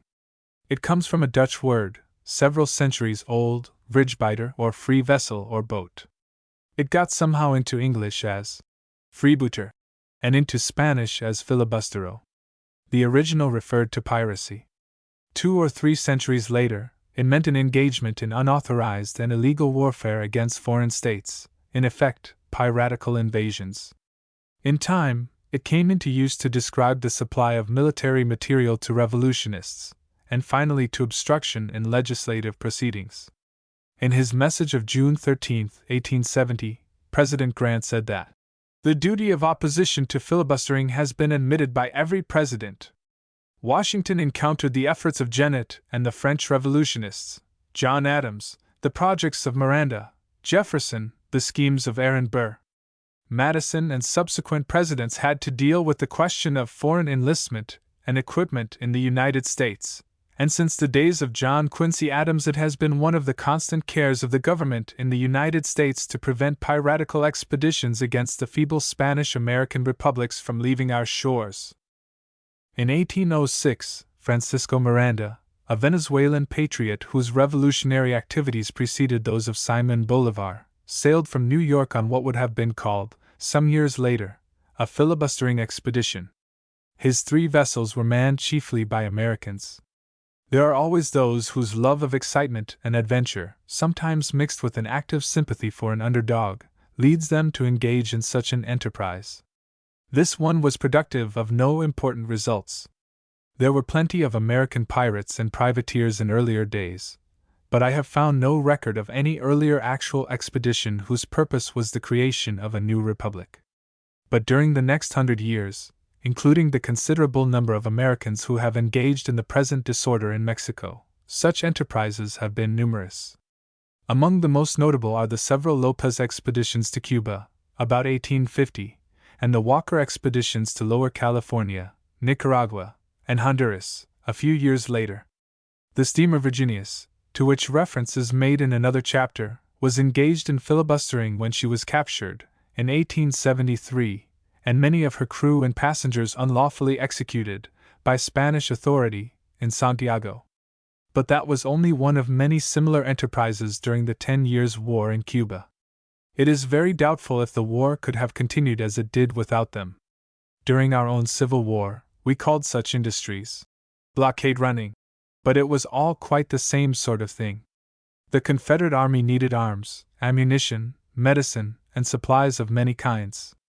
On April 19, 1861, President Lincoln proclaimed a blockade of the ports of the seceded states, with a supplementary proclamation on the 27th that completed the line, and thus tied the South hand and foot. In his History of the United States, Elson notes that raw cotton could be bought in southern ports for 4 cents a pound while it was worth $2.50 a pound in Liverpool, and that a ton of salt worth $7 or $8 in Nassau, a few miles off the coast, was worth $1,700 in gold in Richmond before the close of the war, all because of the blockade. There is, naturally, a lack of detail regarding the many expeditions, large and small, of the 10 Years' War, but they began soon after the opening of hostilities. In his diary, Gideon Wells notes, under date of April 7, 1869, the prevalence of rumors of illegal expeditions fitting out in our country to aid the Cuban insurgents, and states that our countrymen are in sympathy with them. In December of that year, President Grant reported that a number of illegal expeditions had been broken up, but did not refer to those that had succeeded. In October 1870, he issued a general proclamation, without specific reference to Cuba, warning all persons against engagement in such expeditions. During the years of the war, Spanish warships, at different times, seized American vessels, a proceeding which led to some active diplomatic negotiation, and which, on several occasions, threatened to involve this country in war with Spain. The problem of the industry variously known as filibustering, blockade running, gun running, and the shipment of contraband, has 2 ends. There is, first, the task of getting the shipment out of one country, and second, the task of getting it into another country. While it is generally classed as an unlawful enterprise, there frequently arises a difficulty in proving violation of law, even when goods are seized and the participants arrested. There is, perhaps, a moral question involved also. Such shipments may be a violation of the law. They are generally so regarded. But they may be, as in the case of the struggling Cubans, struggling against actual and generally admitted wrongs, the only means of serving a worthy and commendable end. There is no doubt that, in Cuba's Revolution of 1895, Americans who knew about the work were prone to regard a successful expedition to the island with satisfaction if not with glee. They were inclined to regard those engaged as worthy patriots rather than as lawbreakers. Under date of February 23, 1898, the House of Representatives requested the Secretary of the Treasury to inform that body, at the earliest date practicable, if not incompatible with the public service, what has been done by the United States to prevent the conveyance to the Cubans of articles produced in the United States, and what to prevent filibustering, and with what results, giving particulars, and at what expense to the United States. A reply was sent on the 28th. It makes a very good showing for the activities of the officials responsible for the prevention of such expeditions, but from all I can learn about the matter, it is quite incomplete. There were a number of excursions not set down in the official records. Sailing dates and time and place of arrival were not advertised in the daily papers. The official statement shows that 60 reports of alleged filibustering expeditions were brought to the attention of the Treasury Department, that 28 of them were frustrated through efforts of the department, that 5 were frustrated by the United States Navy, 4 by Spain, 2 wrecked, 1 driven back by storm, 1 failed through a combination of causes, and 17 that may be regarded as successful expeditions. The records of the Cuban junta very materially increased the number in the latter class. The dispatch of these expeditions was a three-cornered battle of wits. The groups engaged were the officials of the United States, the representatives of Spain, and the agents of the Revolution. The United States employed the Revenue Service and the Navy, aided on land by the Customs Service, the Secret Service, and other federal officers. The official representatives of Spain employed scores of detectives and Spanish spies. The Cuban group sought to outwit them all, and succeeded remarkably well in doing so. A part of the story has been told, with general correctness, in a little volume entitled The Captain Unafraid, described as the strange adventures of Dynamite Johnny O'Brien. This man, really a remarkable man in his special line, was born in New York in 1837, and, at the time this is written, is still living. He was born and grew to boyhood in the shadow of the numerous shipyards then in active operation along the East River. The yards were his playground. At 13 years of age, he ran away and went to sea as cook on a fishing sloop. He admits that he could not then cook a pot of water without burning it, but claims that he could catch codfish where no one else could find them. From fisherman, sailing master on private yachts, schooner captain, and officer in the United States Navy in the Civil War, he became a licensed East River pilot in New York. He became what might be called a professional filibuster at the time of the Revolution in Colombia, in 1885, following that with similar experience in a revolt in Honduras 2 years later. The Cubans landed a few expeditions in 1895, but a greater number were blocked. In March 1896, they applied to O'Brien and engaged him to command the Bermuda, then lying in New York and ready to sail. Captain O'Brien reports that her cargo included 2,500 rifles, a 12-pounder Hotchkiss field gun, 1,500 revolvers, 200 short carbines, 1,000 pounds of dynamite, 1,200 machetes, and an abundance of ammunition. All was packed in boxes marked codfish and medicines. The Bermuda sailed the next morning, March 15th, with O'Brien in command, cleared for Veracruz. The Cubans, including General Calixto Garcia, who were to go on the expedition, were sent to Atlantic City, there to engage a fishing sloop to take them offshore where they would be picked up by the Bermuda on her way. The ship was under suspicion, and was followed down the bay by tugboats carrying United States marshals, customs officers, and newspaper reporters. O'Brien says, "They hung on to us down through the lower bay and out past Sandy Hook, without getting enough to pay for a pound of the coal they were furiously burning to keep up with us. I don't know how far they might have followed us, but when we were well clear of the Hook, a kind fortune sent along a blinding snowstorm, which soon chased them back home. General Garcia and his companions were picked up as planned, and that part of the enterprise was completed. The vessel was on its way. A somewhat roundabout route was taken in order to avoid any possible overhauling by naval or revenue ships. The point selected for the landing was a little harbor on the north coast about 30 miles from the eastern end of the island. The party included 2 Cuban pilots, supposed to know the coast where they were to land.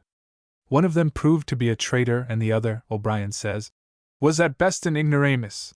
The traitor, who, after the landing, paid for his offense with his life, tried to take them into the harbor of Baracoa, where lay 5 Spanish warships. But O'Brien knew the difference, as shown by his official charts, between the Cape Macy light, visible for 18 miles, and the Baracoa light, visible for only 8 miles, and kicked the pilot off the bridge. The landing was begun at 10:30 at night, and completed about 3 o'clock in the morning, with 5 Spanish warships barely more than 5 miles away. The United States Treasury Department reported this expedition as successful. The vessel then proceeded to Honduras, where it took on a cargo of bananas, and returned, under orders, to Philadelphia, the home city of its owner, Mr. John D. Hart. Arrests were made soon after the arrival, including Hart, the owner of the vessel, O'Brien, and his mate, and General Emilio Núñez, who accompanied the expedition as the representative of the junta. The case was transferred from the courts in Philadelphia to New York, and there duly heard. The alleged offenders were defended by Horatio Rubens, Esq., of New York, the official counsel of the junta. One of the grounds of the defense was that the defendants might be guilty of smuggling arms into Cuba, but with that offense the courts of the United States had nothing to do. The jury disagreed. The indictments were held over the heads of the members of the group, but no further action was taken, and 2 or 3 years later the case was dismissed by order of the Attorney General of the United States. This expedition fairly illustrates the science of filibustering in its elementary form: a clearance with some attendant risk, a voyage with possibility of interference at any time, and a landing made with still greater risk and danger of capture. The trip had been made so successfully and with such full satisfaction to the promoters that the junta urged O'Brien to remain with them as long as there should be need for his services, and he agreed to do so. A department of expeditions was organized under the general control of Emilio Núñez, with O'Brien as navigator. Credit for the numerous successful expeditions that followed lies in differing degrees with Núñez, Palma, Rubens, O'Brien, Hart, Cartaya, and others less well known in connection with the enterprises. But for the work they did, the risks they ran, Cuba's revolution must have failed. All of them risked jail sentences, and some of them risked their lives in ways perhaps even more dangerous than fighting in the field. The success of the Bermuda expedition, carried out by what may be called direct evasion, quite seriously disturbed the authorities in this country, and excited them to greater precautions and wider activity. Whatever may have been their personal feelings in the matter, it was their duty to see that the laws of the country were enforced as far as they could be. The players of the game for the Cubans met the new activities with complicated moves, many of which puzzled the watching officials, and landed a number of expeditions. Meanwhile, minor expeditions continued.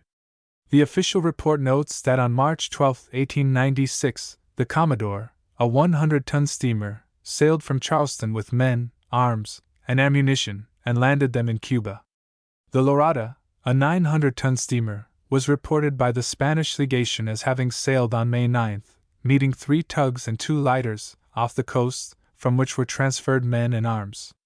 The report states that some of the men landed in Cuba, but the larger part of the arms and ammunition was thrown into the sea, which may or may not have been the case. On May 23, the tug Three Friends left Jacksonville, took on men and arms from 2 small vessels waiting outside, and landed all in Cuba. A month later, and again 2 months later, the Three Friends repeated the trip from Florida ports. On June 17, the Commodore made another successful trip from Charleston. While these and other minor expeditions were going on, the Department of Expeditions in New York was busy with a more extensive enterprise. An order was placed for 3,000 rifles, 3 million rounds of ammunition, 3 12-pound Hotchkiss field guns and 600 shells, machetes, and several tons of dynamite. The steamer Lorada was chartered, and the ocean-going tug Dauntless was bought in Brunswick, Georgia. A part of the purchased munitions was ordered to New York, and the remainder, 2 carloads, shipped to Jacksonville by express ostensibly. The Lorado was to sail from Philadelphia to Jamaica for a cargo of fruit, a business in which she had at times engaged. Her actual instructions were to proceed to the vicinity of Barnegat, about 40 miles from New York, and there, at sea, await orders. The arms and ammunition came down from Bridgeport on the regular boat from that city, and were left on board until night. There was no particular secrecy about the shipment, and detectives followed it. But when, at dark, the big gates of the dock were closed and locked and all seemed over for the day, the watchers assumed that nothing would be done until the next day, and went away. But immediately after their departure, a big lighter slipped quietly into the dock across the wharf from the Bridgeport boat. A swarm of men appeared and, behind the closed gates, in the semi-darkness of the wharf, rushed boxes from steamer to lighter. The work was finished at midnight. A tug slipped up and attached a hawser to the lighter, and the cargo was on its way to Cuba. Johnny O'Brien was on the tug. The Lorado was met off Barnegat, as arranged, and the cargo and about 50 Cubans put on board of her. She was ordered to proceed slowly to Navassa Island where the Dauntless would meet her. General Nunez and O'Brien returned to New York on the tug, and while the detectives suspected that something had been done, they had no clue whatever to guide them. Nunez and O'Brien started immediately for Charleston, with detectives at their heels. The Commodore, a tug then owned by the Cubans, lay in the harbor of that city, with a revenue cutter standing guard over her. She was ordered to get up steam and to go through all the motions of an immediate departure. But this was a ruse to draw attention away from the actual operations. Rubens, meanwhile, had gone to Jacksonville where he busied himself in convincing the authorities that the tug Three Friends was about to get away with an expedition. With one revenue cutter watching the Commodore in Charleston, the other cutter in the neighborhood was engaged in watching the Three Friends in Jacksonville, thus leaving a clear coast between those cities. In Charleston were about 75 Cubans waiting a chance to get to the island. O'Brien states that about 25 detectives were following their party. Late in the afternoon of August 13th, while the smoke was pouring from the funnels of the Commodore, the regular southbound train pulled out of the city. Its rear car was a reserved coach carrying the Cuban party, numbering 100 or so. Detectives tried to enter, but were told that it was a private car, which it was. They went along in the forward cars. At 10 o'clock that night, the train reached Callahan, where the coastline crossed the Seaboard Air Line. While the train was halted for the crossing, that rear car was quietly uncoupled. The train went on, detectives and all. The railroad arrangements were effected through the invaluable assistance of Mr. Alfonso Frittet, a local railway man whose authority enabled him to do with trains and train movement whatever he saw fit. He was himself of Cuban birth, though of French-American parentage, with ample reason, both personal and patriotic, for serving his Cuban friends, and his services were beyond measure. By his orders, when that train with its band of detectives had pulled away for Jacksonville, an engine picked up the detached car and ran it over to the coastline. A few miles away, it collected from a blind sighting the 2 cars of arms and ammunition shipped some days before, from Bridgeport. A little further on, the line crossed the Satilla River. There lay the Dauntless, purchased by Rubens. Steam was up, and a quick job was made of transferring cargo and men from train to boat. Another tug brought a supply of coal, and soon after sunrise another expedition was on its way to Cuba. All this may be very immoral, but some who were on the expedition have told me that it was at least tremendously exciting. On August 17th, the passengers and cargo were landed on the Cuban coast near Nuevitas. The tug then proceeded to Navassa Island to meet the Lorada. Half of the men and half of the cargo of the steamer were transferred to the tug, and all were safely landed in a little cove a few miles west of Santiago. The landing was made in broad daylight. There were a number of Spanish naval vessels in Santiago harbor, and the city itself was filled with Spanish troops. The tug then returned for the remainder of the Lorada's passengers and cargo, all of which were landed a few days later at the place of the earlier landing. The Lorada went on to Jamaica and loaded with bananas, with which she sailed for Charleston. Arrests were made as a result of the expedition, and the owner of the ship, Mr. John D. Hart, was convicted and sentenced to 16 months in the penitentiary. After serving 4 months of his term, a pardon was secured. He is said to be the only one, out of all those engaged in the many expeditions, who was actually convicted, and his only offense was the chartering of his ships to the Cuban revolutionists. The Dauntless was seized on her return to Jacksonville, but was soon released. An effort was made to indict O'Brien, but there was too much sympathy for the Cubans in Florida, where the effort was made. A number of minor expeditions were carried out in the next few months by the Dauntless, the Three Friends, and the Commodore, the latter being wrecked in the last week in December. In February 1897, another complicated maneuver was successfully executed. This involved the use of the Bermuda, the Lorada, and no less than 7 smaller auxiliary vessels, tugs, lighters, and schooners. The Lorada landed the cargo on the northeastern coast of the island.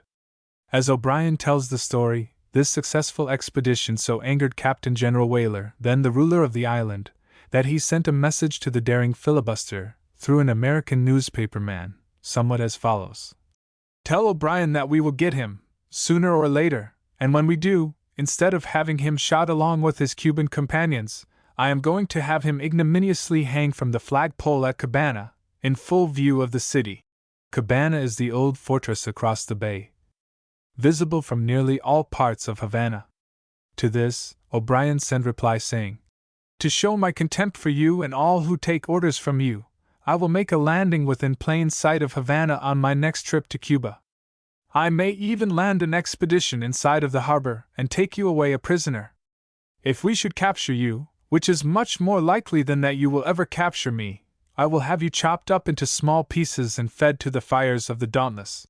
A few months later, this little Irishman, whom Weyler denounced as a bloodthirsty daredevil, and who may have been a daredevil but was not bloodthirsty, actually carried out a part of this seemingly reckless threat. He landed a cargo within 1.5 miles of Morro Castle. By this time, vessels of the United States Navy were employed, supplementing the work of the Revenue Service.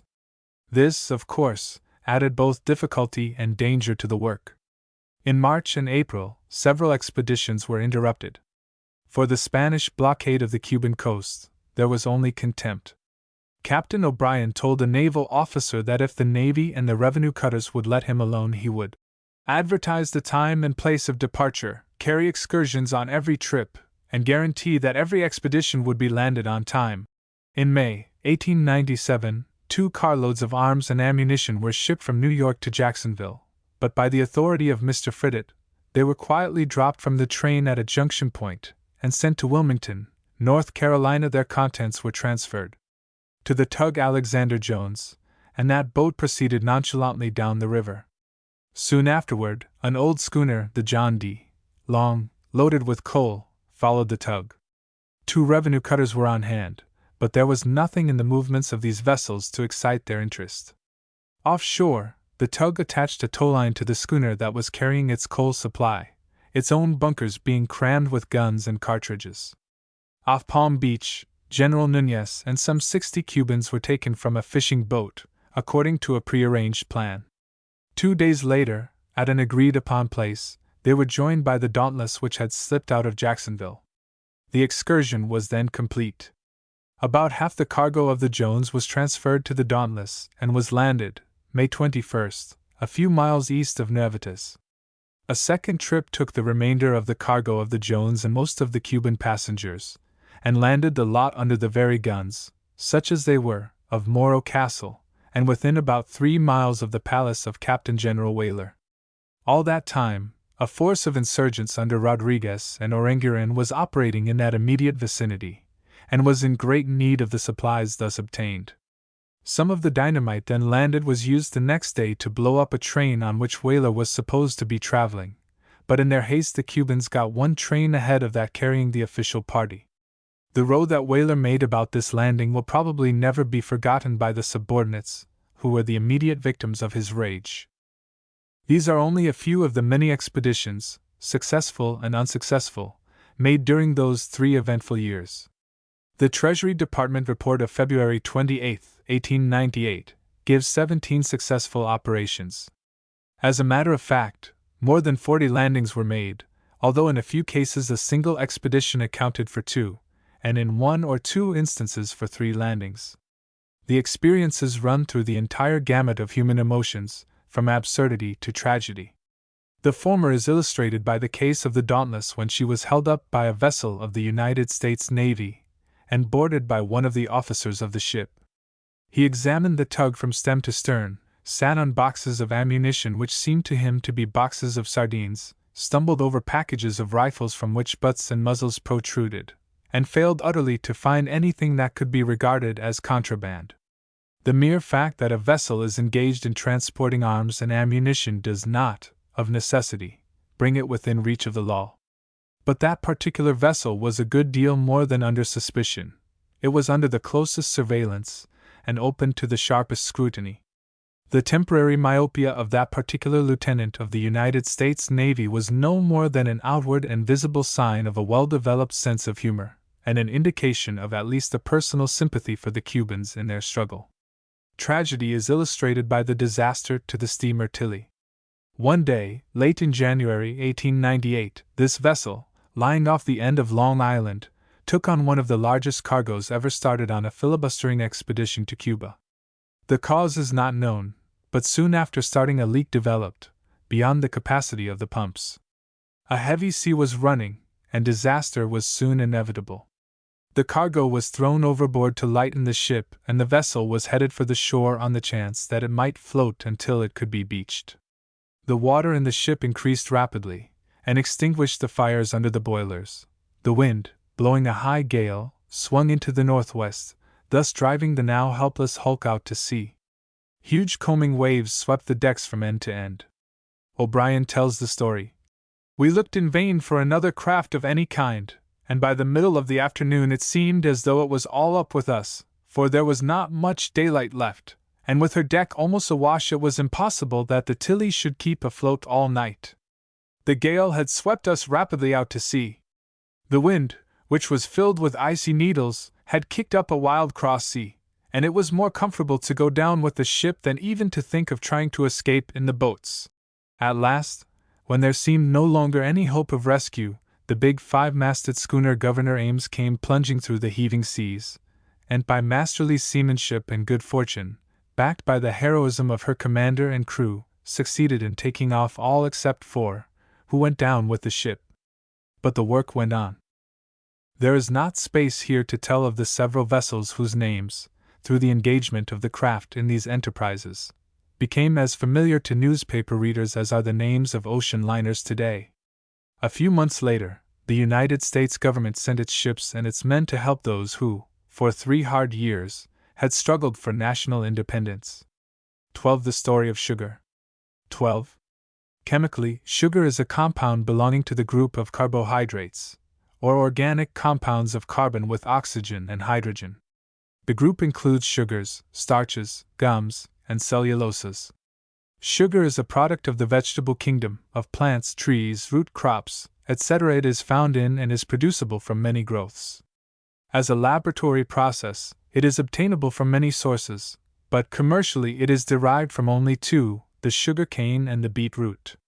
This statement, however, has a certain limitation in that it omits such products as maple sugar, malt sugar, milk sugar, and others having commercial or chemical uses on a limited scale. But it is only with the crystallized sucrose, the familiar sugar of the market and the household, that we are dealing here.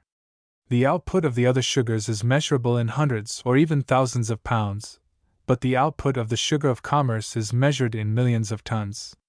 Long experience proves that the desired substance is most readily, most abundantly, and most cheaply obtained from the juices of the plant commonly known as sugar cane, and from the vegetable known as the sugar beet. The mechanical processes employed in producing sugar from cane and from beets are practically the same. They are, broadly, the extraction or expression of the juices, their clarification and evaporation, and crystallization. These processes produce what is called raw sugar, of varying percentages of sucrose content. Following them, there comes, for American uses, the process of refining, of removing the so-called impurities and foreign substances, and the final production of sugar in the shape of white crystals of different size, of sugar as powdered, cube, loaf, or other form. In the case of cane sugar, this is usually a secondary operation not conducted in the original mill. In the case of beet sugar, production is not infrequently a continuous operation in the same mill, from the beet root to the bagged or barreled sugar ready for the market. The final product from both cane and beet is practically the same. Pure sugar is pure sugar, whatever its source. In the commercial production, on large scale, there remains a small fraction of molasses or other harmless substances, indistinguishable by sight, taste, or smell. With that fraction removed and an absolute 100% secured, there would be no way by which the particular origin could be determined. For all practical purposes, the sugar of commerce, whether from cane or beet, is pure sugar. It is doubtful if an adulterated sugar can be found in the United States, notwithstanding the tales of the grocer who sands his sugar, and of the producer who adds terra alba or some other adulterant. In some countries of Europe and elsewhere, there are sugars of inferior grades, of 85 or 90 or more degrees of sugar purity, but they are known as such and are sold at prices adjusted to their quality. Sugars of that class are obtainable in this country, but they are wanted almost exclusively for particular industrial purposes, for their glucose rather than their sucrose content.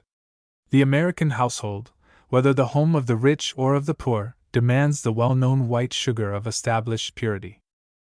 There is still obtainable, in this country, but in limited quantity, a sugar very pleasantly remembered by many who have reached or passed middle age. It was variously known as Muscovado sugar or as plantation sugar, sometimes as coffee, or coffee crushed. It was a sugar somewhat sweeter to the taste than the white sugar, by reason of the presence of a percentage of molasses. It was a superior sugar for certain kitchen products, for pies, certain kinds of cake, etc. It has many times been urged in Congress that the employment of what is known as the Dutch standard, now abolished, excluded this sugar from our market. This is not at all the fact. The disappearance of the commodity is due solely to change in the mechanical methods of sugar production. It would be quite impossible to supply the world's sugar demand by the old, open kettle process by which that sugar was made. The quality of sugar is easily tested by any one who has a spoonful of sugar and a glass of water. If the sugar dissolves entirely, and dissolves without discoloring the water, it may be accepted as a pure sugar. In his book on the world's cane sugar industry, past and present, Mr. H. C. Princeton-Geerligs, a recognized expert authority on the subject, gives an elaborate history of the origin and development of the industry. His chapters on those branches are much too long for inclusion in full, but the following extracts tell the story in general outline. He states that the probability that sugar cane originally came from India is very strong, as only the ancient literature of that country mentions sugar cane, while we know for certain that it was conveyed, from there, to other countries by travelers and sailors. The plant appears in Hindu mythology. A certain prince expressed a desire to be translated to heaven during his lifetime, but Indra, the monarch of the celestial regions, refused to admit him. A famous Hindu hermit, Vishvamitra, prepared a temporary paradise for the prince, and for his use created the sugar cane as a heavenly food during his occupation of the place. The abode was afterward demolished, but the delectable plant, and a few other luxuries, were spread all over the land of mortals as a permanent memorial of Vishvamitra's miraculous deeds. In the time of Alexander the Great, 356 to 323 BC, there appear tales of a reed growing in India which produced honey without the aid of bees. The early references are to sugar cane and not to cane sugar. While there may have been earlier experiences, the history of sugar, as such, seems to begin in the 7th century AD. There is a story that the Chinese emperor, Taizong, 627 to 650 AD, sent people to Bihar, in India, to learn the art of sugar manufacture. The Arabs and the Egyptians soon learned how to purify sugar by recrystallization, and to manufacture sweetmeats from the purified sugar. Marco Polo, who visited China during the last quarter of the 13th century, refers to a great many sugar factories in South China, where sugar could be freely bought at low prices. The Mohammedan records of that period also show the manufacture, in India, of crystallized sugar and candy. The area of production at that time covered, generally, the entire Mediterranean coast. The Crusaders found extensive plantations in Tripoli, Mesopotamia, Palestine, Syria, and elsewhere. The plant is said to have been introduced in Spain as early as the year 755. Its cultivation is said to have been a flourishing industry there in the year 1150. Through China, it was early extended to Japan, Formosa, and the Philippines. The records of the 14th century showed the production and distribution of sugar as an important commercial enterprise in the Mediterranean region.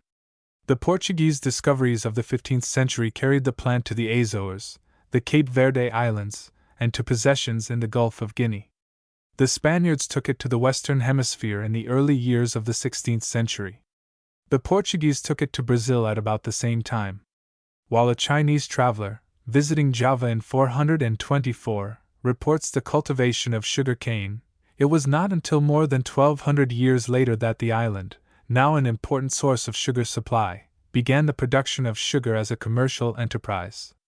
By the end of the 18th century there was what might be called a sugar belt, girdling the globe and extending, roughly, from 35 degrees north of the equator to 35 degrees south of that line.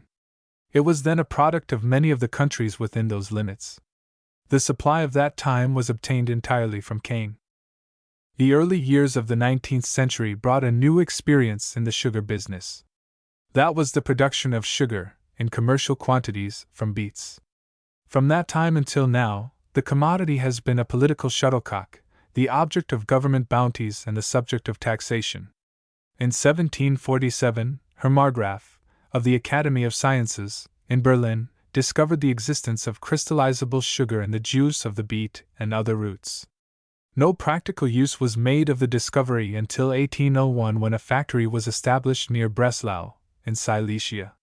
The European beet sugar industry, that has since attained enormous proportions, had its actual beginning in the early years of the 19th century.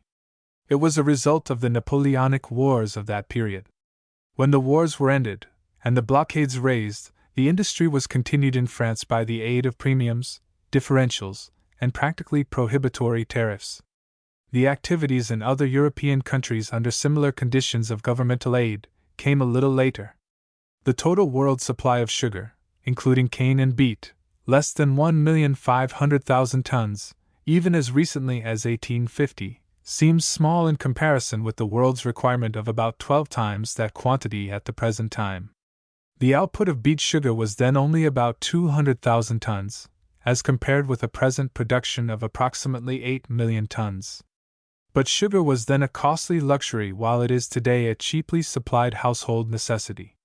As recently as 1870, the wholesale price of granulated sugar in New York was 13.5 cents a pound, or about 3 times the present average. Cane sugar is produced in large or small quantities in some 50 different countries and islands. In many, the output is only for domestic consumption, or in quantity too small to warrant inclusion in the list of sources of commercial supply. 16 countries are included in the list of beet sugar producers. Of these, all are in Europe with the exception of the United States and Canada. Only 2 countries, the United States and Spain, produce sugar from both beet and cane. British India leads in the production of cane sugar, with Cuba a close second on the list, and Java the third. In their total, these 3 countries supply about 2/3 of the world's total output of cane sugar. Hawaii and Puerto Rico, in that order, stand next on the list of producers. Under normal conditions, Germany leads in beet sugar production, with Russia second, Austria-Hungary third, France fourth, and the United States fifth, with Belgium, the Netherlands, Italy, Sweden, and Denmark following. The island of Cuba is the most important source of commercial cane sugar. Immediately before the Revolution of 1895, its output a little exceeded 1 million tons. The derangement caused by that experience covered several years, and it was not until 1903 that so large a crop was again made. Since that time, the output has more than doubled. The increase is attributable to the large increase in demand in the United States, and to the advantage given Cuban sugar in this market by the Reciprocity Treaty of 1903. Practically all of Cuba's export product is in the class commonly known as 96-degree centrifugals, that is, raw sugar of 96%, or thereabout, of sugar content. Under normal conditions, nearly all of Cuba's shipments are to the United States. The sugar industry was introduced in Cuba very soon after the permanent settlement of the island, by Spaniards, in the early years of the 16th century, but it was not until 250 years later that Spain's restrictive and oppressive colonial policy made even its fair extension possible. In 1760, 2.5 centuries after the first settlement, the sugar exports of the island were a little less than 4,400 tons. In 1790, they were a little more than 14,000 tons. Some relaxation of the laws regulating production and exportation made possible an increase to 41,000 tons in 1802, and further relaxation made possible, in 1850, an output somewhat unreliably reported as 223,000 tons. It reached 632,000 tons in 1890, and the stimulus of the free sugar schedule of the United States brought it, in the next few years, to more than 1 million tons. Production in recent years has averaged about 2,500,000 tons. In 40 years, only a little more than a single generation, the world's supply of sugar has been multiplied by 5, from a little more than 3 million tons a year to nearly 18 million tons. The total world output in 1875 would not today supply the demand of the United States alone. This increase in production has been made possible by improvements in the methods and the machinery of manufacture. Until quite recently, primitive methods were employed, much like those used in the production of maple sugar on the farm, although on larger scale. More attention has been paid to varieties of the plant, and some, though no very great, change has been made in field processes. In Cuba, the cane is planted in vast areas, in thousands of acres. Some of the estates plant and cultivate their own fields, and grind the cane in their own mills. Others, known as colonos, are planters only, the crop being sold to the mills commonly called centrals. In its general appearance, a field of sugarcane looks quite like a field of corn, but the method of cultivation is somewhat different. The slow oxen are still commonly used for plowing and for carts. This is not because of any lack of progressive spirit, but because experience has shown that, under all conditions of the industry, the ox makes the most satisfactory and economical motive power, notwithstanding his lack of pace. The encyclopedia describes sugarcane as a member of the grass family, known botanically as Saccharum officinarum. It is a tall, perennial grass-like plant, giving off numerous erect stems 6 to 12 feet or more in height, from a thick solid-jointed rootstock. The ground is plowed in rows in which, not seed, but a stalk of cane is lightly buried. The rootlets and the new cane spring from the joints of the planted stalk, which is laid flat and lengthwise of the row. It takes from a year to a year and a half for the stalk to mature sufficiently for cutting and grinding. Several cuttings, and sometimes many, are made from a single planting. There are tales of fields on which cane has grown for 40 years without replanting. A few years ago, 10 or 15 years was not an unusual period. The present tendency is toward more frequent planting, but not annual, as offering a better chance for stronger cane with a larger sugar content. The whole process of cultivation and field treatment is hard, heavy work, most of it very hard work. Probably the hardest and heaviest is the cutting. This is done with a long, heavy-bladed knife, the machete. The stalk, from 1 inch to 2 inches in thickness, is chopped down near the root, the heavy knife swung with cut after cut. Under a burning Sunday only the strongest can stand it, a wearying, back-breaking task. After cutting, the stalk is trimmed and loaded on carts to be hauled, according to distance, either directly to the mill or to the railway running thereto. The large estates have their own railway systems running to all the fields of the plantation. These are private lines operated only for economy in cane transportation. Most of the crushing mills measure their daily consumption of cane in thousands of tons. While every precaution is taken, there are occasional fires. In planting, wide fire lanes or uncultivated strips are left to prevent the spread of fire if it occurs. Mill installations vary on the different plantations, but the general principle of operation is the same on all. The first process is the extraction of the juice that carries the sugar. It is probable that this was originally done in hand mortars. Next came the passing of the cane between wooden rollers turned by ox power, the rollers standing upright and connected with a projecting shaft or beam to the outer end of which the animal was attached, to plod around and around while the cane was fed between the rollers. The present system is merely an expansion of that old principle. At the mill, the stalks are dumped, by carload or by cartload, into a channel through which they are mechanically conveyed to huge rollers, placed horizontally, arranged in pairs or in sets of 3, and slowly turned by powerful engines. The larger mills have a series of these rollers, 2, 3, or even 4 sets, the stalks passing from one to another for the expression of every possible drop of the juice, up to the point where the cost of juice extraction exceeds the value of the juice obtained. The expressed juices are collected in troughs through which they are run to the next operation. The crushed stalks, then known as bagasse, are conveyed to the huge boilers where they are used as fuel for the generation of the steam required in the various operations, from the feeding and the turning of the rollers, to the device from which the final product, the crystallized sugar, is poured into bags ready for shipment. All this is a seasonal enterprise. The cane grows throughout the year, but it begins to ripen in December. Then the mills start up and run until the rains of the next May or June suspend further operations. It then becomes impossible to haul the cane over the heavily mired roads from the muddy fields. Usually, only a few mills begin their work in December, and early June usually sees most of them shut down. The beginning of the rainy season is not uniform, and there are mills in eastern Cuba that sometimes run into July and even into August. But the general grinding season may be given as of about 5 months' duration, and busy months they are. The work goes on night and day. The next step is the treatment of the juices expressed by the rollers and collected in the troughs that carry it onward. The operations are highly technical, and different methods are employed in different mills. The first operation is one of purification. The juice, as it comes from the rollers, carries such materials as glucose, salts, organic acids, and other impurities that must be removed. For this, lime is the principal agent.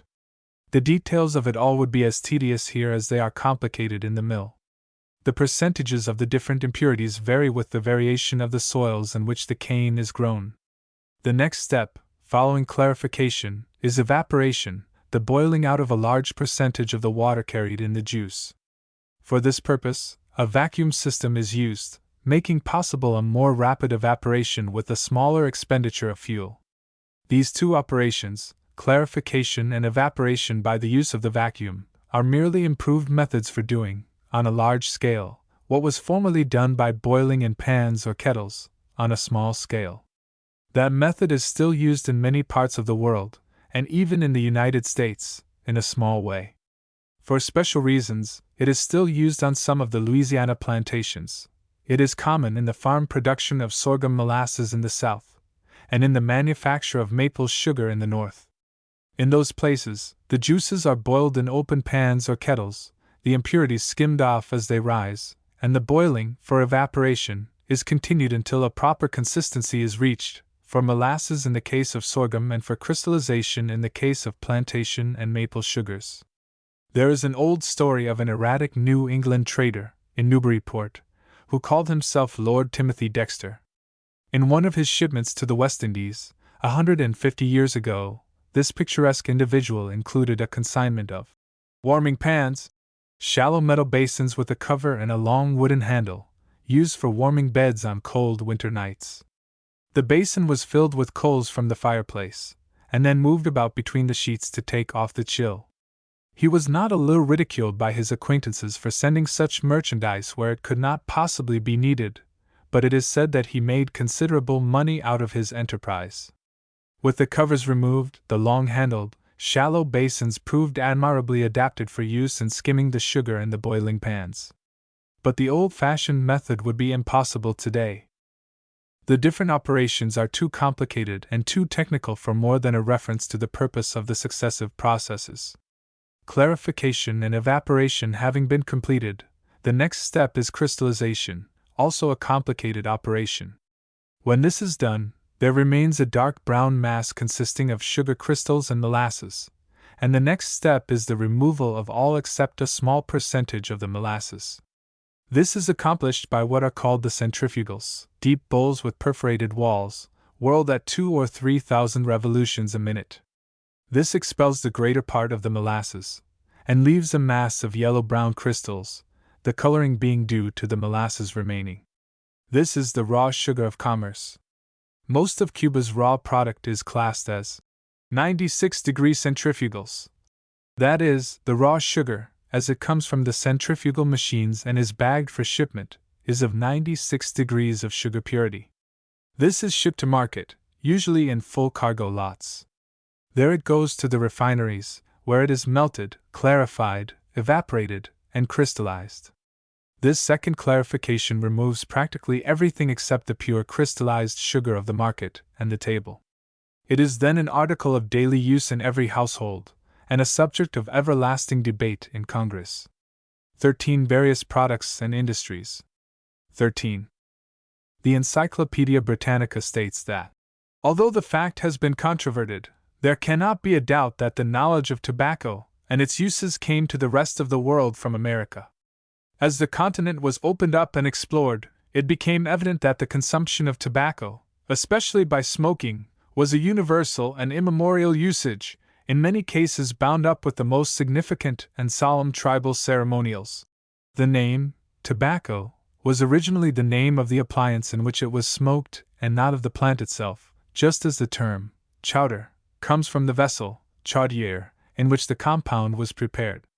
The tobacco plant was first taken to Europe in 1558 by Francisco Fernandez, a physician who had been sent to Mexico by Philip II to investigate the products of that country. The English, however, appear to have been the first Europeans to adopt the smoking habit, and Sir Walter Raleigh was notable for his indulgence in the weed. He is said to have called for a solacing pipe just before his execution. Very soon after their arrival, in 1607, the Virginia settlers engaged in the cultivation of tobacco, and it soon became the most important commercial product of the colony. Smoking, as practiced in this country, appears to have been largely, and perhaps only, by means of pipes generally similar to those now in use. The contents of ancient Indian mounds, or tumuli, opened in Ohio, Indiana, Illinois, and Iowa, show the use of pipes by the Aborigines probably centuries before the discoveries by Columbus. Many were elaborately carved in porphyry or some other hard stone, while others were made of baked clay. Others, many of them also elaborately carved and ornamented, have been found in Mexico. Roman antiquities show many pipes, but they do not show the use of tobacco. It is assumed that they were used for burning incense, or for smoking some aromatic herb or hemp. The first knowledge of the use of the plant in Cuba was in November 1492, when Columbus, on landing near Nevetas, sent his messengers inland to greet the supposed ruler of a supposed great Asiatic empire. Washington Irving thus reports the story as it was told by Navarrete, the Spanish historian.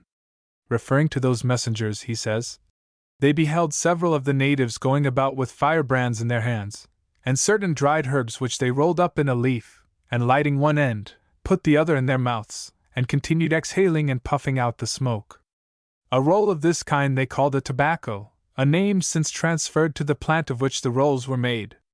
The Spaniards, although prepared to meet with wonders, were struck with astonishment at this singular and apparently nauseous indulgence." A few years later, a different method was reported, by Columbus, as employed in Hispaniola. This consisted of inhaling the fumes of the leaf through a Y-shaped device applied to the nostrils. This operation is said to have produced intoxication and stupefaction, which appears to have been the desired result. The old name still continues in Cuba, and if a smoker wants a cigar, he will get it by calling for a tobacco. The production of the plant is, next to sugar, Cuba's most important commercial industry. Its early history is only imperfectly known. There was probably very little commercial production during the 16th century, for the reason that there was then no demand for it.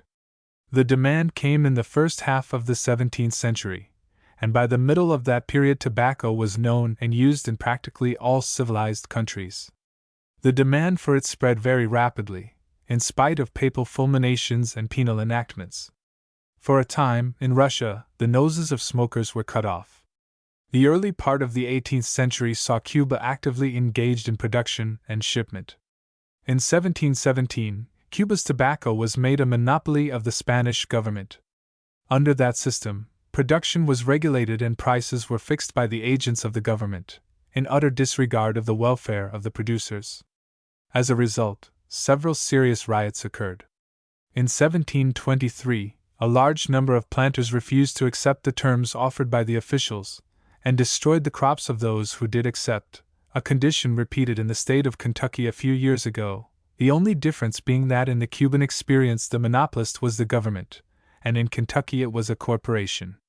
A few years later, in 1734, the Cuban monopoly was sold to Don José Talapiedra, who contracted to ship to Spain, annually, 3 million pounds of tobacco. The contract was afterward given to another, but control was resumed by the Crown in 1760.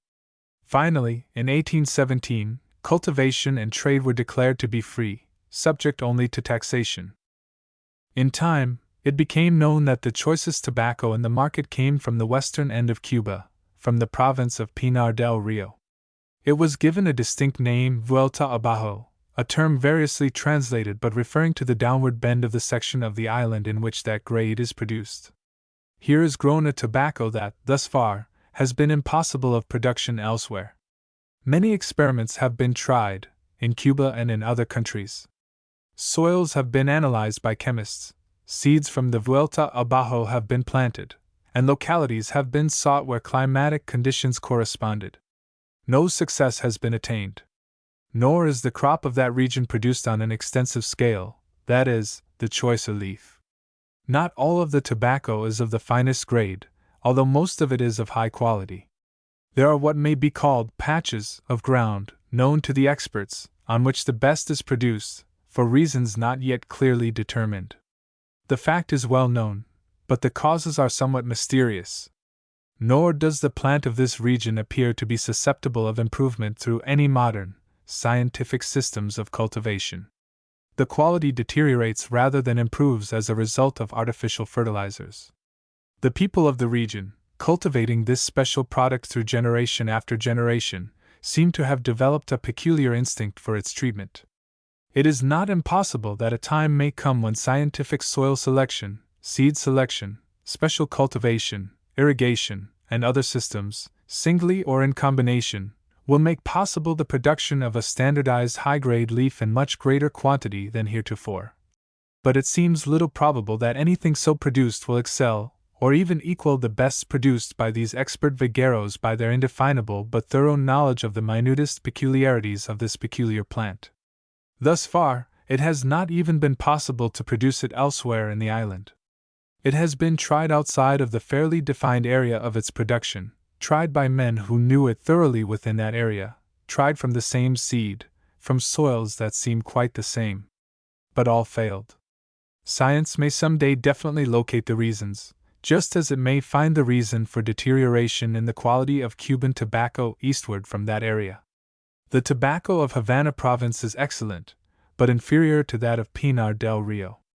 The growth of Santa Clara province is of good quality, but inferior to that of Havana province, while the tobacco of eastern Cuba is little short of an offense to a discriminating taste. Tobacco is grown from seeds, planted in specially prepared seed beds. Seeding is begun in the early autumn. When the young plant has attained a proper height, about 8 or 10 inches, it is removed to, and planted in, the field of its final growth. This preliminary process demands skill, knowledge, and careful attention equal, perhaps, to the requirements of the later stages. Experiments have been made with mechanical appliances, but most of the work is still done by hand, particularly in the area producing the better qualities of leaf. From the time of transplanting, it is watched with the greatest care. A constant battle is waged with weeds and insect life, and water must be brought if the season is too dry. If rains are excessive, as they sometimes are, the crop may be partly or wholly destroyed, as it was in the autumn of 1914. The plant matures in January, after 4 months of constant watchfulness and labor, in cultivation, pruning, and protection from worms and insects. When the leaves are properly ripened, the stalks are cut in sections, 2 leaves to a section. These are hung on poles and taken to the drying sheds where they are suspended for 3 or more weeks. The time of this process, and its results, depend upon moisture, temperature, and treatment. All this is again an operation demanding expert knowledge and constant care. When properly cured, the leaves are packed in bales of about 110 pounds each, and are then ready for the market. Because of the varying conditions under which the leaf is produced, from year to year, it is somewhat difficult to determine with any accuracy the increase in the industry. Broadly, the output appears to have been practically doubled in the last 20 years, a growth attributed to the new economic conditions, to the extension of transportation facilities that have made possible the opening of new areas to cultivation, and to the investment of capital, largely American capital. The exports show, generally, a material increase in sales of leaf tobacco, and some decline in sales of cigars. The principal market for the leaf, for about 85% of it, is in the United States where it is made, with more or less honesty, into all Havana cigars. This country, however, takes only about a third of Cuba's cigar output. The United Kingdom takes about as much of that product as we do, and Germany, in normal times, takes about half as much. The remainder is widely scattered, and genuine imported Havana cigars are obtainable in all countries throughout the world. The total value of Cuba's yearly tobacco crop is from $40 million to $50 million, including domestic consumption and foreign trade. The story that all Cubans, men and women alike, are habitual and constant smokers is not and never was true. Whatever it may have been in the past, I am inclined to think that smoking by women is more common in this country than it is in Cuba, particularly among the middle and upper social classes. I have seen many American and English women smoke in public, but never a Cuban woman. Nor is smoking by men without its exceptions. I doubt if the percentage of non-smokers in this country is any greater than it is in the island. There are many Cubans who do smoke, just as there are many Americans, Englishmen, Germans, and Russians. Those who watch on the street for a respectable Cuban woman with a cigar in her mouth, or even a cigarette, will be disappointed. Cuba's tobacco is known by the name of the region in which it is produced: the Vuelta Abajo of Pinar del Rio, the Partidos of Havana Province, the Manicaragua and the Remedios of Santa Clara, and the Mayari of Orient. Until quite recently, when American organized capital secured control of many of the leading factories in Cuba, it was possible to identify a cigar, in size and shape, by some commonly employed name, such as Perfectos, Conchas, Panatellas, Imperiales, Londres, etc. The old names still appear, but to them there has been added an almost interminable list in which the old distinction is almost lost. Lost, too, or submerged, are many of the old well-known names of manufacturers, names that were a guarantee of quality. There were also names for different qualities, almost invariably reliable, and for color that was supposed to mark the strength of the cigar. An accomplished smoker may still follow the old system and call for a cigar to his liking, by the use of the old terms and names made familiar by years of experience, but the general run of smokers can only select, from 100 or more boxes bearing names and words that are unfamiliar or unknown, a cigar that he thinks looks like one that he wants. It may be a Superba, an Imperial, a Wilson's Cabinet, or a Havana Kid. There is a wide difference in the dates given as the time of the introduction of the coffee plant in Cuba.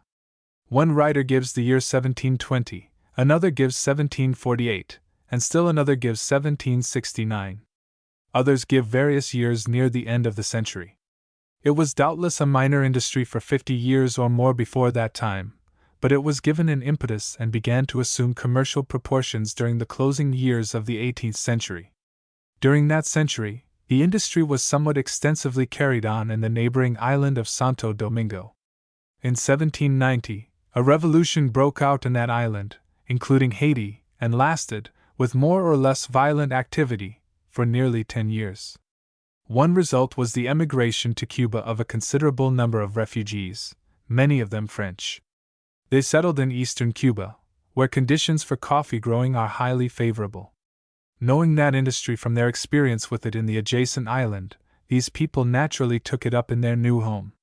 The cultivation of coffee in Cuba, prior to that time, was largely in the neighborhood of Havana, the region then of the greater settlement and development. For the next 40 years or so, the industry developed and coffee assumed a considerable importance as an export commodity, in addition to the domestic supply. In 1840, there were more than 2,000 coffee plantations, large and small, producing more than 70 million pounds of coffee, the greater part of which was exported. From about the middle of the century, the industry declined, in part because of lower prices due to increase in the world supply through increased production in other countries, and in part because of the larger chance of profit in the growing of sugar, an industry then showing an increased importance. Coffee culture has never been entirely suspended in the island, and efforts are made from time to time to revive it, but for many years Cuba has imported most of its coffee supply, the larger share being purchased from Puerto Rico. It would be easily possible for Cuba to produce its entire requirement. There are few more beautiful sights in all the world than a field of coffee trees in blossom. One writer has likened it to millions of snowdrops scattered over a sea of green.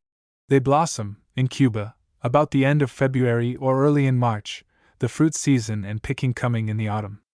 Coffee culture is an industry requiring great care and some knowledge, and the preparation of the berry for the market involves no less of care and knowledge. The quality of the Cuban berry is of the best. It is the misfortune of the people of the United States that very few of them really know anything about coffee and its qualities, notwithstanding the fact that they consume about 1 billion pounds a year, all except a small percentage of it being coffee of really inferior quality.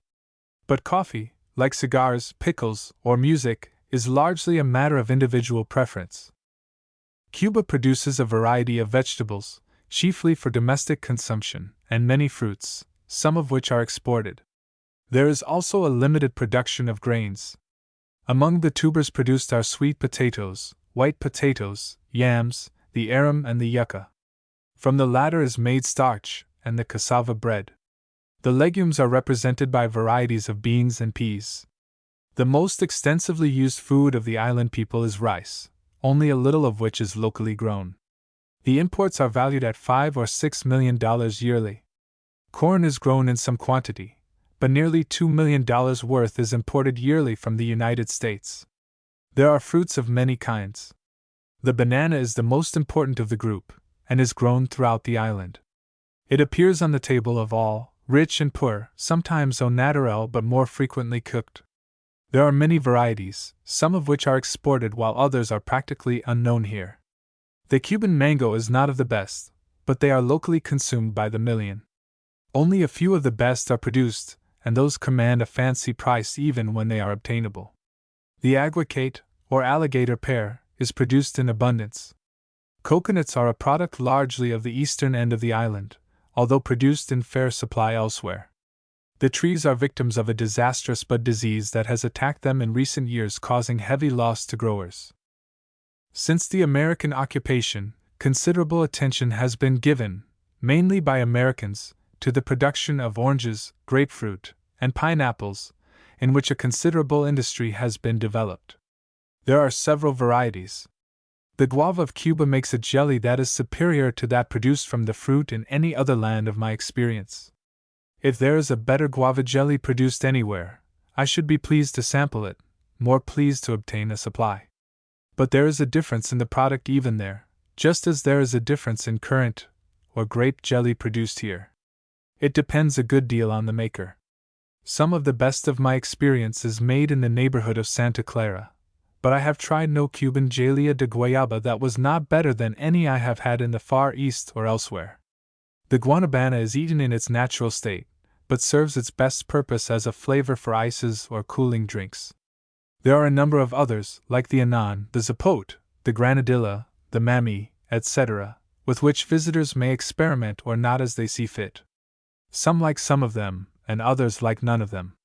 An excellent grade of cacao, the basis of chocolate and cocoa, is produced in somewhat limited quantity. The industry could easily be extended.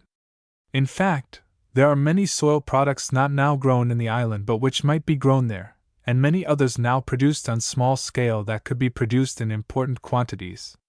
That they are not now so produced is due to lack of both labor and capital. The industries of Cuba are, and always have been, specialized.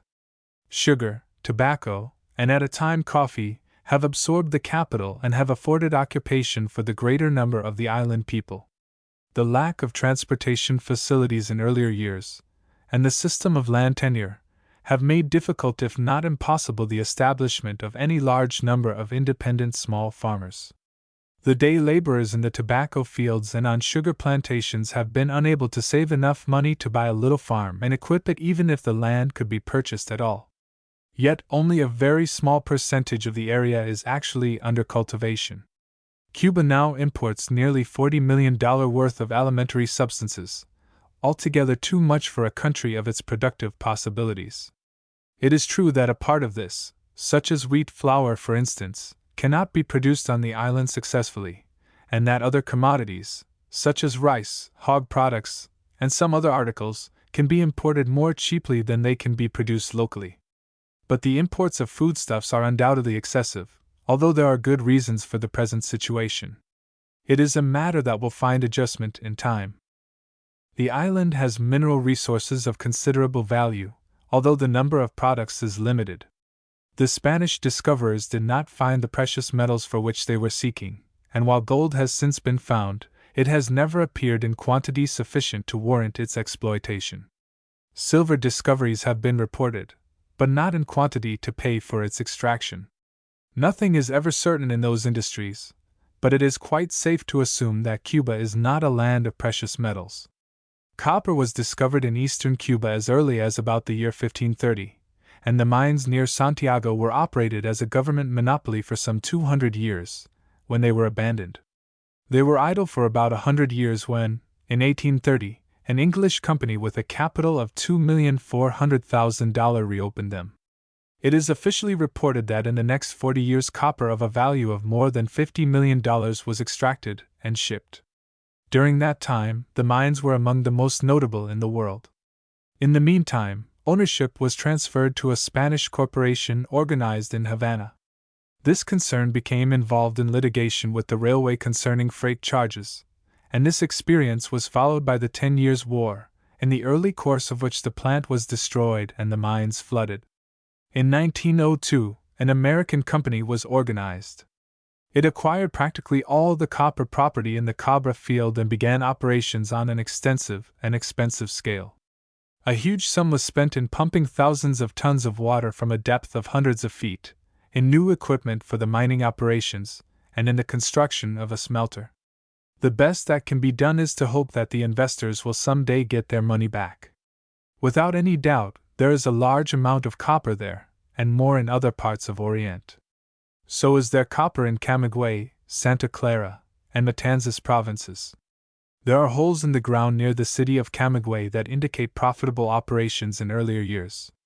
The metal is spread over a wide area in Pinar del Rio, and venturous spirits have spent many good Spanish pesos and still better American dollars in efforts to locate deposits big enough to pay for its excavation. Some of that class are at it even now, and one concern is reported as doing a profitable business. The bitumens are represented in the island by asphalt, a low-grade coal, and seepages of petroleum. At least, several writers tell of coal in the vicinity of Havana, but the substance is probably only a particularly hard asphaltum. The only real coal property of which I have any knowledge is a quite recent discovery. The story was told me by the man whose money was sought to develop it. It was, by the way, an anthracite property. In response to an urgent invitation from a presumably reliable acquaintance, my friend took his car and journeyed westward into Pinar del Rio, through a charming country that he and I have many times enjoyed together. He picked up his coal-discovering friend in the city of Pinar del Rio, and proceeded into the country to inspect the coal vein. At a number of points immediately alongside the highway, his companion alighted to scrape away a little of the surface of the earth and to return with a little lump of really high-grade anthracite. Such a substance had no proper business there, did not belong there geologically or otherwise. The explanation soon dawned upon my friend. They were following the line of an abandoned narrow-gauge railway, abandoned 20 years ago, along which had been dumped, at intervals, little piles of perfectly good anthracite, imported from Pennsylvania, for use by the portable engine used in the construction of the road. My friend declares that he is entirely ready at any time to swear that there are deposits of anthracite in Cuba. A very good quality of asphalt is obtained in different parts of the island, and considerable quantities have been shipped to the United States. Signs of petroleum deposits have been strong enough to induce investigation and expenditure. An American company is now at work drilling in Matanzas province. The most extensive and promising mineral industry is iron, especially in eastern Cuba.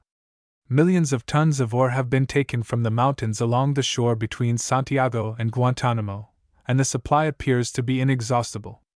The product is shipped to the United States, to a value of several millions of dollars yearly.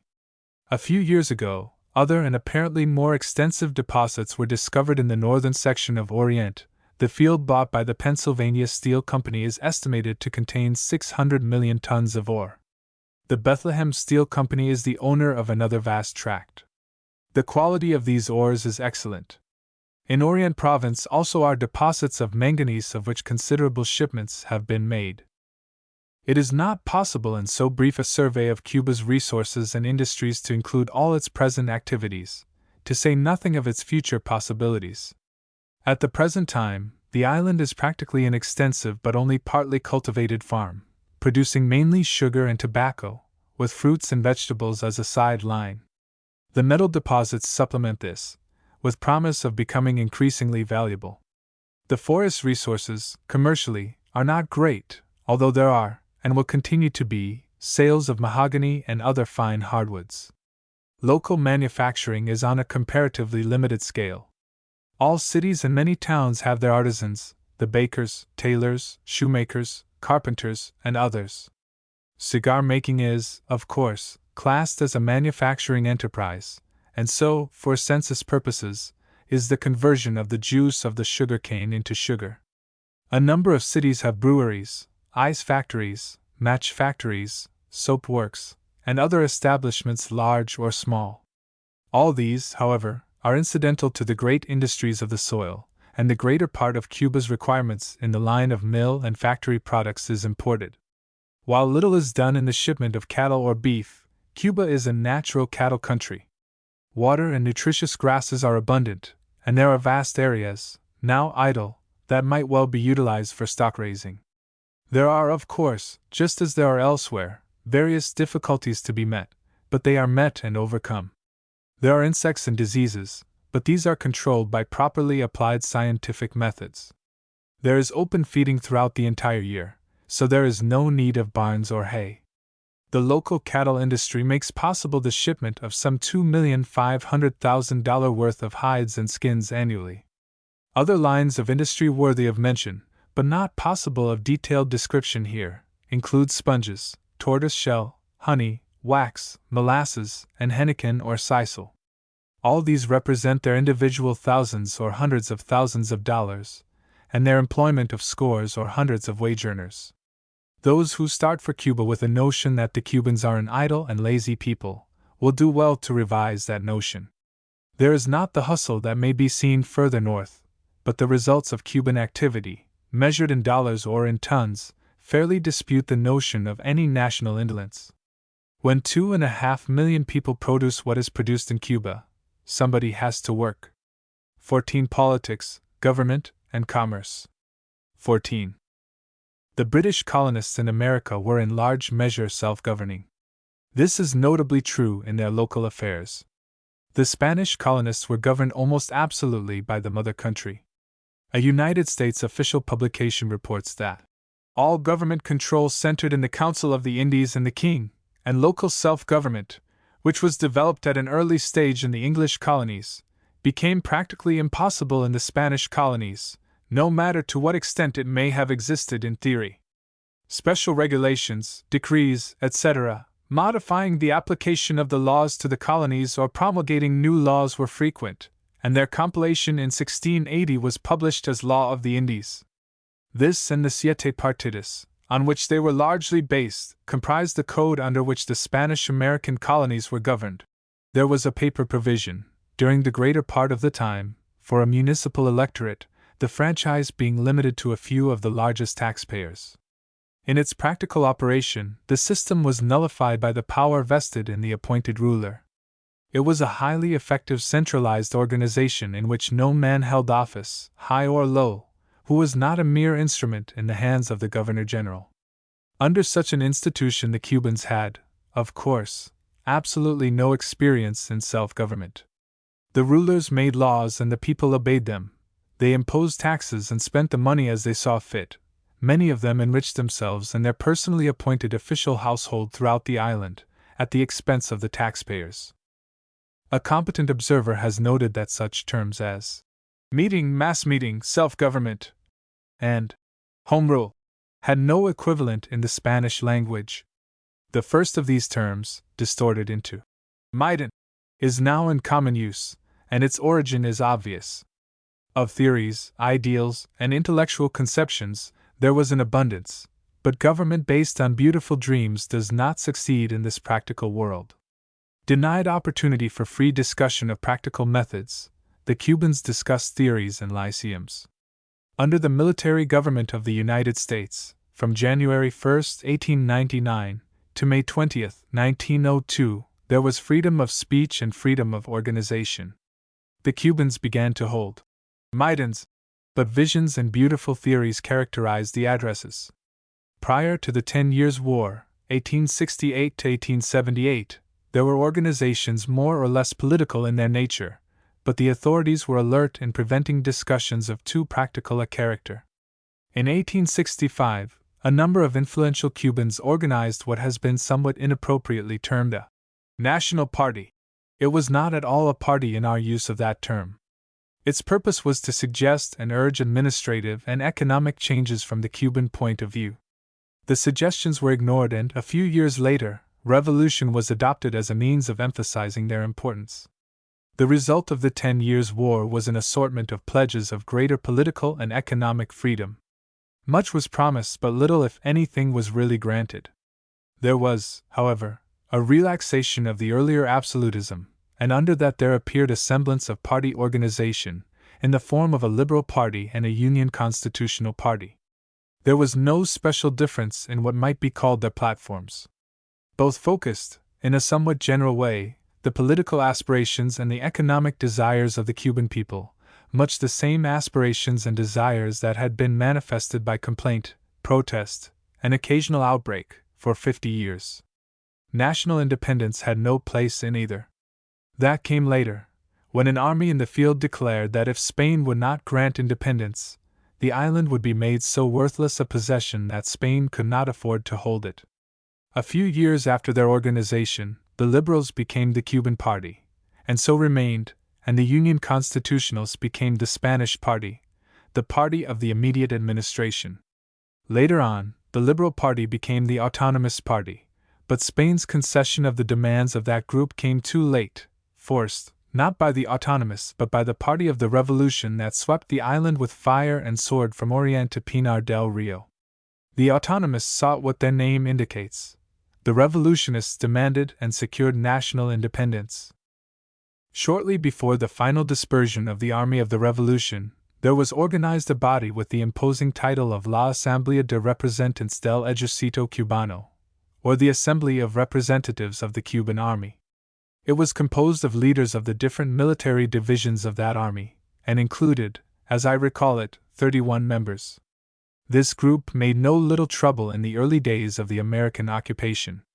It gathered in Havana, held meetings, declared itself the duly chosen and representative agent of the Cuban people, and demanded recognition as such by the American authorities. Some of its members even asserted that it constituted a de facto government, and held that the Americans should turn the whole affair over to them and promptly sail away. But their recognition was flatly refused by the authorities. At the time, I supported the authorities in this refusal, but afterward I felt less sure of the wisdom of the course.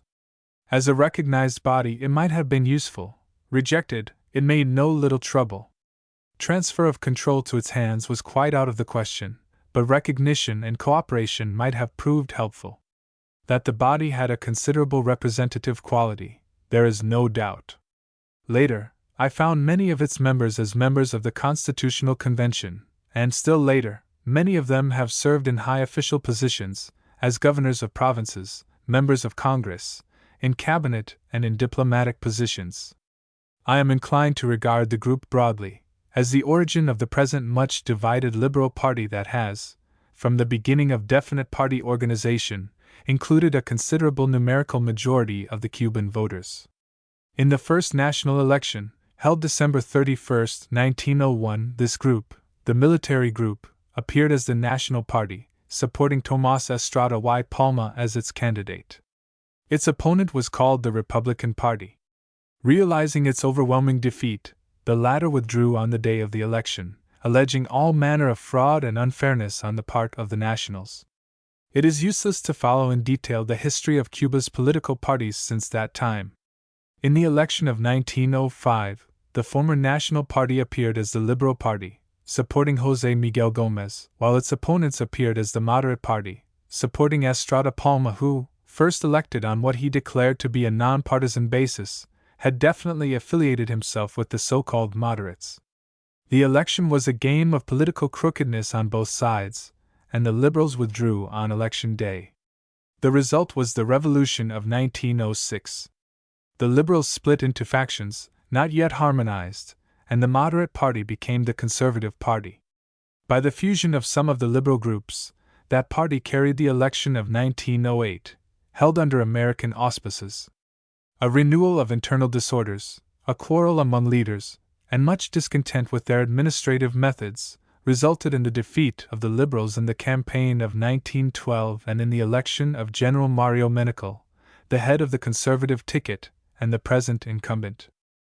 A fair presentation of political conditions in Cuba is exceedingly difficult, or rather it is difficult so to present them that they will be fairly understood. I have always regarded the establishment of the Cuban Republic in 1902 as premature, though probably unavoidable.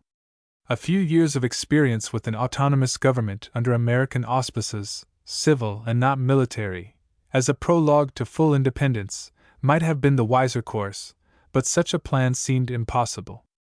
The Cubans in the field had forced from Spain concessions that were satisfactory to many. Whether they could have forced more than that, without the physical assistance given by the United States, is perhaps doubtful. The matter might have been determined by the grant of the belligerent rights for which they repeatedly appealed to the United States. At no time in the entire experience did they ask for intervention. That came as the result of a combination of American wrath and American sympathy, and more in the interest of the United States than because of concern for the Cubans. But their victory won and Spain expelled, the triumphant Cubans naturally desired immediate enjoyment of the fruits of victory. They desired to exercise the independence for which they had fought. Many protests, and not a few threats of trouble attended even the brief period of American occupation. There was, moreover, an acute political issue in the United States. The peace and order declared as the purpose of American intervention had been established. The amendment to the joint resolution of April 20, 1898, disclaimed any disposition or intention to exercise sovereignty, jurisdiction, or control over said island except for the pacification thereof, etc. The island was pacified. The amendment asserted, further, the determination of the United States, pacification having been accomplished, to leave the government and control of the island to its people. There was no pledge of any prolonged course of education in principles and methods of self-government. Nor did such education play any appreciable part in the experience of the American military government. The work of the interventors had been done in accordance with the specifications, and the Cubans were increasingly restless under a control that many of them, with no little reason, declared to be as autocratic as any ever exercised by Spain. Transfer and departure seemed to be the politic if not the only course, and we transferred and departed. That these people, entirely without experience or training in self-government, should make mistakes was quite as inevitable as it is that a child in learning to walk will tumble down and bump its little nose.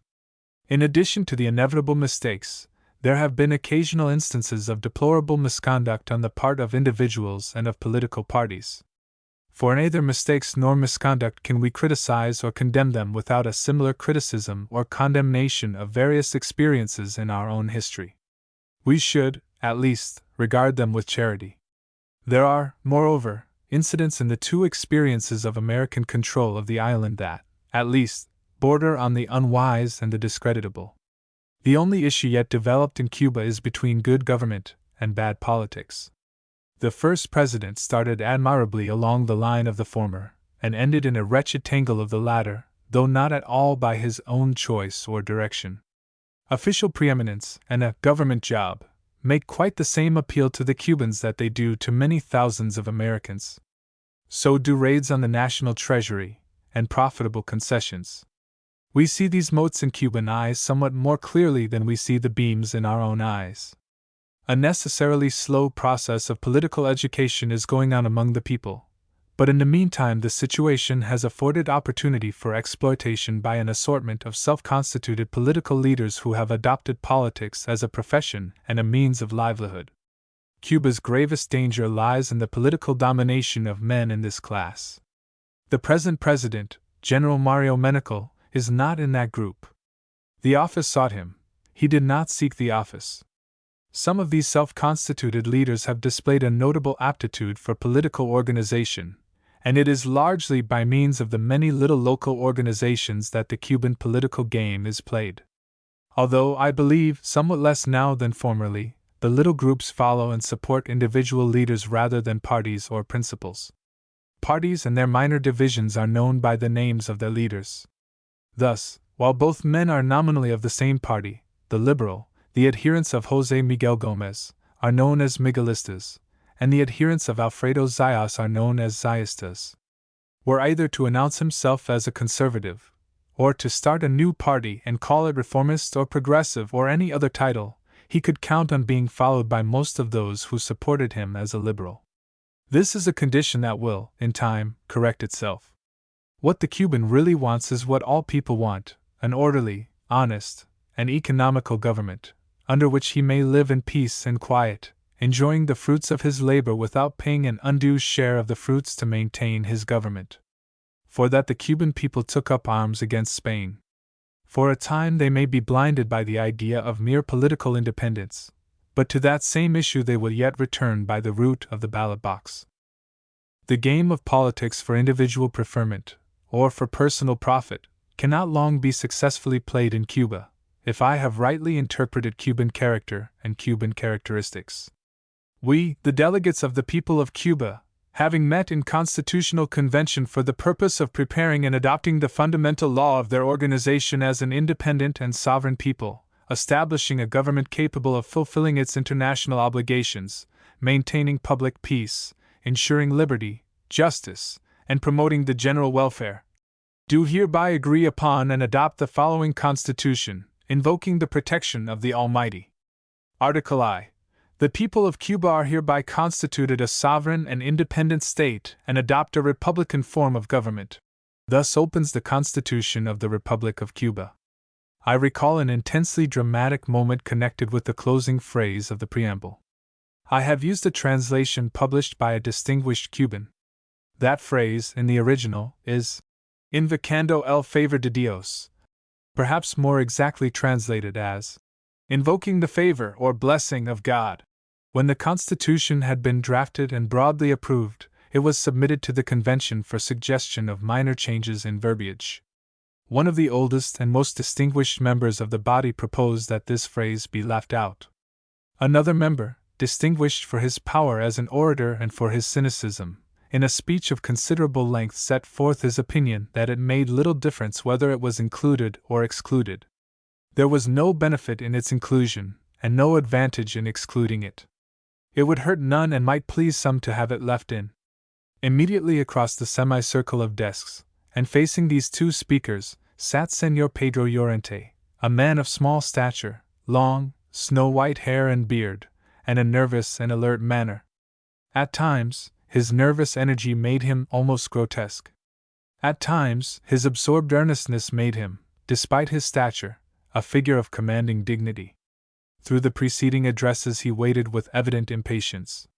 Obtaining recognition from the chairman, he rose and stood with upraised hand, his voice tremulous with emotion, to protest against the proposed measure, declaring, as one not far from the close of life, that the body there assembled did not represent an atheistic people. The motion to strike out was lost, and the invocation remains. The result of the deliberations of the Constitutional Convention is a highly creditable instrument. It contains a well-devised Bill of Rights, and makes all necessary provision for governmental organization and conduct. One feature, however, seems open to criticism. In their desire to avoid that form of centralized control, of which they had somewhat too much under Spanish power, the new institution provides, perhaps, for too much local government, for a too extensive provincial and municipal system. It has already fallen down in some respects, and it has become necessary to centralize certain functions, quite as it has become desirable in several of our own matters. Cuba has, perhaps, an undue overload of officialdom, somewhat too many public officers, and quite too many people on its payrolls. The feature of Cuba's constitution that is of greatest interest and importance to the United States is what is known as the Platt Amendment. The provision for a constitutional convention in Cuba was made in what was known as Civil Order No. 301, issued by the military governor on July 25, 1900. It provided for an election of delegates to meet in Havana on the first Monday in November following. The convention was to frame and adopt a constitution and, as a part thereof, to provide for and agree with the government of the United States upon the relations to exist between that government and the government of Cuba, etc. Against this, the Cubans protested vigorously. The United States had declared that Cuba is and of right ought to be free and independent. The Cubans held, very properly, that definition of international relations had no fitting place in a constitution. As a part thereof, their point was recognized and, under date of November 5, Civil Order No. 310 was modified by Civil Order No. 455. That was issued to the delegates at the time of their assembly. It declared as follows: "It will be your duty, first, to frame and adopt a constitution for Cuba, and when that has been done, to formulate what, in your opinion, ought to be the relations between Cuba and the United States." Taking this as their program, the delegates proceeded to draft a constitution, leaving the matter of relations in abeyance for consideration at the proper time. Yet, before its work was done, the convention was savagely criticized in the United States for its failure to include in the Constitution what it had been authorized, and virtually instructed, to leave out. The Constitution was completed on February 11, 1901, and was duly signed by the delegates on February 21. A committee was appointed on February 11 to prepare and submit plans and proposals regarding the matter of relations. Prior to that, however, the matter had been frequently but informally discussed by the delegates. Suggestions had been made in the local press, and individual members of the convention had expressed their views with considerable freedom. Had the United States kept its hands off at that time, a serious and critical situation, as well as a sense of injustice that has not yet entirely died out, would have been averted. Before the Cubans had time to put their opinion of what ought to be the relations between the two countries into definite form, there was presented to them, in a manner as needless as it was tactless, a statement of what the American authorities thought those relations should be. The Cubans, who were faithfully observing their earlier instructions, were deeply offended by this interference, and by the way in which the interference came. The measures known as the Platt Amendment was submitted to the United States Senate, as an amendment to the Army Appropriation Bill. On February 25, 1901, the Senate passed the bill, and the House concurred. A storm of indignant protests swept over the island. The Cubans believed, and not without reason, that the instrument abridged the independence of which they had been assured by those who now sought to limit that independence. Public opinion in the United States was divided. Some approved and some denounced the proceeding in bitter terms. The division was not at all on party lines. The situation in Cuba was entirely changed. Instead of formulating an opinion in accordance with their earlier instructions, the members of the convention were confronted by a choice of what they then regarded as evils: acceptance of unacceptable terms or an indefinite continuance of a military government, then no less unacceptable. A commission was sent to Washington to urge changes and modifications. It was given dinners, lunches, and receptions, but nothing more. At last the Cubans shrugged their shoulders. The desire for an immediate withdrawal of American authority, and for Cuban assumption of the reins of government, outweighed the objection to the terms imposed. A Cuban leader said, "There is no use in objecting to the inevitable. It is either annexation or a republic with the amendment. I prefer the latter." After 4 months of stubborn opposition, the Cubans yielded, by a vote of 16 to 11, with 4 absentees. In many ways, the Cuban government is like our own. The president and vice president are elected, through an electoral college, for a term of 4 years. A third term is specifically prohibited by the Constitution. Senators, 4 from each province, are chosen, for a term of 8 years, by an electoral board. Elections for 1/2 of the body occur every 4 years. The House is chosen, by direct vote, for terms of 4 years, 1/2 being elected every 2 years. The cabinet, selected and appointed by the president, consists of 8 secretaries of departments as follows: Agriculture, Commerce, and Labor, State, Government, Treasury, Hacienda, Public Instruction, Justice, Public Works, and Health and Charities. There is a Supreme Court, and there are the usual minor courts. The Constitution also makes provision for the organization and the powers of the provincial and municipal governments. To the Constitution, the Platt Amendment is attached as an appendix, by treaty arrangement. As far as governmental system is concerned, Cuba is fairly well equipped. A possible source of danger is its overequipment. Its laws permit, rather than require, an overburden of officials, high and low. But Cuba's governmental problem is essentially one of administration. Its particular obstacle in that department is professional politics. The whole situation in Cuba is somewhat peculiar. The business of the island, that is, the commercial business, the purchase and sale of merchandise wholesale and retail, is almost entirely in the hands of Spaniards. The Cuban youth seldom become clerks in stores. Most of the so-called dependientes come out as boys from Spain. It is an old established system. These lads, almost invariably hard workers, usually eat and sleep in the place of their employment. The wage is small, but board and lodging, such as the latter is, are furnished. They are well fed, and the whole system is quite paternal. For their recreation, education, and care in case of illness, there are organizations, half club and half mutual protective association, to which practically all belong. The fee is small and the benefits many. Some of these are based on a regional plan, that is, the Centro de Asturianos is composed of those who come from the Spanish province of Asturia, and those from other regions have their societies. There is also a general society of dependientes. Some of these groups are rich, with large membership including not only the clerks of today but those of the last 30 or 40 years, men who by diligence and thrift have risen to the top in Cuba's commercial life. Most of Cuba's businessmen continue their membership in these organizations, and many contribute liberally toward their maintenance. This system more or less effectively bars Cuban youths from commercial life. Nor does commercial life seem attractive to more than a very limited number. This leaves to them, practically, only 3 lines of possible activity: the ownership and operation of a plantation, a profession, or manual labor.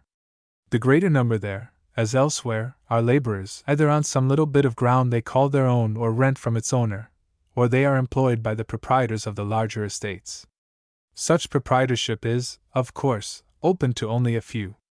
The problem, which is both social and political, appears in a class that cannot or will not engage in manual labor, the well-educated or fairly educated sons of men of fair income and a social position. Many of these take some professional course. But there is not room for so many in so small a country, and the professions are greatly overcrowded. The surplus either loafs and lives by its wits or at the expense of the family, or turns to the government for a job. It constitutes a considerable element on which the aspiring professional politician can draw for support.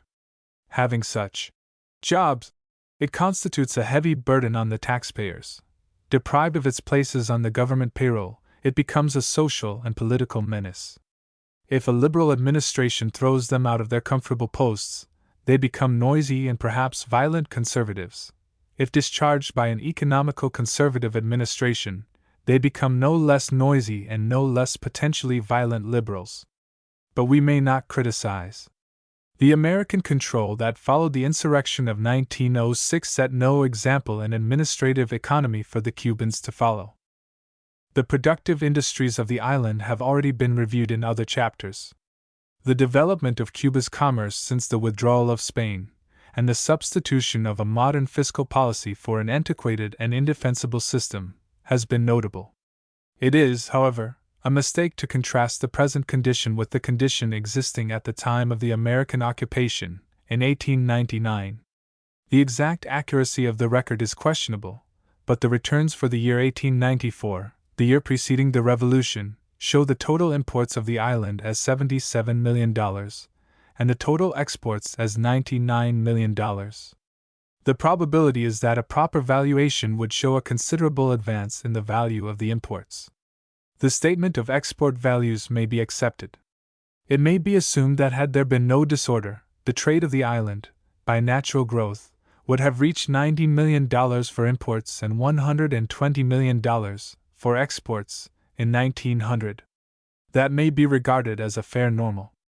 As it was, the imports of that year were $72 million, and the exports, by reason of the general wreck of the sugar business, were only $45 million. With peace and order fairly assured, recovery came quickly. The exports of 1905, at $99 million, equaled those of 1894, while the imports materially exceeded those of the earlier year. In 1913, the exports reached $165,207,000, and the imports $132,290,000. This growth of Cuba's commerce and industry is due mainly to the economic requirements of the American people. We need Cuba's sugar, and we want its tobacco. These two commodities represent about 90% of the total exports of the island. We buy nearly all of its sugar, under normal conditions, and about 60% of its tobacco and cigars. On the basis of the total commerce of the island, the records of recent years show this country as the source of supply for about 53% of Cuba's total imports, and as the market for about 83% of its exports. A comparison of the years 1903 and 1913 shows a gain of about $87 million in Cuba's total exports. Of this, about $75 million is represented by sugar. The crop of 1894 a little exceeded 1 million tons. Such a quantity was not again produced until 1903. With yearly variations, due to weather conditions, later years show an enormous and unprecedented increase. The crops of 1913 and 1914 were, approximately, 2,500,000 tons each. The tobacco industry shows only a modest gain. The average value of the exports of that commodity has risen, in 10 years, from about $25 million to about $30 million. The increase in the industry appears largely in the shipment of leaf tobacco. The cigar business shows practically no change, in that time, as far as values are concerned. This resume affords a fair idea of Cuba's trade expansion under the conditions established through the change in government. That event opened new and larger doors of opportunity, and the Cubans and others have been prompt in taking advantage of them. Toward the great increase shown, two forces have operated effectively. One is the treaty by which the provisions of the so-called Platt Amendment to the Cuban Constitution are made permanently effective. The other is the Reciprocity Treaty of 1903. By the operation of the former of these instruments, the United States virtually underwrites the political stability and the financial responsibility of the Cuban government. That government cannot borrow any important sums without the consent of the United States, and it has agreed that this country may exercise the right to intervene for the preservation of Cuban independence, the maintenance of a government adequate for the protection of life, property, and individual liberty, and for discharging the obligations with respect to Cuba imposed by the Treaty of Paris on the United States. This assumption of responsibility by the United States inspired confidence on the part of capital, and large sums have been invested in Cuban bonds, and in numerous public and private enterprises. Railways and trolley lines have been built, and many other works of public utility have been undertaken.